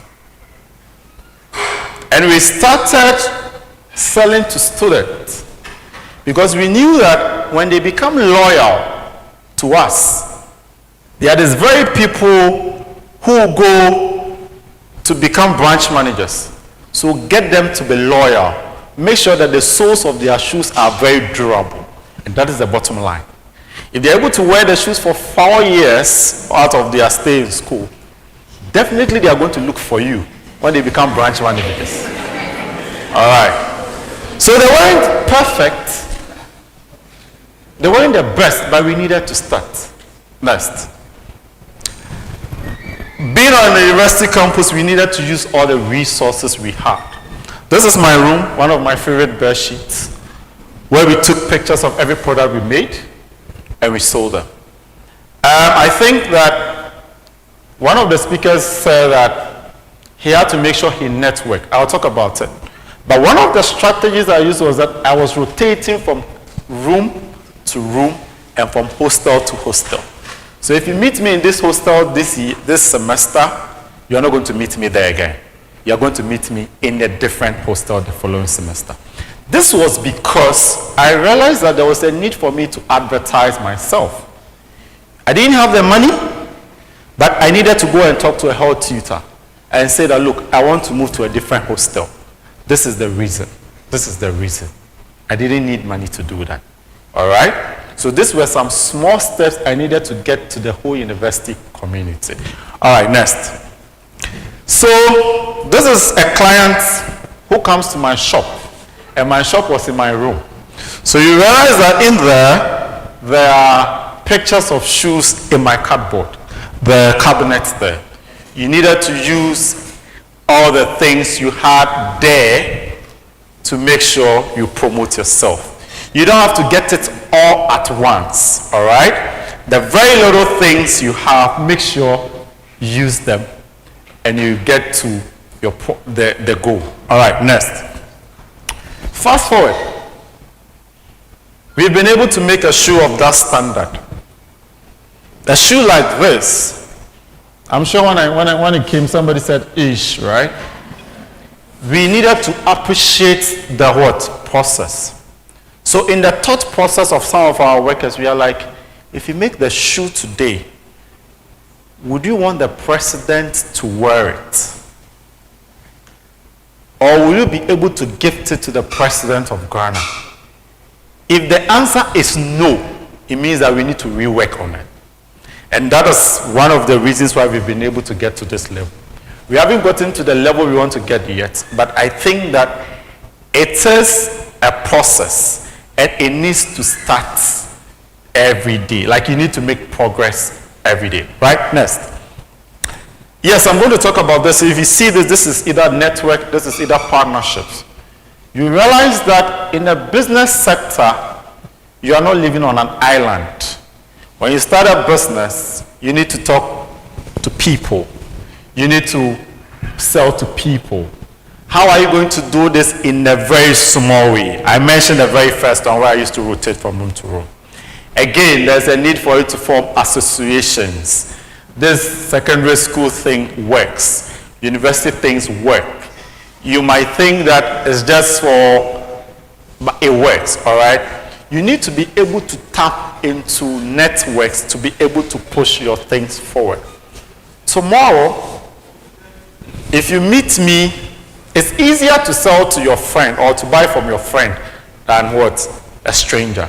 And so you need to be able to do all these things, but make sure you are making calculated what? Steps. All right? Next. So today, to the glory of God, I've been able to sell my products around the world using social media and traveling around. If the artisan today, who is a school dropout and is being trained at our place, sees that he is not able to go to Germany, he is not able to go to France, neither is he able to go to South Africa, but his products are in Germany, it's over the world. He becomes happy. He makes sure that every day he is improving on his skill. He's making sure that all corrections that needs to be made is being made so that his product gets to the world. That's the next slide. I think this is the final one. One thing that fascinated me last 2 months was that one day when I got to work, I saw a new face. And I asked one of the guys, who is he? And he said to me that, oh, I see him around and I talked to him and I said, oh, he could make a life out of this. And for me, that was it. Me picking him up and teaching him the skill of shoe and bag making, he's been able to see that he can also pick a school dropout somewhere and give him that skill. And he will also be able to make a meaning out of his life. These are the very small things that we need to do. All right, if you look here, you realize that there's one guy at the top and there's one guy at the down. When you look at the lines, the ladder, you realize that with the left one, we have small what? Distances, right? The distances are very small. And the guy started small, he got to the top. The right one he has a big vision, and he also wants to start big at once. And you could see that after, let's say, so many years, he's still not been able to get to the top. The vision should be big.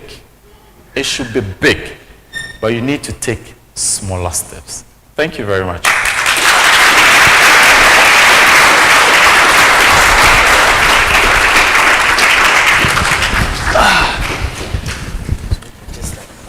Yeah, just one question. Or you prefer this one? Yes, that's fine. Okay, this is fine. Okay. Okay, so a quick question. So we find out that the purchases of local manufacturers is not as high compared to these foreign goods that come dropping in. And also the price ranges for our locally manufactured shoes tend to be a bit higher than these foreign. So what do you think accounts for first of all, the huge prices and the attitude of Ghanaians towards locally made things? And how do you see us improving and learning to appreciate our own even better? All right. Okay, thank you. I think some of the speakers have talked about it, economic decolonization and all those things. And believe you me, the excitement you give to, I'm sure this is not being recorded, right? Yeah. The excitement you give to a foreigner is a little different from how you give to a normal Ghanaian person, all right? Even in our homes, all right? Your mom has a special plate in the wardrobe or wherever, and they give that one to visitors, all right? And so it's that same narrative, all right? And we get it. Our forefathers started artisanally, it was artisanal. They didn't really get technologies and everything. And so when they bought the first shoes and all that, they had problems. So definitely that thing is there. So we need to have that, mental shift and say that, okay, this is the time for us to consume our very own things. Again, we don't make leathers in Ghana. Most of these leathers are imported. If you go elsewhere, cost of production, let's say you go to China, it costs 0.001 kilowatts per hour, like as in cent, to produce, let's say, a shoe. That's electricity. Here you come, it costs let's say 0.1 cents per. So the production factors is one. You are buying leather or cowhide at $100. When you convert to cedis, first it was, let's say, 400 cedis, now it's 800 cedis. So there's a whole lot of factors, all right? But I think that the very moment we begin to appreciate our own and start consuming what we have, that will be the surest way that we'll be able to, let's say, promote our things. If you wear Giddens today, if you don't get a chance to wear Giddens, how will you be able to give me feedback? All right? So these are some of the things. Definitely we need to listen. Definitely we need to make sure that we improve. But definitely too, there's a need for Ghanaians to be able to consume their own. COVID taught us a lot of things, that we need to get homegrown solutions to our homegrown problems. All right? And these are some of the things we need to start discussing. Right? I think that I've been able to do justice to it. Thank you. Yeah. A round of applause for you. Thank you. Thank you very much. So we'll have our 8th speaker, and our 8th speaker recorded 8 academic prizes out of 13 categories from the School of Medicine. In addition to her award as valedictorian at the University State Congregation,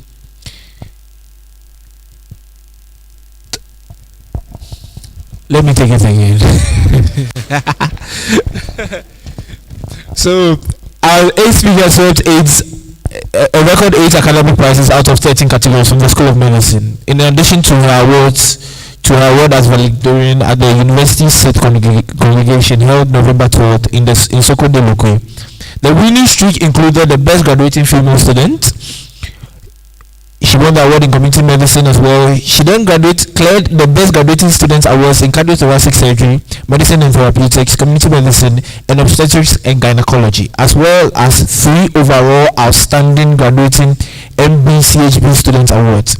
Her crown jewel and highlight of the ceremony, which brought the house to its feet, was the Vice Chancellor's Prize for overall outstanding graduating level student.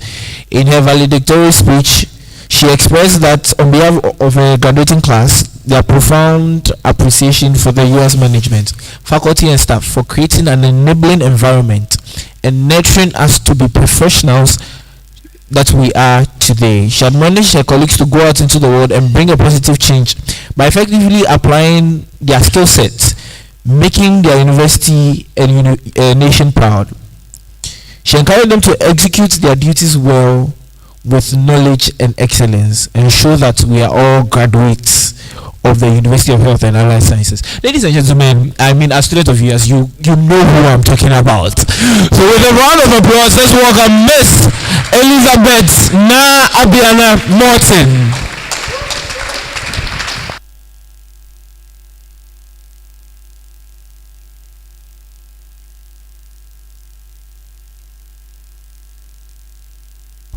Hello, good evening, everyone.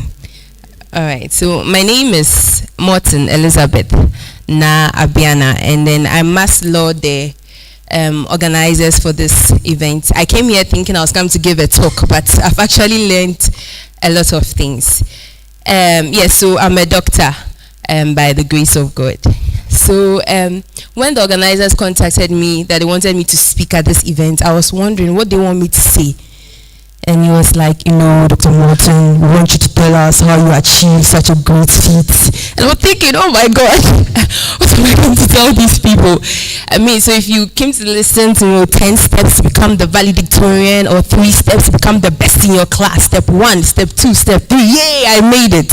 I'm sorry. I don't have any foolproof steps to give you, but with the team, big changes through small acts. I think I can just share my experience in school, and maybe you can pick a few tips from it, and then I believe it will help us all. Am I right? All right. So looking back, I came to school in 2015, and when I came, I didn't come with the mind, you know, to dominate, you know, to be the best. I'm sure some of you there, when you came here, your mind was you were the village champions. As you came here, dear, everybody must see that you've arrived, but it wasn't my mind at all. I didn't even know what a valedictorian was at that time. But also, I also didn't come, I came with the mind to not be just an average student. So it all begins with the mind. No matter how equipped and adept the body is, it is useless if the mind is not stable. That's why mental health conditions are such a, you know, a serious problem, because no matter how well learned the person is, no matter how well trained the person is, if the mind is not stable, if the mind is not capable, the person cannot do much. So it begins with the mind. I have people in my class who say, oh, me, they're 50+1. I just came for 50+1. I just want to pass. You know, all these stress, all these saying 50+1. But mind you, some of those who say that to go back to their rooms and then like they'll really be on it studying.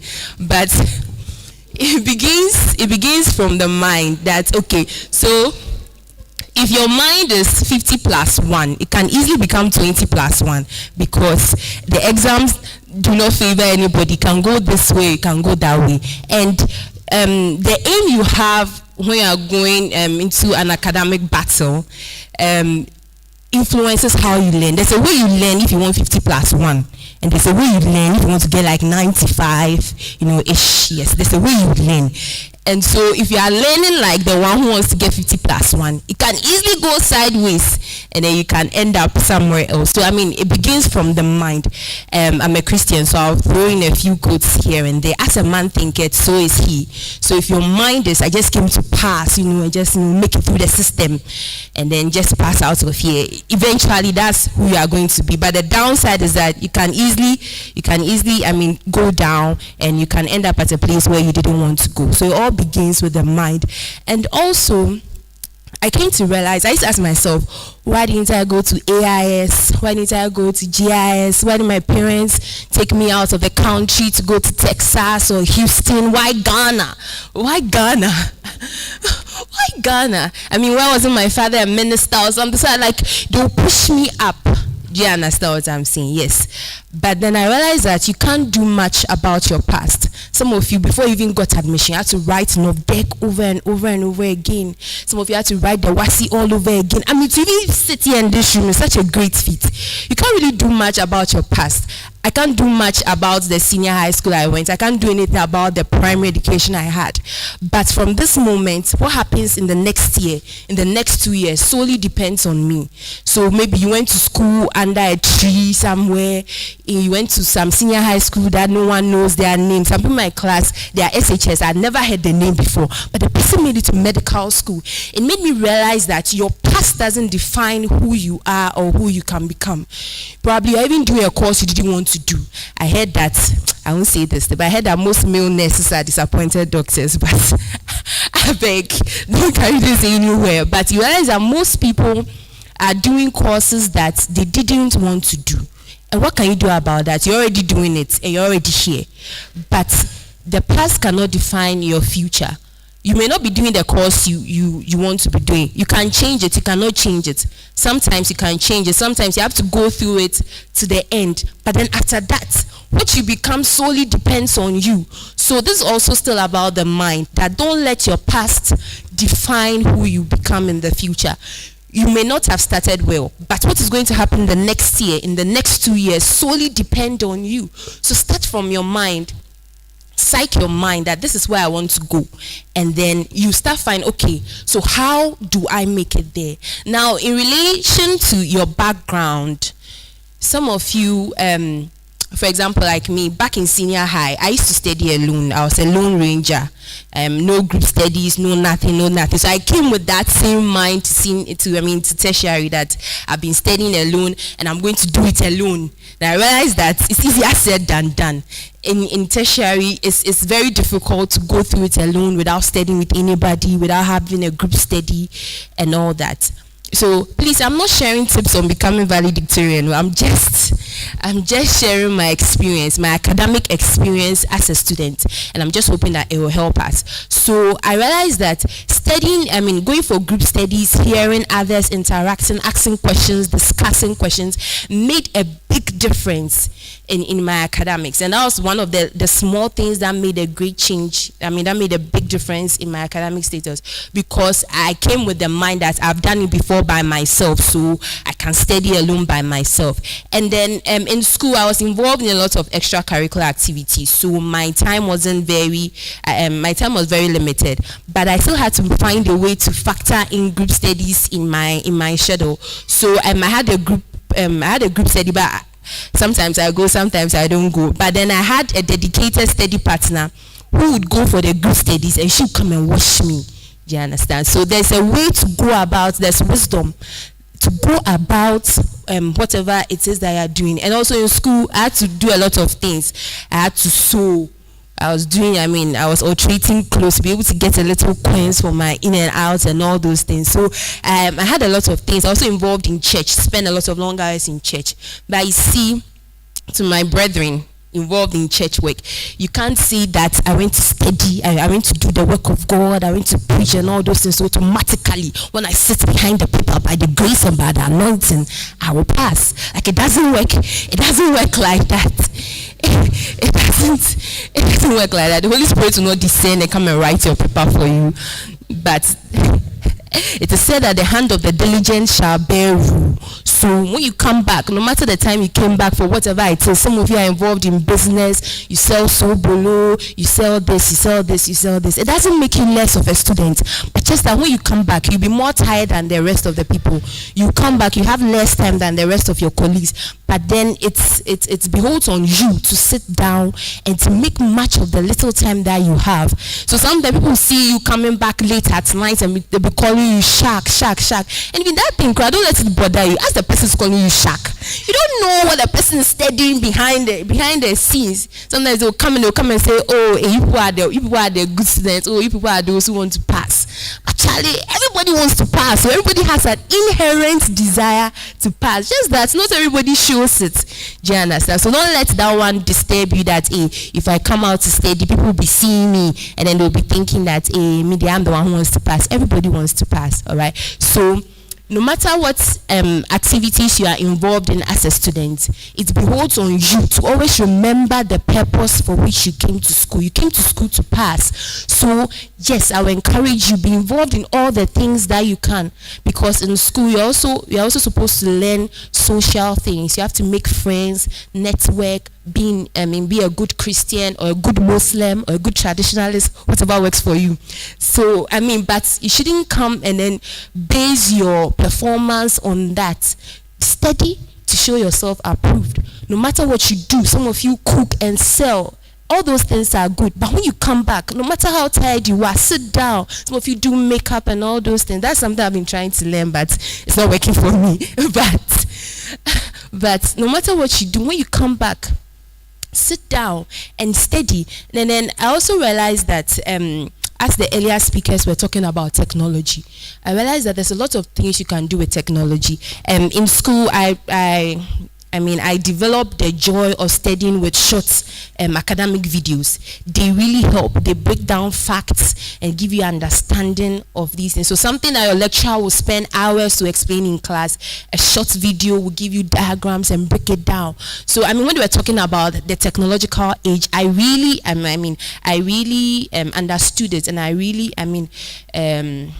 grasped what they were saying, because as a student, you have to make use of all the means available. There are a lot of videos online, a lot of questions online, a lot of even interactive platforms where there will be someone you can ask questions and the person will answer. So in this age, if you don't understand a thing in class and you don't go back, and there's always Wi-Fi available at Trafalgar. So if you don't do well, in a way, it's your fault, because all the resources available to make you a good student are there. You just have to sit down and realize what works for you.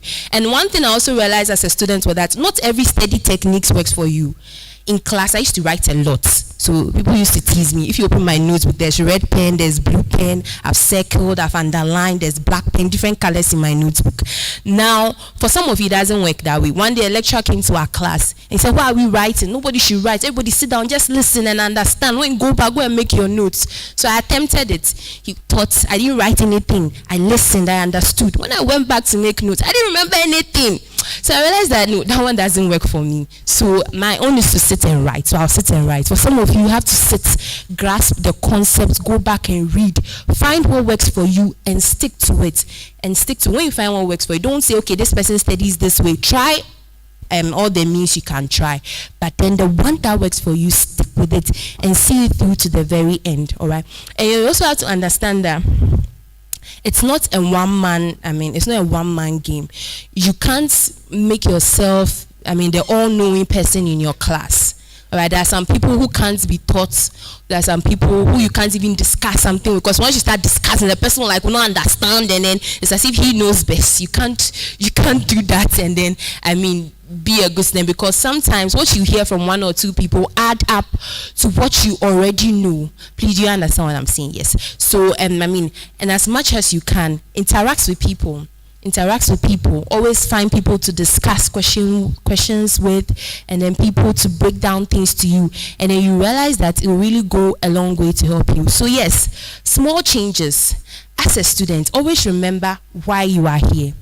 Always remember why you are here. In as much as you'll be involved in a lot of extracurricular activities, never lose sight of your focus. Never lose sight of your focus.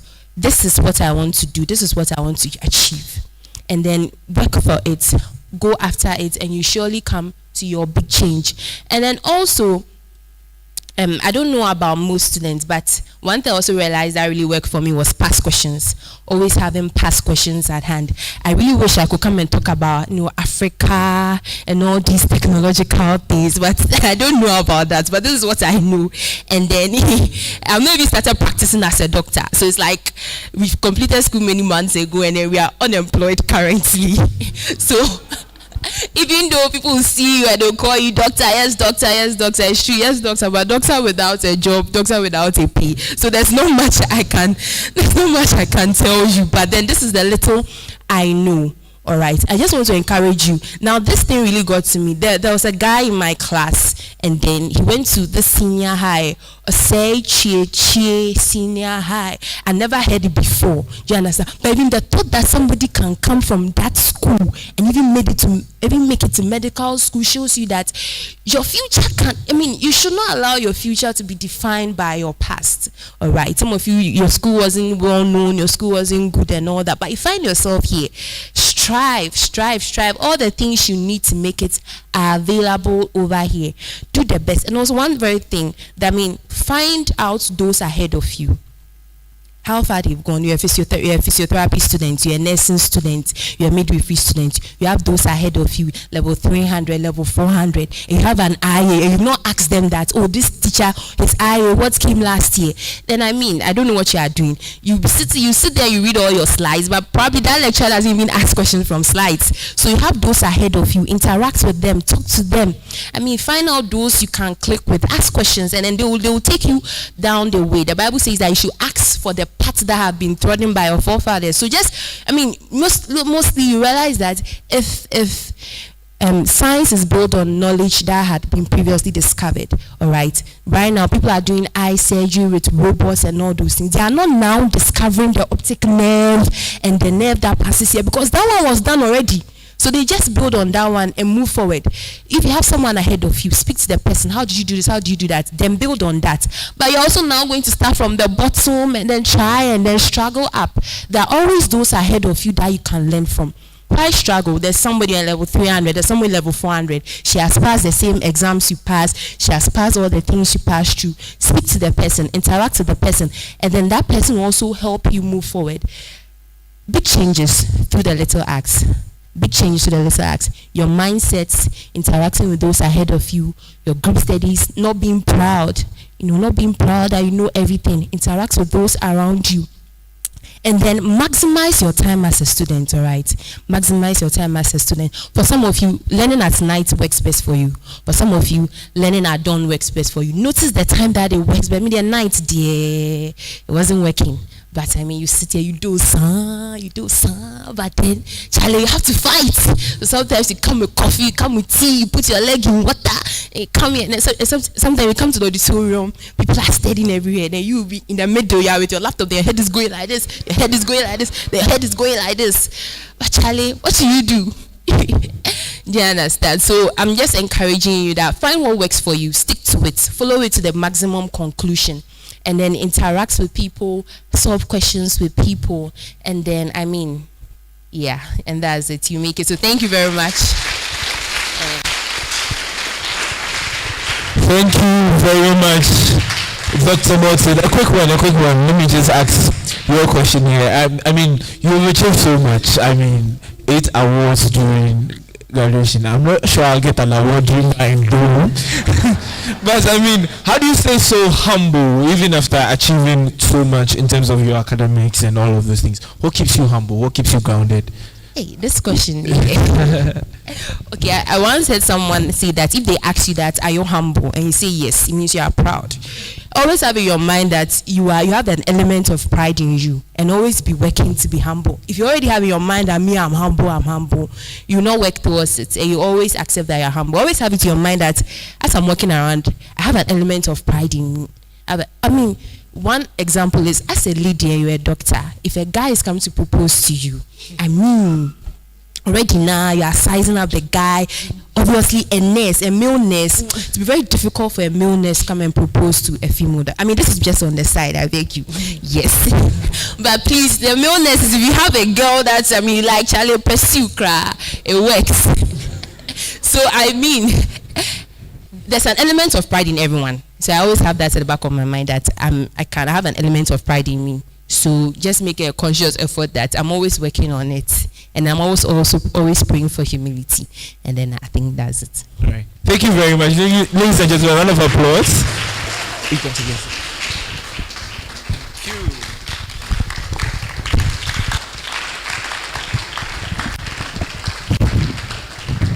So I can tell you that we have 3 speakers more to end the session. And the program started 2 hours, 30 minutes late. And I want you to appreciate yourself by clapping for yourself for sticking with us and staying with us for this long.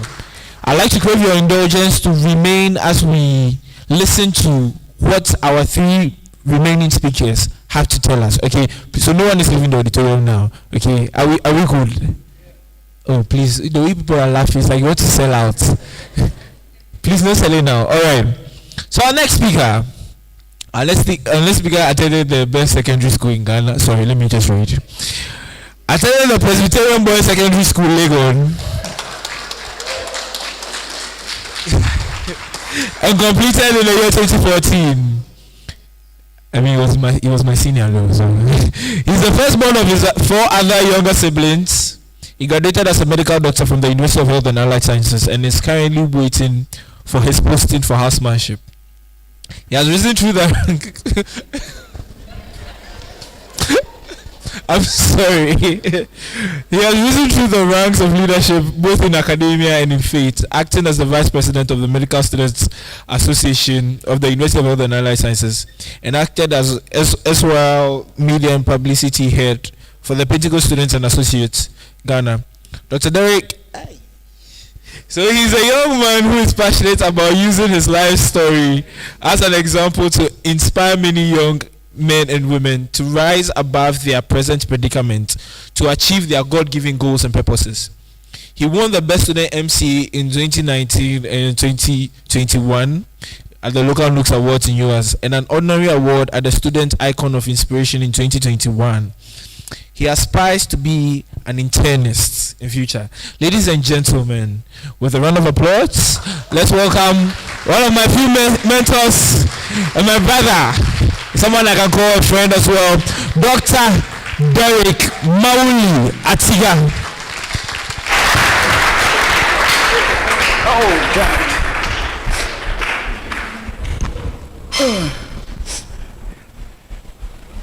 Good evening. Yeah, I wish I could tell you more about Reginald way back in senior high school, but he's changed and he has taken a new leaf, so I think let me keep it from the general public tonight. All right. He was very stubborn. Let's just take it that way. All right. So 4 years ago, I was the MC of the maiden edition of UHAS's TEDx, and I've made it through. And tonight I'm standing before you as one of the guest speakers for tonight, and I believe it's a big change, so I also deserve an applause for that. And tonight I'm here to share my story with us. I'm suffering a little cold, so in case I'm sniffing too much, kindly understand, okay? So I think we'll move ahead. Big changes through small acts, and I think the organizers have done so well, so they also deserve some applause, and we need to give it up to them. Growing up, it was my dream to become a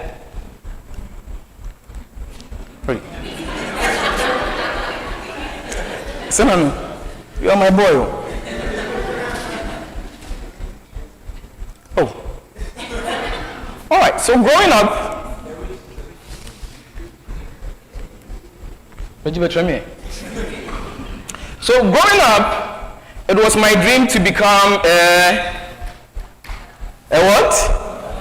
Your guess is wrong. So growing up, it was my dream to become a teacher. Surprising, right? Now, when was the last time we had mental back in school? How many of you remember the last time we had mental? You don't remember, right? Let us do a quick one. Okay, let's do a quick one. So as you can see, the gentleman over there, with his post and his right hand in his pocket, I think he will be a very good math teacher. So quickly, we are going to do some mental. Are you ready? You see, the response was no, because most of the times, nobody was ever ready for mental. Now nobody liked mental. So anytime our teachers came to class and then they're like 2 plus 2, even if the answer is 4, that is 0, hey. And because you don't know what to say, so the next is pia pia pia. Because what you're hearing is pia pia pia, pia pia pia. So don't ask you 1 plus 1, say 3. And then pia pia pia. So you may know the answers, but you may get it wrong. Now I said my dream was to become a teacher. And the dream wasn't because I wanted to be a nuisance to some students by taking them through mental. Next thing. My inspiration of becoming a doctor someday, a teacher, was from the man right beside me, Mr. Benjamin Yao Atiga. And that was my father. Yeah, that was my father. I don't know if anyone is here who has been taught by him before, or in one way or the other has been influenced by him. Because he was very influential. From a little town that I come from, Dome. Maybe some people have Dome Kwabenya heard about it. That's where I come from. And that is where we stay. And anytime you walk in town, you are either to see someone telling you that, oh, and then Mr. Tigabani, this your father has really influenced me back in school. He has really taught me a lot. And I can boast for a fact that where I stand today, people will say that it was because Teacher Ben, as he was affectionately called, helped them through their academia. He was a very good father, and I loved him so much. And you know, as a teacher, the home was also a second classroom. You come back home, and after you are done with classes, you come back, and you have to go back to class again. The hall can be a class. If you don't take it, the kitchen can even be a class. You are doing maths. Charlie Wakaba, and that is always on you. Why? Because he wanted to see something in me someday. He wanted to see a big change in me someday. So my inspiration was from him. But one day, I decided to share my dreams with my dad. So I told him, Daddy, I want to be like you. I want to be a teacher someday. But Daddy told me something which has always been with me ever since. And he told me, Derek, I don't want you to become a teacher, but I want you to become a doctor. But you will not end your teaching career, but you can also be a lecturer whilst being a doctor. The idea sounded so good to me. I was very young by then. So I was like, I can be a doctor and also teach. Then I'll become a doctor. So I told him then I'll become a doctor. So over there, my dreams changed. My dreams changed. And the big change I wanted to see myself someday was now shifted to becoming a doctor someday. That is my dad, and you can see my beautiful mom as well. Oh yeah, you can clap for them. They are so beautiful. And they are such a blessing to me. And once again, I love them so much. I would say I didn't come from the best of homes. Days where we couldn't afford our 3 square meals, at least we ate before we slept. I'm not sure we went a day without eating stones or just drinking water. We ate, at least. Even if you are not able to eat from morning to afternoon to evening, you are able to eat something before the day ends. Now, fast forward. These people gave their all in helping me to achieve that big dream someday. And as the aspiration, or what I wanted to become as a doctor someday, became my dream, it became their dream as well. Because they wanted to see their first son become a doctor. So they gave their all. Fast forward. Do you have some other ideas in the house? Or do you have some other ideas in the house? You are serving a living God. Some people will say, "We prayer no more the second." Until I form a presec. through junior high school and then made it to the Presbyterian Boys Secondary School. And I'm very proud of my school. As you can see, back in school, I happened to be the assistant one house captain. So, yeah, we did something. So, I made it through junior high school and then to secondary school as well. I realized that they gave their all and always were ready to push me.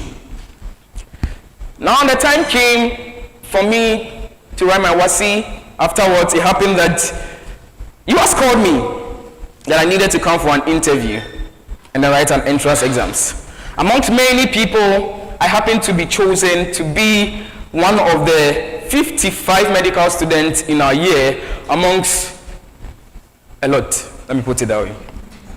Martin was one of my group studies partners. All right. So now, as you can see,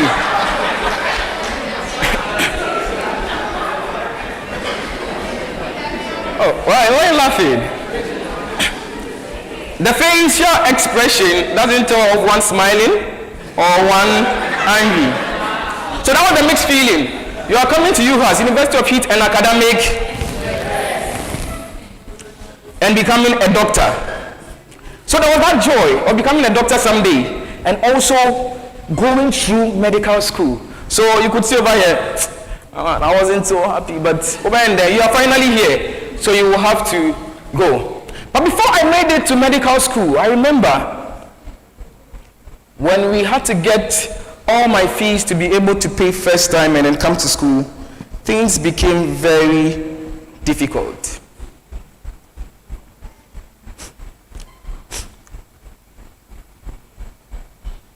I remember we were given a deadline. In Ghana, when you go to some show, they will tell you for credits, come tomorrow. But you also told us that if you don't pay, don't come tomorrow. You forfeited your placement. So that day, we had to move from different people. I remember we had to go to MC, we had to enter somebody's office. I was doing that with my dad. Mommy was also roaming around trying to gather some money. And thank be to God, we were able to get the fees.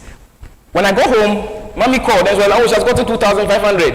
And Daddy was like, we've also gathered about 7,000. So putting all together, it's enough. I think we have to quickly get together and then go to the bank. So we met home, and at the sight of Mom, and then when Mom saw us, all that she did was to cry. She cried because she knew the dream was going to be possible. But she asked herself, if she had money, she wouldn't have looked like a beggar in front of people. But she still did her best. And she was so happy her son was going to become a doctor. My beautiful mom again. I went through medical school, I entered medical school. But one day, everything changed. Everything changed to the point that that big change I wanted to see myself was in crumbles. And I was scared whether it was going to be possible for me to see that big change in me. I had a call from home by my little sister who just entered senior secondary school about 3 weeks ago. And I love her so much as well. You wish you were my sister, right? Yeah, I love her so much. She called me. And the call was, Brother Eric, where are you? He said, I'm in school. Mommy has been crying for some few days now, and we don't know what is wrong with her. Mommy was pregnant then. And when Rosa called me and told me that I wanted to speak to Mommy, can you give the phone to Mommy? Let me speak to her. But I heard someone sobbing in the background, so she wasn't ready to speak through the phone. So she didn't want to speak to me. Over there, I knew something was really wrong. I knew something was wrong. Then quickly, I had to go home. I met my mom, and I saw my beautiful mother, and I went back. What has really changed? In this short time, I went to school. Fast forward, Mommy wasn't well aside the fact that she was pregnant. She thought she had twins, but one was my little brother, and the other was a mass, which we'll call a tumor. Yeah. It became very difficult, very challenging, and I didn't know what to do. I didn't know that achieving my dreams someday as a doctor, the first person I was going to diagnose with such a condition that was far-flung from me was going to be in diagnosing it in my mother.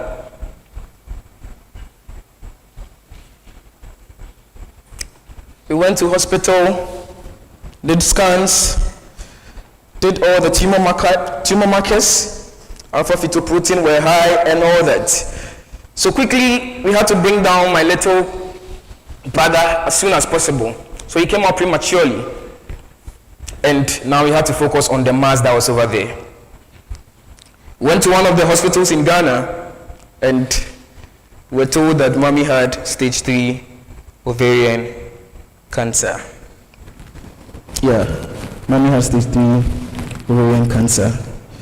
Day in and day out, I had to leave school countless of time to go home, to help in going for her reviews, going to see this doctor, from here, jumping from one hospital, doing the labs, and all that. But because this was mom, we wanted to give our all. So indeed, we gave our all to mommy. Today, I'm very proud of the effort that I placed in her life. On the 15th of April, 2019, I came back, I came back to school, and then I was called, and the call was that mommy had passed. Mommy had passed. Let's not forget that I was still a medical student, going through the demands of internal assessments in UHAS, laboring through the labor wards, crying through pediatrics, breaking my bones in orthopedics, and all the challenges, but still the sleepless nights. Martin was saying it all, but we still tried our best and then made it and did well to attain. In school, I had the opportunity, as Reggie said, 2019 to win the best MC, 2020 the best MC, and 2021 student icon of inspiration. All because I never gave up on the little act because of that big change I wanted to see in myself someday, forgetting the storms. But one of the awards that I will always not forget was given to me by my class. This is a yearbook. And this is the award, what they wrote about the award. Have you ever wondered why day breaks when night falls? And why we slip into dreams when we fall asleep? Like they say, it's a daydream and death is reality. So when you find us sleeping in every lecture, ward rounds or anatomy lab, just know that we are living life to its fullest. This whole write-up perhaps doesn't even make any sense, but we could care less. We probably wrote this half asleep. The award was Daydreamers. And number 1, with that big picture over there, was Derek Atiga. Number 3 is Martin. But I realized that really defined how my life was. Most of the time, Derek was almost always tired. But let me share these 3 things with you quickly, and then I'll end. There were 3 things that took me through my journey, even with the storms that I faced as a medical student. Number 1 was my foundation. One of my mentors, Ravi Zachariah, said that the foundation on which you build your life is the only thing that will stand when the storms of life ultimately come. And they will come. It is not a question of if, but when. When meaning that the storms will actually come. But like the seasons have, let me say, climate has seasons. We know there's rainy season and a dry season. And you don't wait till it starts raining before you have to get an umbrella. You walk through it and then be beaten by rain. So almost always, there's a need to always have that solid foundation before the storms actually come. I built mine on my faith, speaking from the perspective as a Christian. I gave my all. I still did my small acts I was the media head for TEDxUHAS. People saw it. I went ahead, became the media head for the entire Lower Volta. I went ahead and then became the media and publicity head for PENSA, the entire Ghana. And I realized that was a big change through the small acts that I did and never give up because of the storms.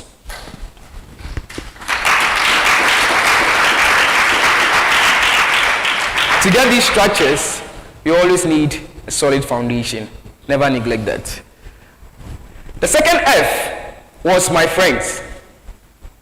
There's an African proverb that says that if you want to go fast, go alone. But if you want to go far, go with others. Say go with friends, go with genuine friends, go with the best. There were days I was broken. I never knew that little acts that I was doing towards my friends, sharing, laughing with them, giving my shoulder for them to lean on, helping them with the little things was creating some big changes in them, which in turn created some ripple effects and then came back to me in my challenging moments. I would say that my friends really held me through the storms, and we made it this far. This is a picture of my friends in one of their visitations to my home when mom was ill. Yeah, some of them are my siblings. We were really smiling because no matter the storms, always keep a smile. Now, I said I was going to mention 3 F's, but before the last F, I bring you back to my story again. This is my dad. Who remembers him? What was his name? Teacher. Yeah, that's Teacher Ben. And before mommy fell ill, daddy had also suffered a stroke. Unfortunately, I can see some of you open your mouth. Daddy had also suffered a stroke. And after we finished with the burial, we came back with the burial of mom and then we're in school. I wanted to finish up, become that doctor that I will be, and then give my best as a doctor to my dad. But that didn't mean that I still didn't give my best to him. Also, I was school calling for checkups, for him to go to his reviews and all that. Daddy was fine, doing much better.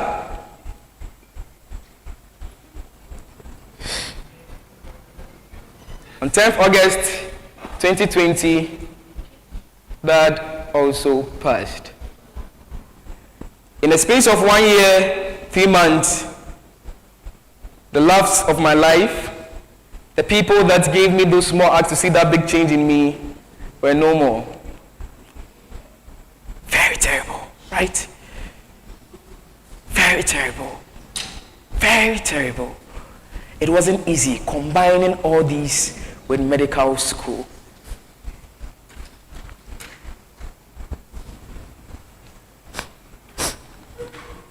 The last F is to keep your focus. Don't lose your focus as you want to see that big change in you someday. Never lose your focus. As you are here, you know what you want to be someday, and you know what you want to attain someday, but never lose your focus. Never lose your focus at all. You know where you are from, you know where you are, and you know where you are going. Stand on that and never give up. I'm about to end. I wish I could tell you more about this story, but because of our time, she's called Annie Johnson Flint. Annie Johnson Flint. Her story, her biography is Making of a Beautiful. You can read about her, how she lost her first parent, was adopted by another parent, and also lost them. Later on, she suffered arthritis, incontinence, had cancer, and finally died. But Annie Johnson Flint never gave up. She was one of the best American poets that we had. I wish I could read one of her poems, but because of our time. In becoming and then achieving your dreams or making that big change, you will meet obstacles. Personal weaknesses will come through your way. Challenges will come. Hills will come that you will need to climb. There will be days where you will think you've lost it all. But build on a solid foundation. Make the best of friends. Always keep your focus and never ever give up. Like Apostle Paul said, I might have not attained or achieved it all. Today, I still say, even standing here is a big change that I see in my life. But I'm still a work in progress. My name is Derek Atiga, and it was a pleasure sharing my story with you. Thank you. A round of applause.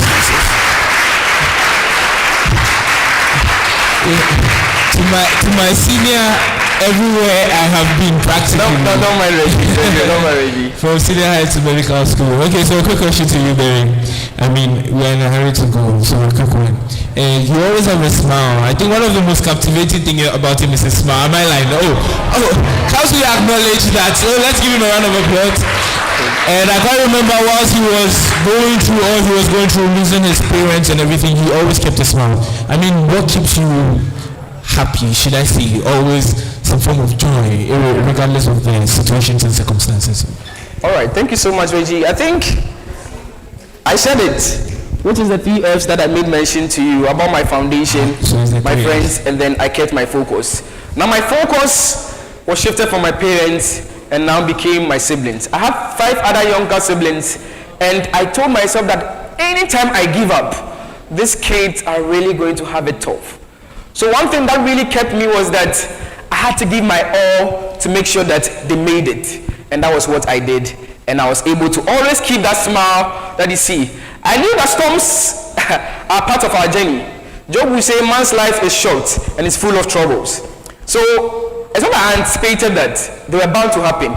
So all that I did was to keep that smile, have that foundation, gave my all to church activities, made friends, knew that I had to be in medical school and give my best to finish it all, and I did well, and then keep that focus that Benjamin, Jeffrey, Rosalinda, and James McKeown were looking up to me, and there was no need for me to stop smiling or ever to give up. So that was it.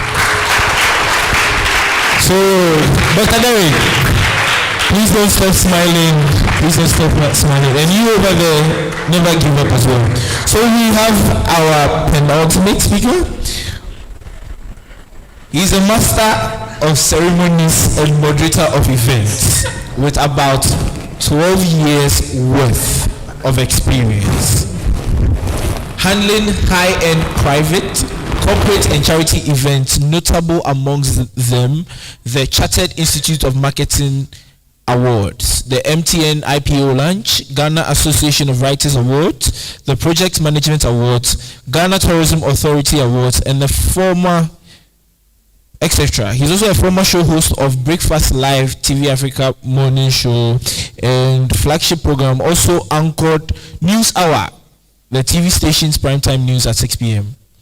He has hosted the Ghana Youth President reality TV show, which aired on Joy Prime. Currently the host of 505 News on Class FM in Accra, and also the host of Just Ask, a talk show on Dominion TV. He also co-hosts FinTech Africa TV, a soon-to-air program on TV. He has had a professional job as voice-over artist for many years, handling works of brands such as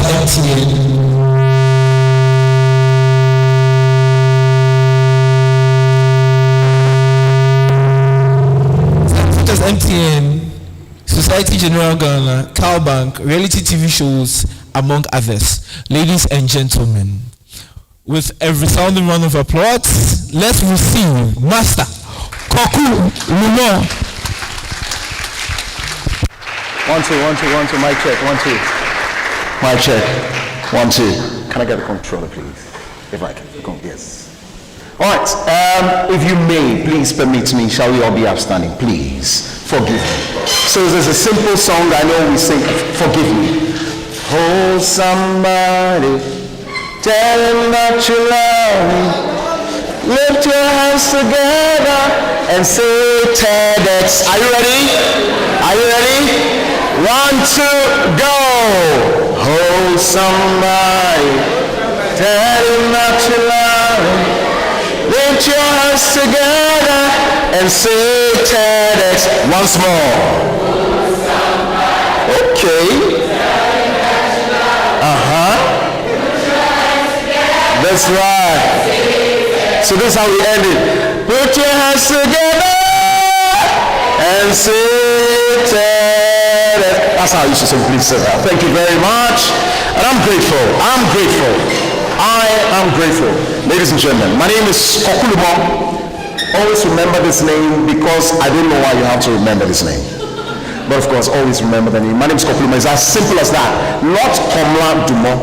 It's Kokulumo. I get to always remind people that it's actually Kokulumo and not Komla Dumo for reasons best known to me. But this life no balance. When Dede said she hadn't eaten plantain before, roasted plantain, did you hear my shout? I said, and of course, on someone's bucket list, a good friend of mine who is matured, on her bucket list, I'm too sure that woman is about 50 years. She says she has never been on trotro before. And let me shock you with this one. I got a message at 4:45, all right? Hi, Lady Rosa wanted to know if you've been to the States. We have an American coming to town and thought you may want to interview them, just in thought stage. Then once again I said, so I have to go to States before I can interview someone in this world. But of course, that's just by the way. My life is simple, and welcome to my world. I am human, and with lots of imperfections. And I'm going to bring you along the journey of my imperfections. And again, I'll tell you, maybe one of the things we do not say to people, as you look at them today, there are a lot of weaknesses they are still battling. Probably when it comes to mind, I'll get to tell you. So my name is Kokulumo, remember that. So when I was young, for those of you who know where I live or lived in Ho, it was House and Estate number 1. So get that in mind. House and Estate number 1. The first building. Now, during those times, we don't rent. I was one of those guys who never rented. We were living in our own house. It was beautiful because for those of the people who were renting, well, I boasted. Today, if you see that house, it's still in the state in which it was years ago. It's bad looking. It's not a house you'll be proud of. But one of the things that I will always be proud of is this. In the evenings, my auntie, who is my mother, my father, and everything to me, would allow us to sleep on the corridor. Now it's a corridor, so there were stones there. We sleep and we face upwards. What we see is what? What we see is what? Once in a while, you're going to see one shine so bright.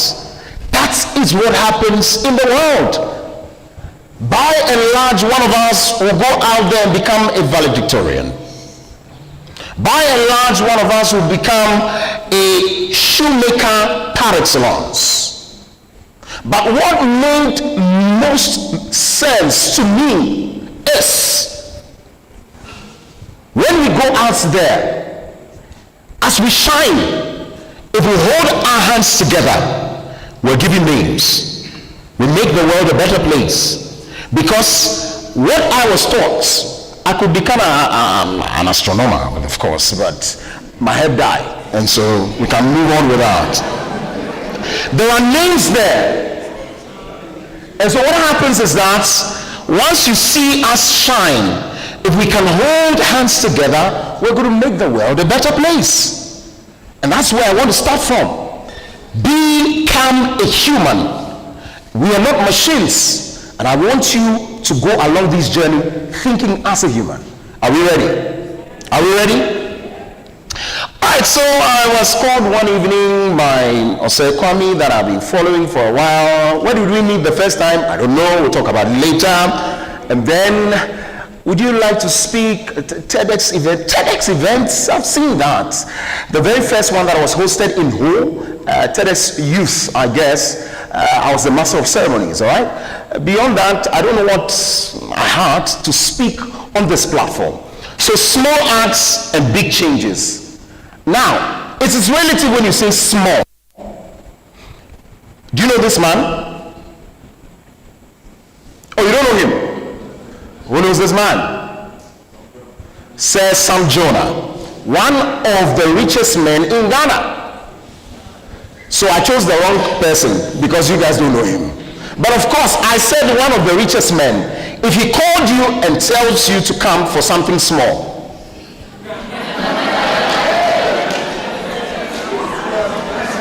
what about when this man calls you to come for something small? So for me, small is relative. But let me walk you through what I did and I enjoy. But the hope and the belief is to become a happy person. And that's what I am doing. All right? So nowadays, I believe that people know the price of everything and the value of nothing. Of course, you know the price of becoming a medical doctor, don't you? Of becoming a pilot. Do you know that what that earns you? Prestige. You become the big guy. You drive the cars, won't you?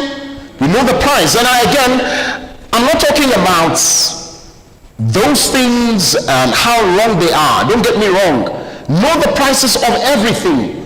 It can afford you, of course, engineers that are piloting there, big chefs, all the big guys. It's okay to become them so that you can afford caveman watches. You know what caveman watches are, right? The only Ghanaian watchmaker in Ghana. Well, I don't know of any other. Forgive me. I might not, but the only. And he's from home. We're all here, and so I'm proud. Of course, to buy more. What is that? Gucci. It's to buy Gucci, isn't it? Who would like to wear Gucci around? Oh, please. You don't want to. Okay. I was delivering. Who would like to drive a Lamborghini? Oh, yes. There are people who are lovers of cars. But ladies and gentlemen, check the price tag of the one sitting beside you, the dress they are wearing. Check the price tag now. I want you to do that. What? There's no price tag. Okay, wait a minute. There's another question. What you have, the best clothes or the shoe you have in the house, do you still have the price tag on it? So you see, all we're chasing are not the prices, but it's the value. I'm wearing this shoe, and probably if I tell you the costs, it makes no sense sometimes. But it's because I'm wearing. All those people who made this, the manufacturers, the producers of the shoe, everything, they were looking clearly at adding value. And that is why you don't have the price tag on the cars you drive. How about writing $2 million on a Lamborghini while you drive around? So you see that we have been chasing the things wrongly. And I'm about to make sense. If I have not started, I'm sure I'll make sense soon. All right? So after all of these, we buy stuff, we become doctors, architects, I mean every other thing. Then what? Then what? What? Because clearly I don't want us to get to a point where after amassing all the wealth, after getting the names, it is now difficult to answer this question. Then what? I have an answer for you today. Value addition. Can you all chorus it with me? Look, listen. When my boss was looking at that car tire, have you seen disposed car tires before? Have you seen them? The only thing that made it into a shoe is value addition. And ladies and gentlemen, the earlier we start adding values to people's life, the better for all of us. Because life is too short. It's okay to chase everything. It's okay to go after whatever. But value addition, especially to people, is important. No matter how they less appreciate it. Of course, small acts can transition into big changes when value is added. That's all there is. This is the small acts that you put in there, walk around. The only thing that made it big is value addition. Nothing. Otherwise, it could still remain at that stage. That shoe, that car tire, value addition. people or things gravitate where they feel valued most. You're here. You have a beloved, for those who are Lyticians. You have girlfriends, boyfriends. 2 days, the young man has not called you. 4 days, the sister has not called. 5 years, your mother hasn't asked of you. But what the question is, why are you asking the A? Why are you saying the A? What it means is that you value, don't you? Come along with me. Don't take for granted people that are close to you at all, and that's what most of you have done. I think I was sharing with you the moments he shared with what? The mother and the father. Soon they are gone. Soon they are what? Gone. All right? You are insecure if you cannot value others. Indeed. And I don't care. I've seen it.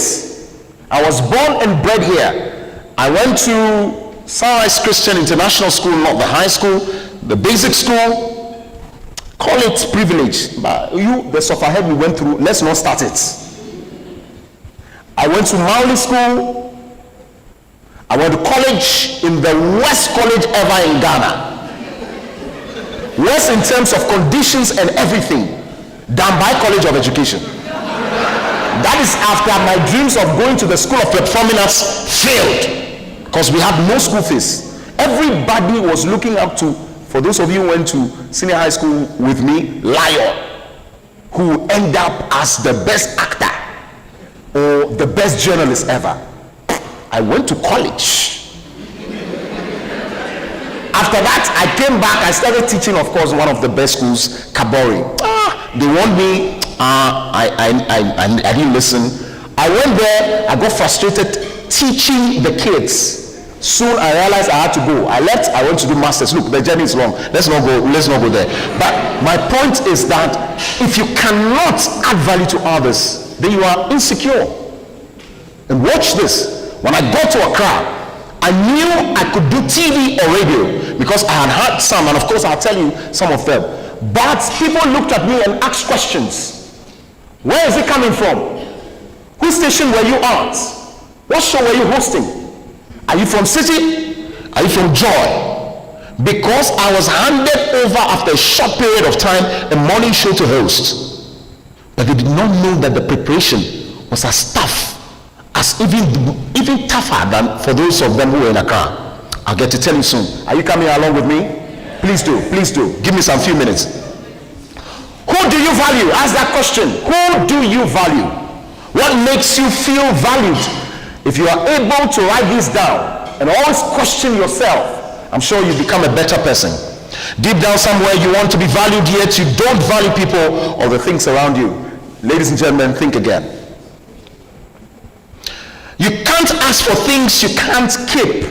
If you want value, then of course. All right, who knows this man? So after Sir Sam John, I hope you know this one. Who is this man?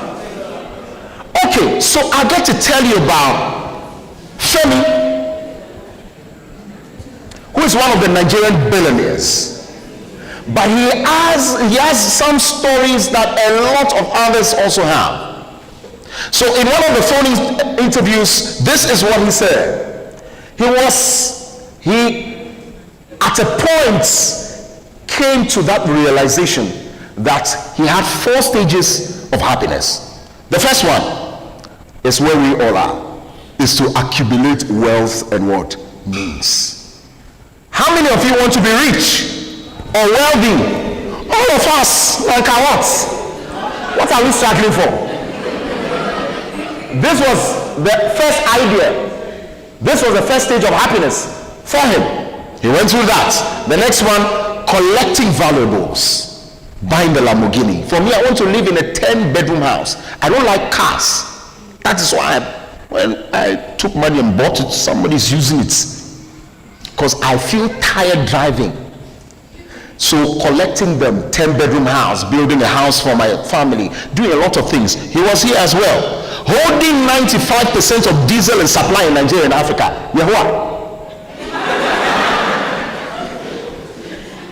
Third stage of happiness. But the last one was when a friend asked him to come along. There's a donation happening. Can you give us 200 wheelchairs? Oh, 200 wheelchairs for somebody who is holding 95% of diesel. My people, watch this. Simple act of kindness. Last stage of happiness. During that, of course, those are not the children. I took the pictures to show them to you. All right? One, after donating, he said they were extremely overjoyed, as though there were picnics happening. I'm sure in his mind, these are just 200 wheelchairs. Chicken change. Do you know the cars the daughters drive or the children drive? What cars? This is one of the kids. I want to remember your face so that when I meet you in heaven, I'll be able to recognize you and say thank you once again.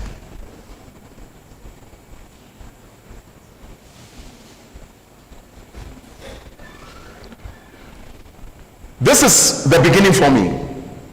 This is how it started. Do you know that gentleman? The one beside me. Okay, you don't. Okay, so his name is Mr. B. Oh, so I'm the one there. This side, the left, your right. That's Mr. Bismate. So growing up in Sunrise, this is what happened to us. In a class where I was, all of us at least were better in the head here. So we could all do. So when it comes to being a school prefect, you are not going to find people like BK or Andrew Sadugu, and I'm sure these people all became school prefects. We were not interested. The flex was rather band boy, flag boy, bell boy. Ladies and gentlemen, that is what we were chasing. I can assure you, I became all of that. And I am fulfilled. Indeed, in my school at the time, whoever became a school prefect is a doorboy. And not the most intelligent during my batch. So I continued. I went to Mauli School. Of course, I never wanted to become any prefect. So this is what I was doing. In third year, forgive me, I had a girlfriend in third year. You know, be personal key, so we relax. But my girlfriend at the time was the dining hall prefect.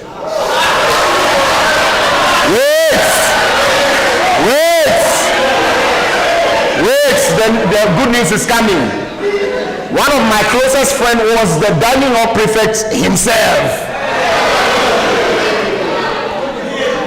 So I was controlling the school.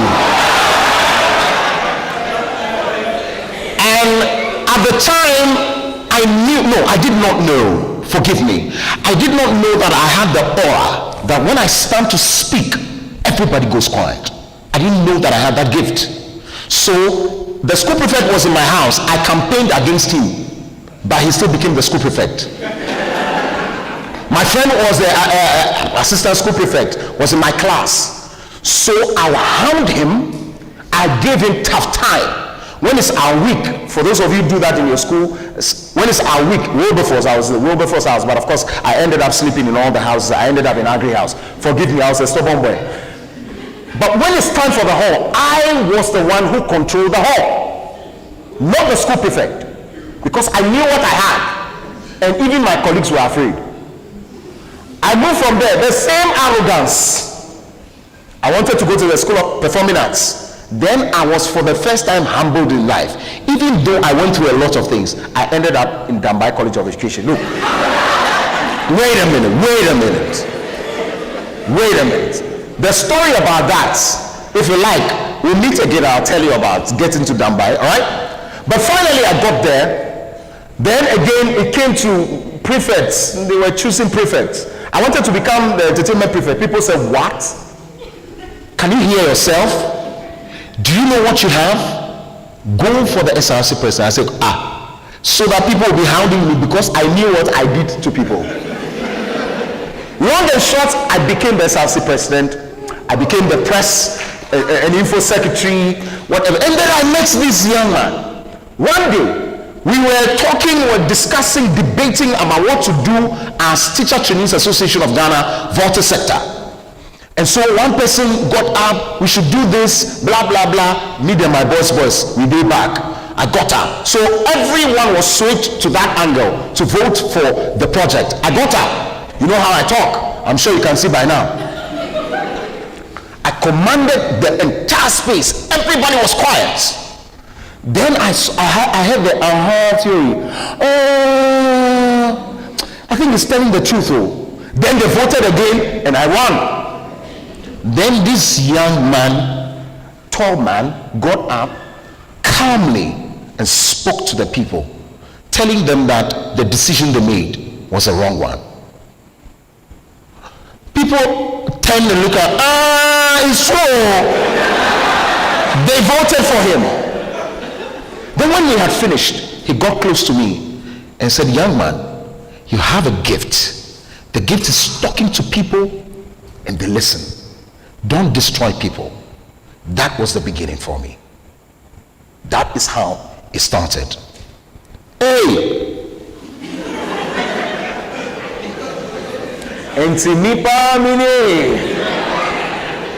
One of our days, going around the country as young men, teaching people how to become leaders. And he started what, if you go to Facebook, it's a bit dormant now. New Generational Leaders Network, NEGLIN. We're teaching people. We went to secondary schools, we went to churches, we're teaching them how to become leaders wherever they were. That's me one of the days. You can see what has happened to me, total transformation. But apart from the fact that I have come to understand value, I'm going to tell you two things that also helped me: mentoring and teamwork. So these three things, I understand value addition, understand mentoring, understand teamwork. That's what mentoring gives you. Clearly, direction, training, support, motivation, and of course, you succeed. Teamwork makes the dream work. We started this. Look, ladies and gentlemen, I surrounded myself with confused talents, poets, spoken word artists, singers, comedians. One day we were involved, I said, these idiots are around me, no. What have they been doing with their lives? Look, let's create a platform on ourselves. If people will not celebrate us, let's celebrate ourselves. So we came up with what we call the Rhythms Bar. Some of you have been there. How many of you have been to Rhythms Bar? It's been a while, of course. My good friend Damian is back there. This is what was happening. So we created our stage. We put our monies in there. We contributed money. Me and I had some coins, so I put it in there. I was a teacher at the time. That's my good friend. Who knows that? Sheldon. At the time, Sheldon was not Sheldon. At the time, Sheldon was just starting insulting people around and all that. But of course, that's with my good friend right there. Oh, that's me. I love what I do, having fun. That's Vernier, is now into the organization of pageantry. Oh, that's me, Yang. Then, of course, this is what gave rise to what we're seeing today. Even though we were not having live shows at the time, there was no TV station in the Volta region. So what we decided to do was that I have a team of good friends who were photographers, who had cameras, and I said, look, let's start a TV show. So the Friday Personality Profile Show. Let's go around, let's create, interviews with people who have made it as Voltaireans. So we came up with this. And so that's Madame Eyamashino. She was the medical superintendent of Polyclinic, now one of the deputy directors of the Ghana Health Service. I'm too sure in some years she'll become the director general, right? So that's my team. Crazy Friends, Bismate is always with me. We call him Tale, come and be our guest. You are the only accomplished person we know. And my team, the director up there, they are always there. They got up as the editor. For some of you know him. Of course, you see how I talk. Even at the time, I had no training, but we were training ourselves. We got the opportunity to do so because I know a friend who has a camera, who has this and that. So this is what we had. Those were my friends. The sound guy there is in Tema now. That's my director. My friends would always coach me, and we're there. Of course, then we started our company, Loomhub Events and Production Services. We started going into theater. I can say that even Uncle Ebo and Latif Abubakar, when they came here, I'm not too sure they set up a billboard as big as ours. The first time we contributed money and we had billboards in this town. My point is that teamwork, mentoring, and value addition is all it takes. I don't need to come in a Lamborghini or a Ferrari. I just need to be happy in life. And when I work in a team, I'm extra happy. If I receive mentorship from people, I know, just as Valedictorian said, people have gone far ahead of you. Get there. Get to them. This is what we do. Of course, this was the TEDx event. That's me, around 2007. The first one, microphone. The first job I did was around 2007 in school, where there was a pre-vals night where I took the microphone. Indeed, they said, Kofi, you can talk. You'll be commanding us around. Come and be a master of ceremonies. Today, I'm earning from that, and largely, I'm too sure that the future is still bright. I can do more, and I'm sure I'm going to do more. But all I'm just trying to say is that I couldn't have done it without a team. I couldn't have done it without mentorship. But most importantly, I want to be happy, and I want to add value to people. And that's who I am. One of the weaknesses I have is inconsistency. So that's why probably I'll become a serial entrepreneur, where I do this, I leave it for somebody to take over. I do this, I leave it for somebody. Because in this head, every morning when I wake up, a lot of ideas come into the mind. My people, once again, I want to tell you this. Value addition. Look into your brother's or your sister's face. Turn to somebody. Look at the person. That's a human being. He or she is not a machine. All the person needs some time is, I love you. I care about you. It shall be well. It is well. Next time when I see you, tell me the number of people you added value to, because that is all this world is about. I'm grateful. Thank you. God bless you.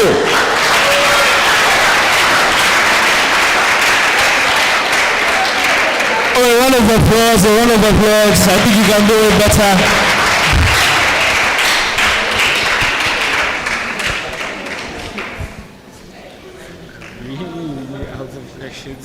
Oh, that's fine. But I want the one person.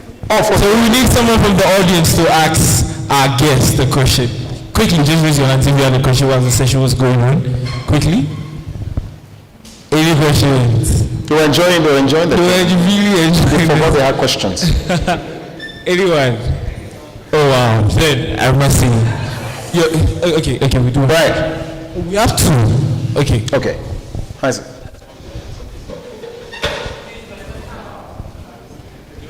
About your inconsistency. My what? Inconsistency. Yes. With your right. Please, how are you working towards it? How am I working towards it? Yes. Becoming a serial entrepreneur. I leave it for somebody to take over. Because when you look at Rhythms Bar, Bismate has promised to take it on. Okay? Because the driving force is high. Look, I can drive the team. And so sometimes I lose them. Koku, we are tired. Charlie.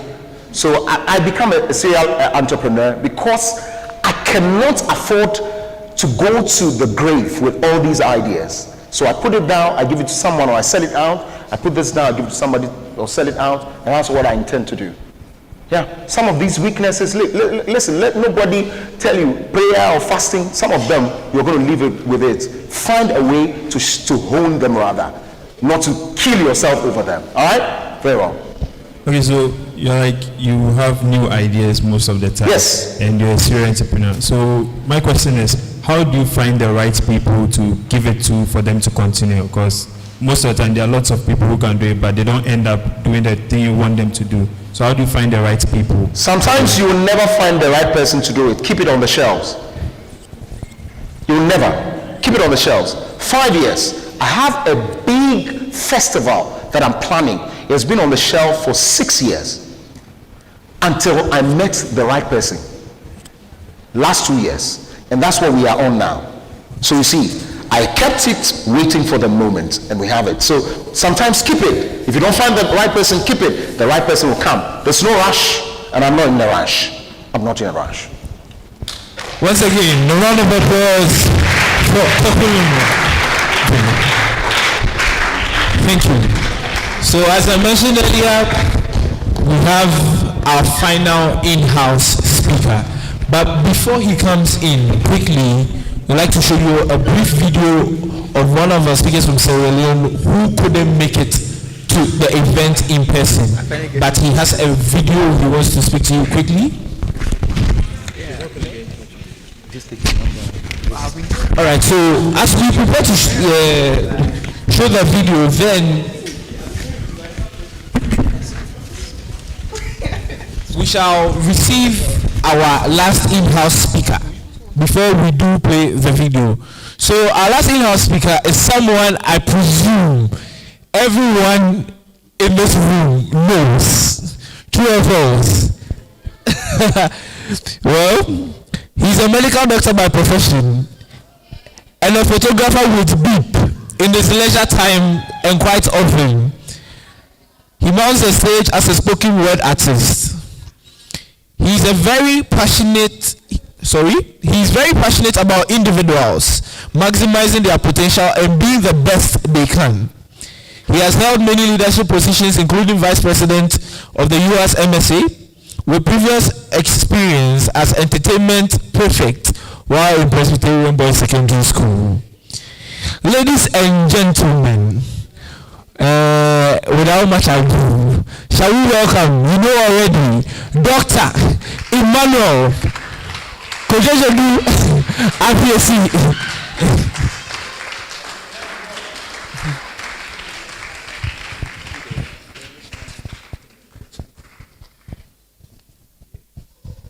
Good evening. Okay, so yes, I didn't expect,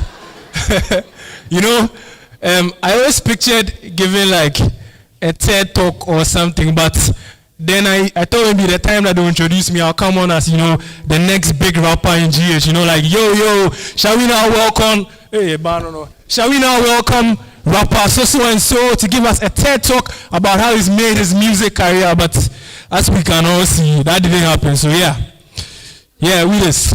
Anyways, so my presentation is actually quite simple, okay?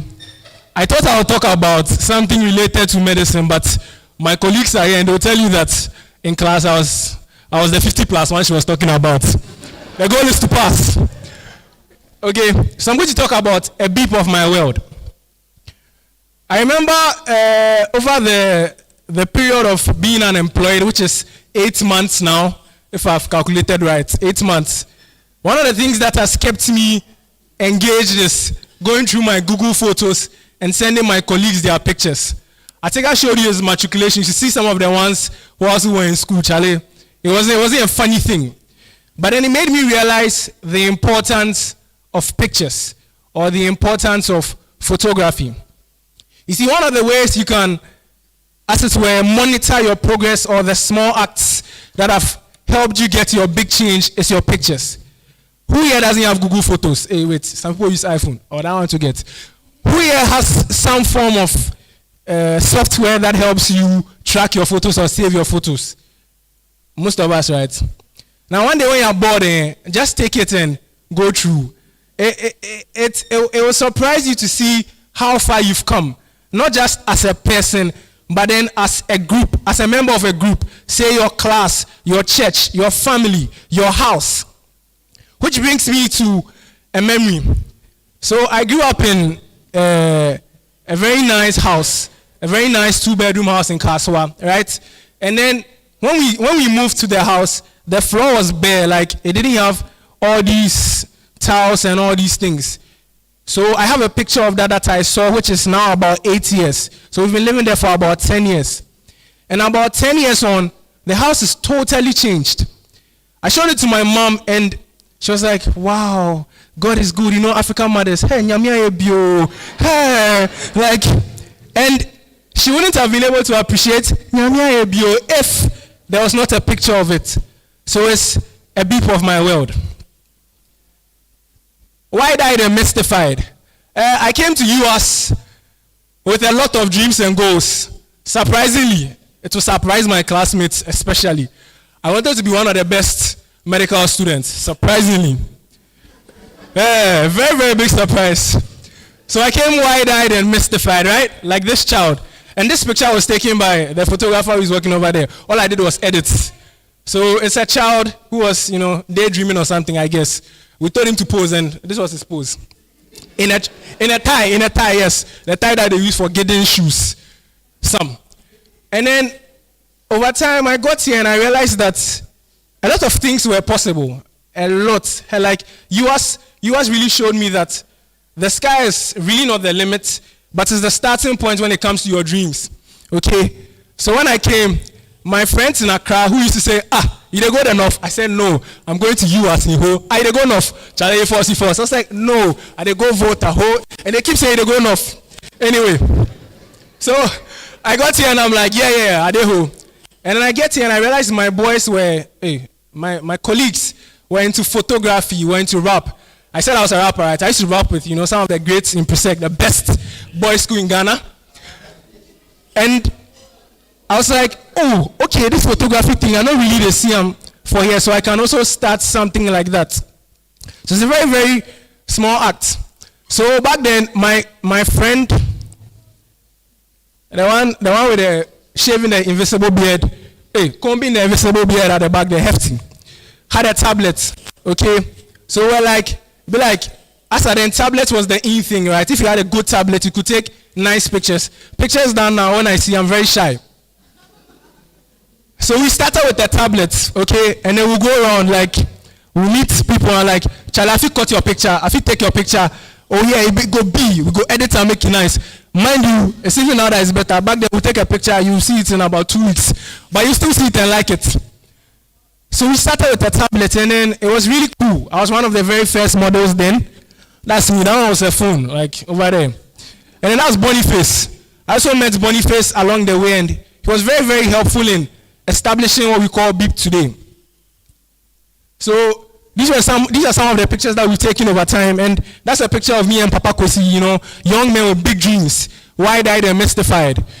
Everybody was here to, get a degree, medical students, and I was here to, be the photographer. Okay? So, moving on. Yeah?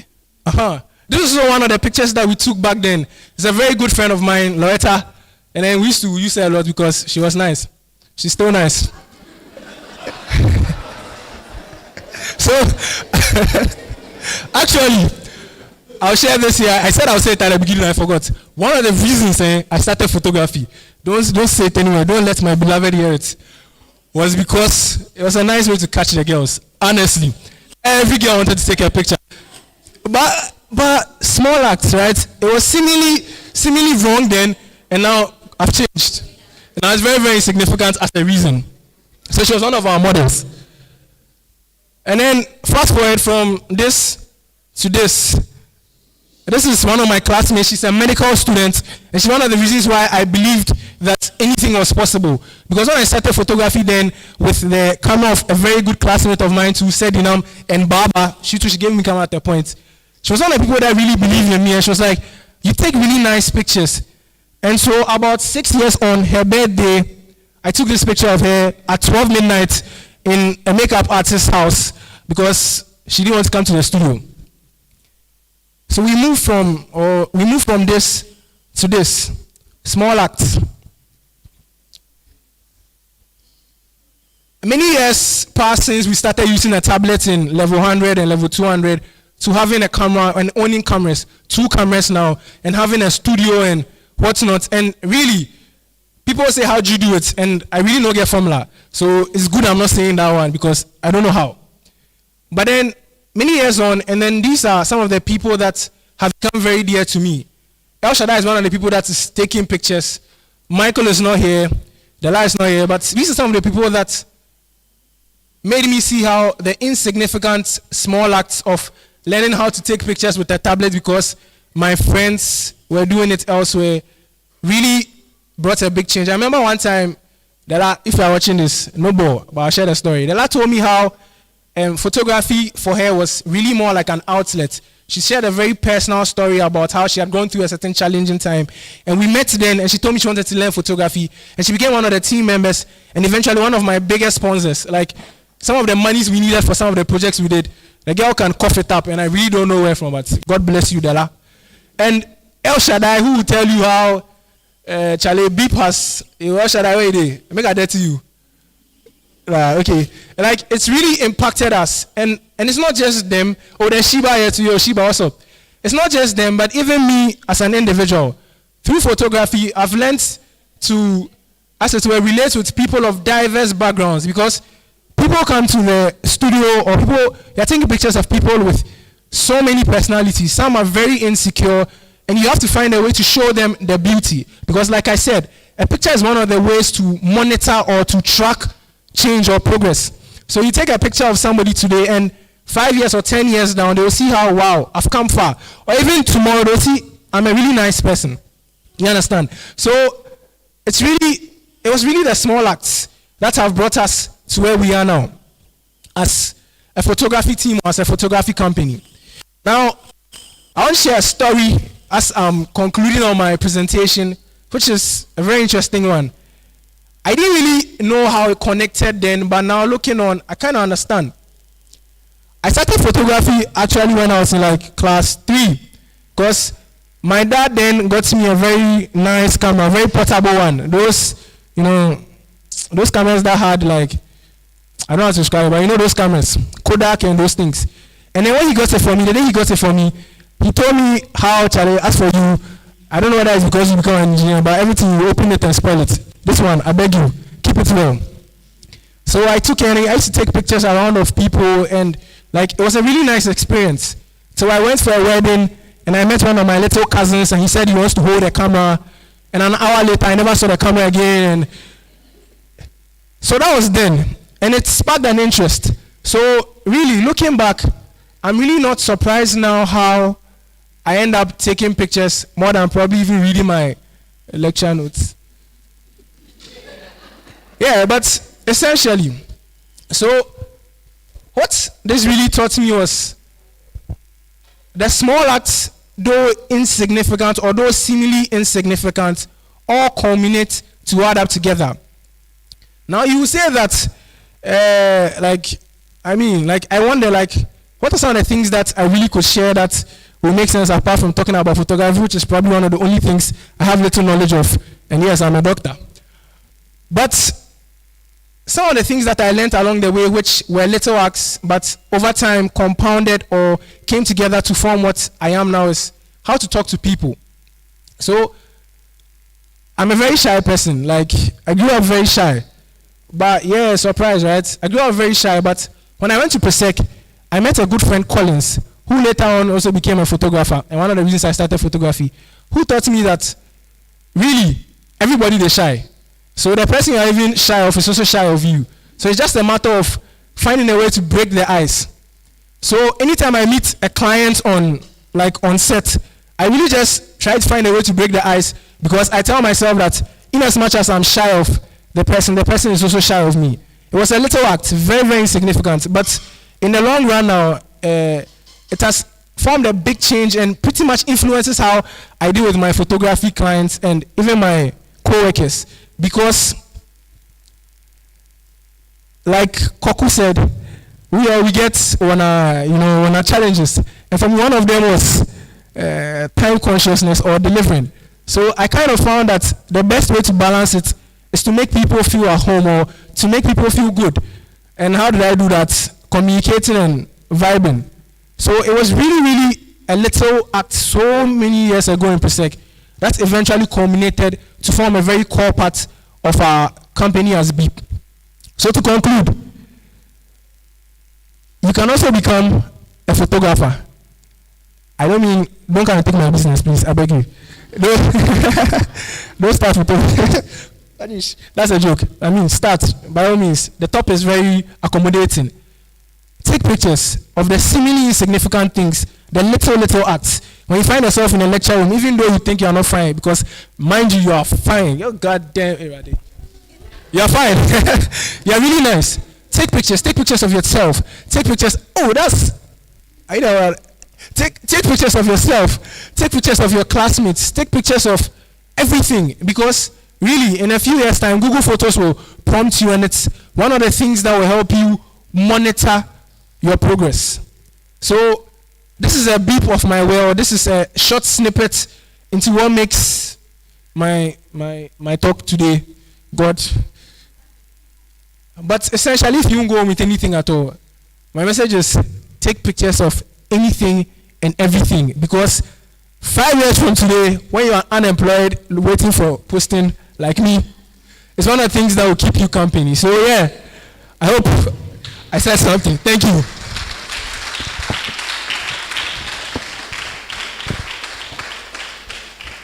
Round of applause for Dr. Apiosi. Oh, let's clap for that. For our last in-house speaker. And I mean, I would like you to also clap for yourself for staying this long, being with us as we near the end of the program. I have a question for you.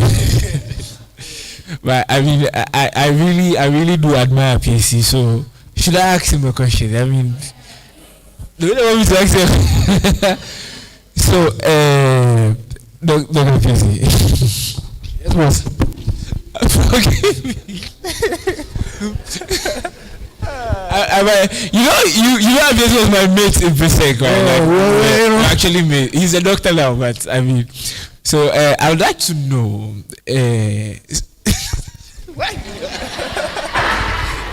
Sometimes when you are playing cha-cha with your life like that, like you have an exam and you are shooting someone at Sky Plus, Water Civil. It's not like he hasn't learned everything.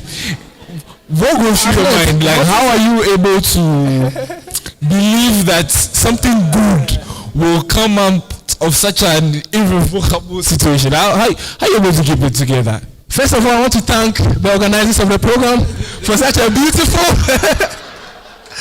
beautiful program. And Mommy, if you are watching this, I actually went to medical school. Like, your school fees didn't go waste, don't worry. So, you said what goes through my mind? Small acts. So, yes, what goes through my mind? Really, small acts, little acts. I remember way back in Presec, the Presec we all went to, and he was the church one, I was the Interp one. So the Presec we all went to. I don't know what I was doing, but oh, this one, better not spoken. I was in J. Presec, you stay in one class till you finish, right? So I was in J. So I went through 1J to 3J. By the time we got to 2J, our class was called the Visual Arts Science class. Because from that class, we have photographers, we have rappers, we have DJs, we have what we not get. We have like really everything, fashion designers, everything, and very, very few doctors, engineers. Even those who are doctors and engineers these days are not using it. So pretty much were those little acts that kind of trained me. So naturally, I've always been an adventurous person. So I saw it like, at the end of the day, things for work. I really don't know how, but for work. So one of the ways that it worked for me was a good support system. And my support system included my friends and the people that would teach me both in class and out of class, and maybe exams. God, no. Okay, yeah, but support systems. Morty was one of my support systems throughout. The girl literally carried me from. So she was teaching you in class. No talk down. It was my support system. She carried me, like she actually carried me through. She sat me down, teach me a few things, allow me to use her notes, and then there was certain even times that I will miss sessions because of photography and other things, extracurricular apart from school. They'll come and sit me down and they'll teach me. So really, essentially, if you won't go through the school, aside God being there for you, it be your people, it be your buddies. If you value them and take nice pictures of them, yes, they'll be there for you because these people, there are pictures that they use. I took it for them. So, yeah, they'll be there for you. So, yeah, support system. All right.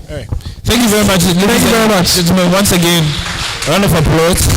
So, our speaker from Sierra Leone. So, Mr. Alpha is a public policy, education, climate action, and youth skills development enthusiast with 6+ years experience living and working in West and Eastern Africa. He explores the roles of youth and meaningful contributions by addressing present global challenges. Please, we are more closer. Okay, so currently,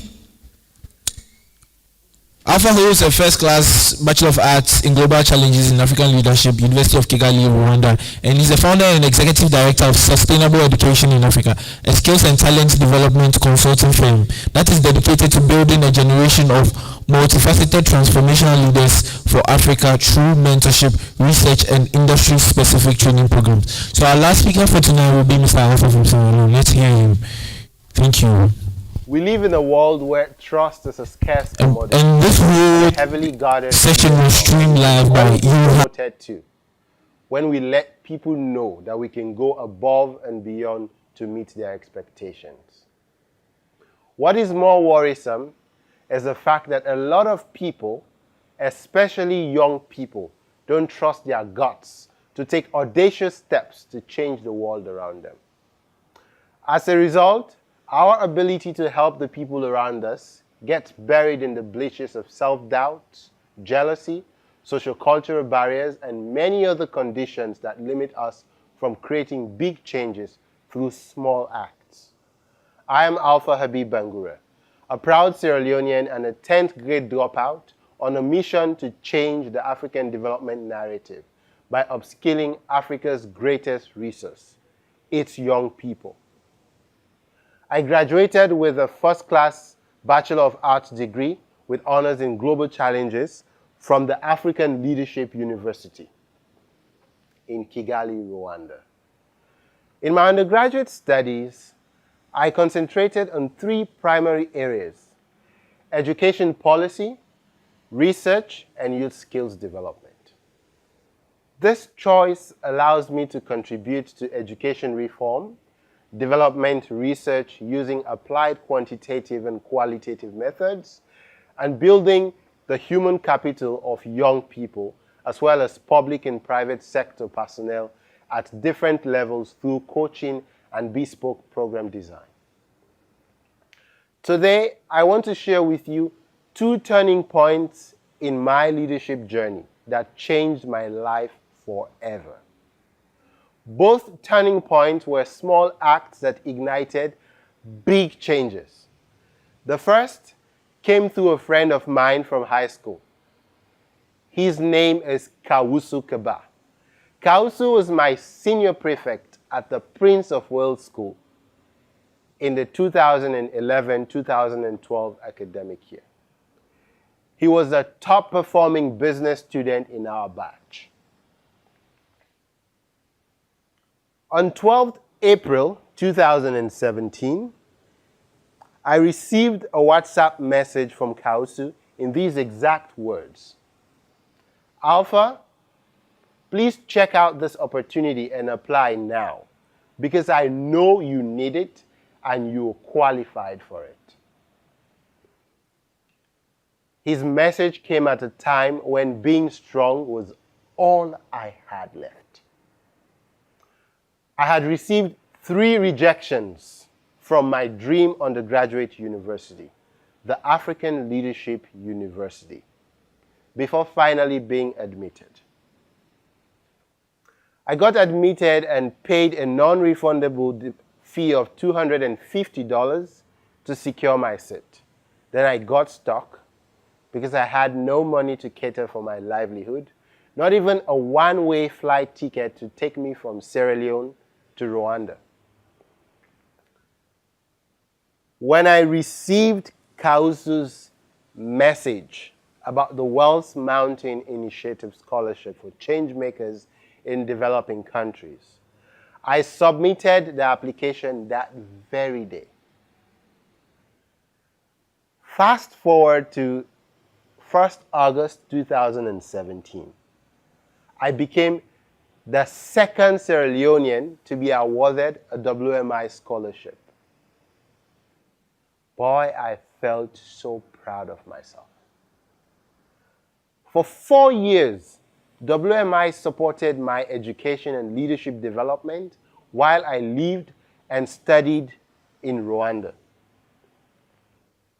That wouldn't have been possible if not for the love and kindness of my friend and high school senior prefect, Kausu Kaba, who shared the opportunity with me on deadline day. By just clicking send, he gave me the keys to success. I went on to become the first Secretary General of the Student Representative Council at my university and co-founded a Pan-African movement on campus known as Kupambana Africa to rekindle the spirit of Pan-Africanism in African youth.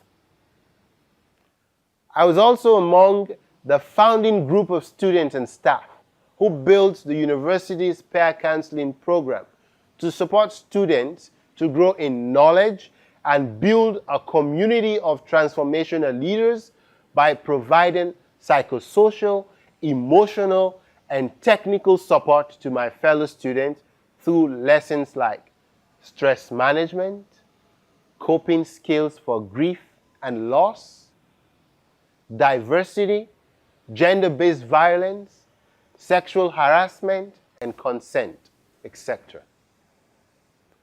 One small act of kindness from Kausu enabled me to play my part in our continent's growth, as Mwalimu Julius Kambarage Nyerere called all Africans to do.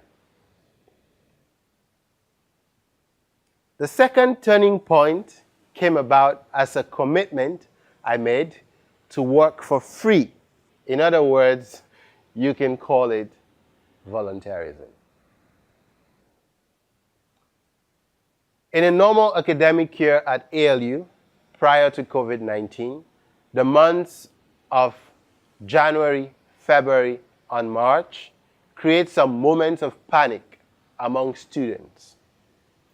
That's the time we start receiving piles of emails from the career development team to update our internship status in the student portal so that the team can and will be able to track the professional growth of all students during the summer while we're on internship. I started applying for internships on New Year's Day 2019, and I got 5 out of 5 rejections in professional chocolate-coated words. We received tons of applications for this role. Your application was quite impressive, but unfortunately, we're unable to offer you an internship at the moment. After all the no's I received, I wanted to give up dearly. But my guts told me to share my frustration with a Sierra Leonean classmate of mine who had already gotten an internship at Heineken Africa Foundation to work in Freetown. He asked me a simple question. If you care so much about education policy and youth skills development, why not pitch your research to the mayor of Freetown and request an internship? Boy, that was the game changer. I reflected on his question and put all my documents together and sent the mayor an email telling her about my research on the impact of learning environment on student performance, and how I would love to work with her office to amplify the Freetown City Council's response to addressing challenges in schools across the municipality. In 48 hours, I got a reply from the mayor of Freetown. Before that time, I had not met her, but I had watched countless number of videos in which she had delivered speeches and impact statements. I had read her work countless times. So you can imagine the way I beamed with joy when she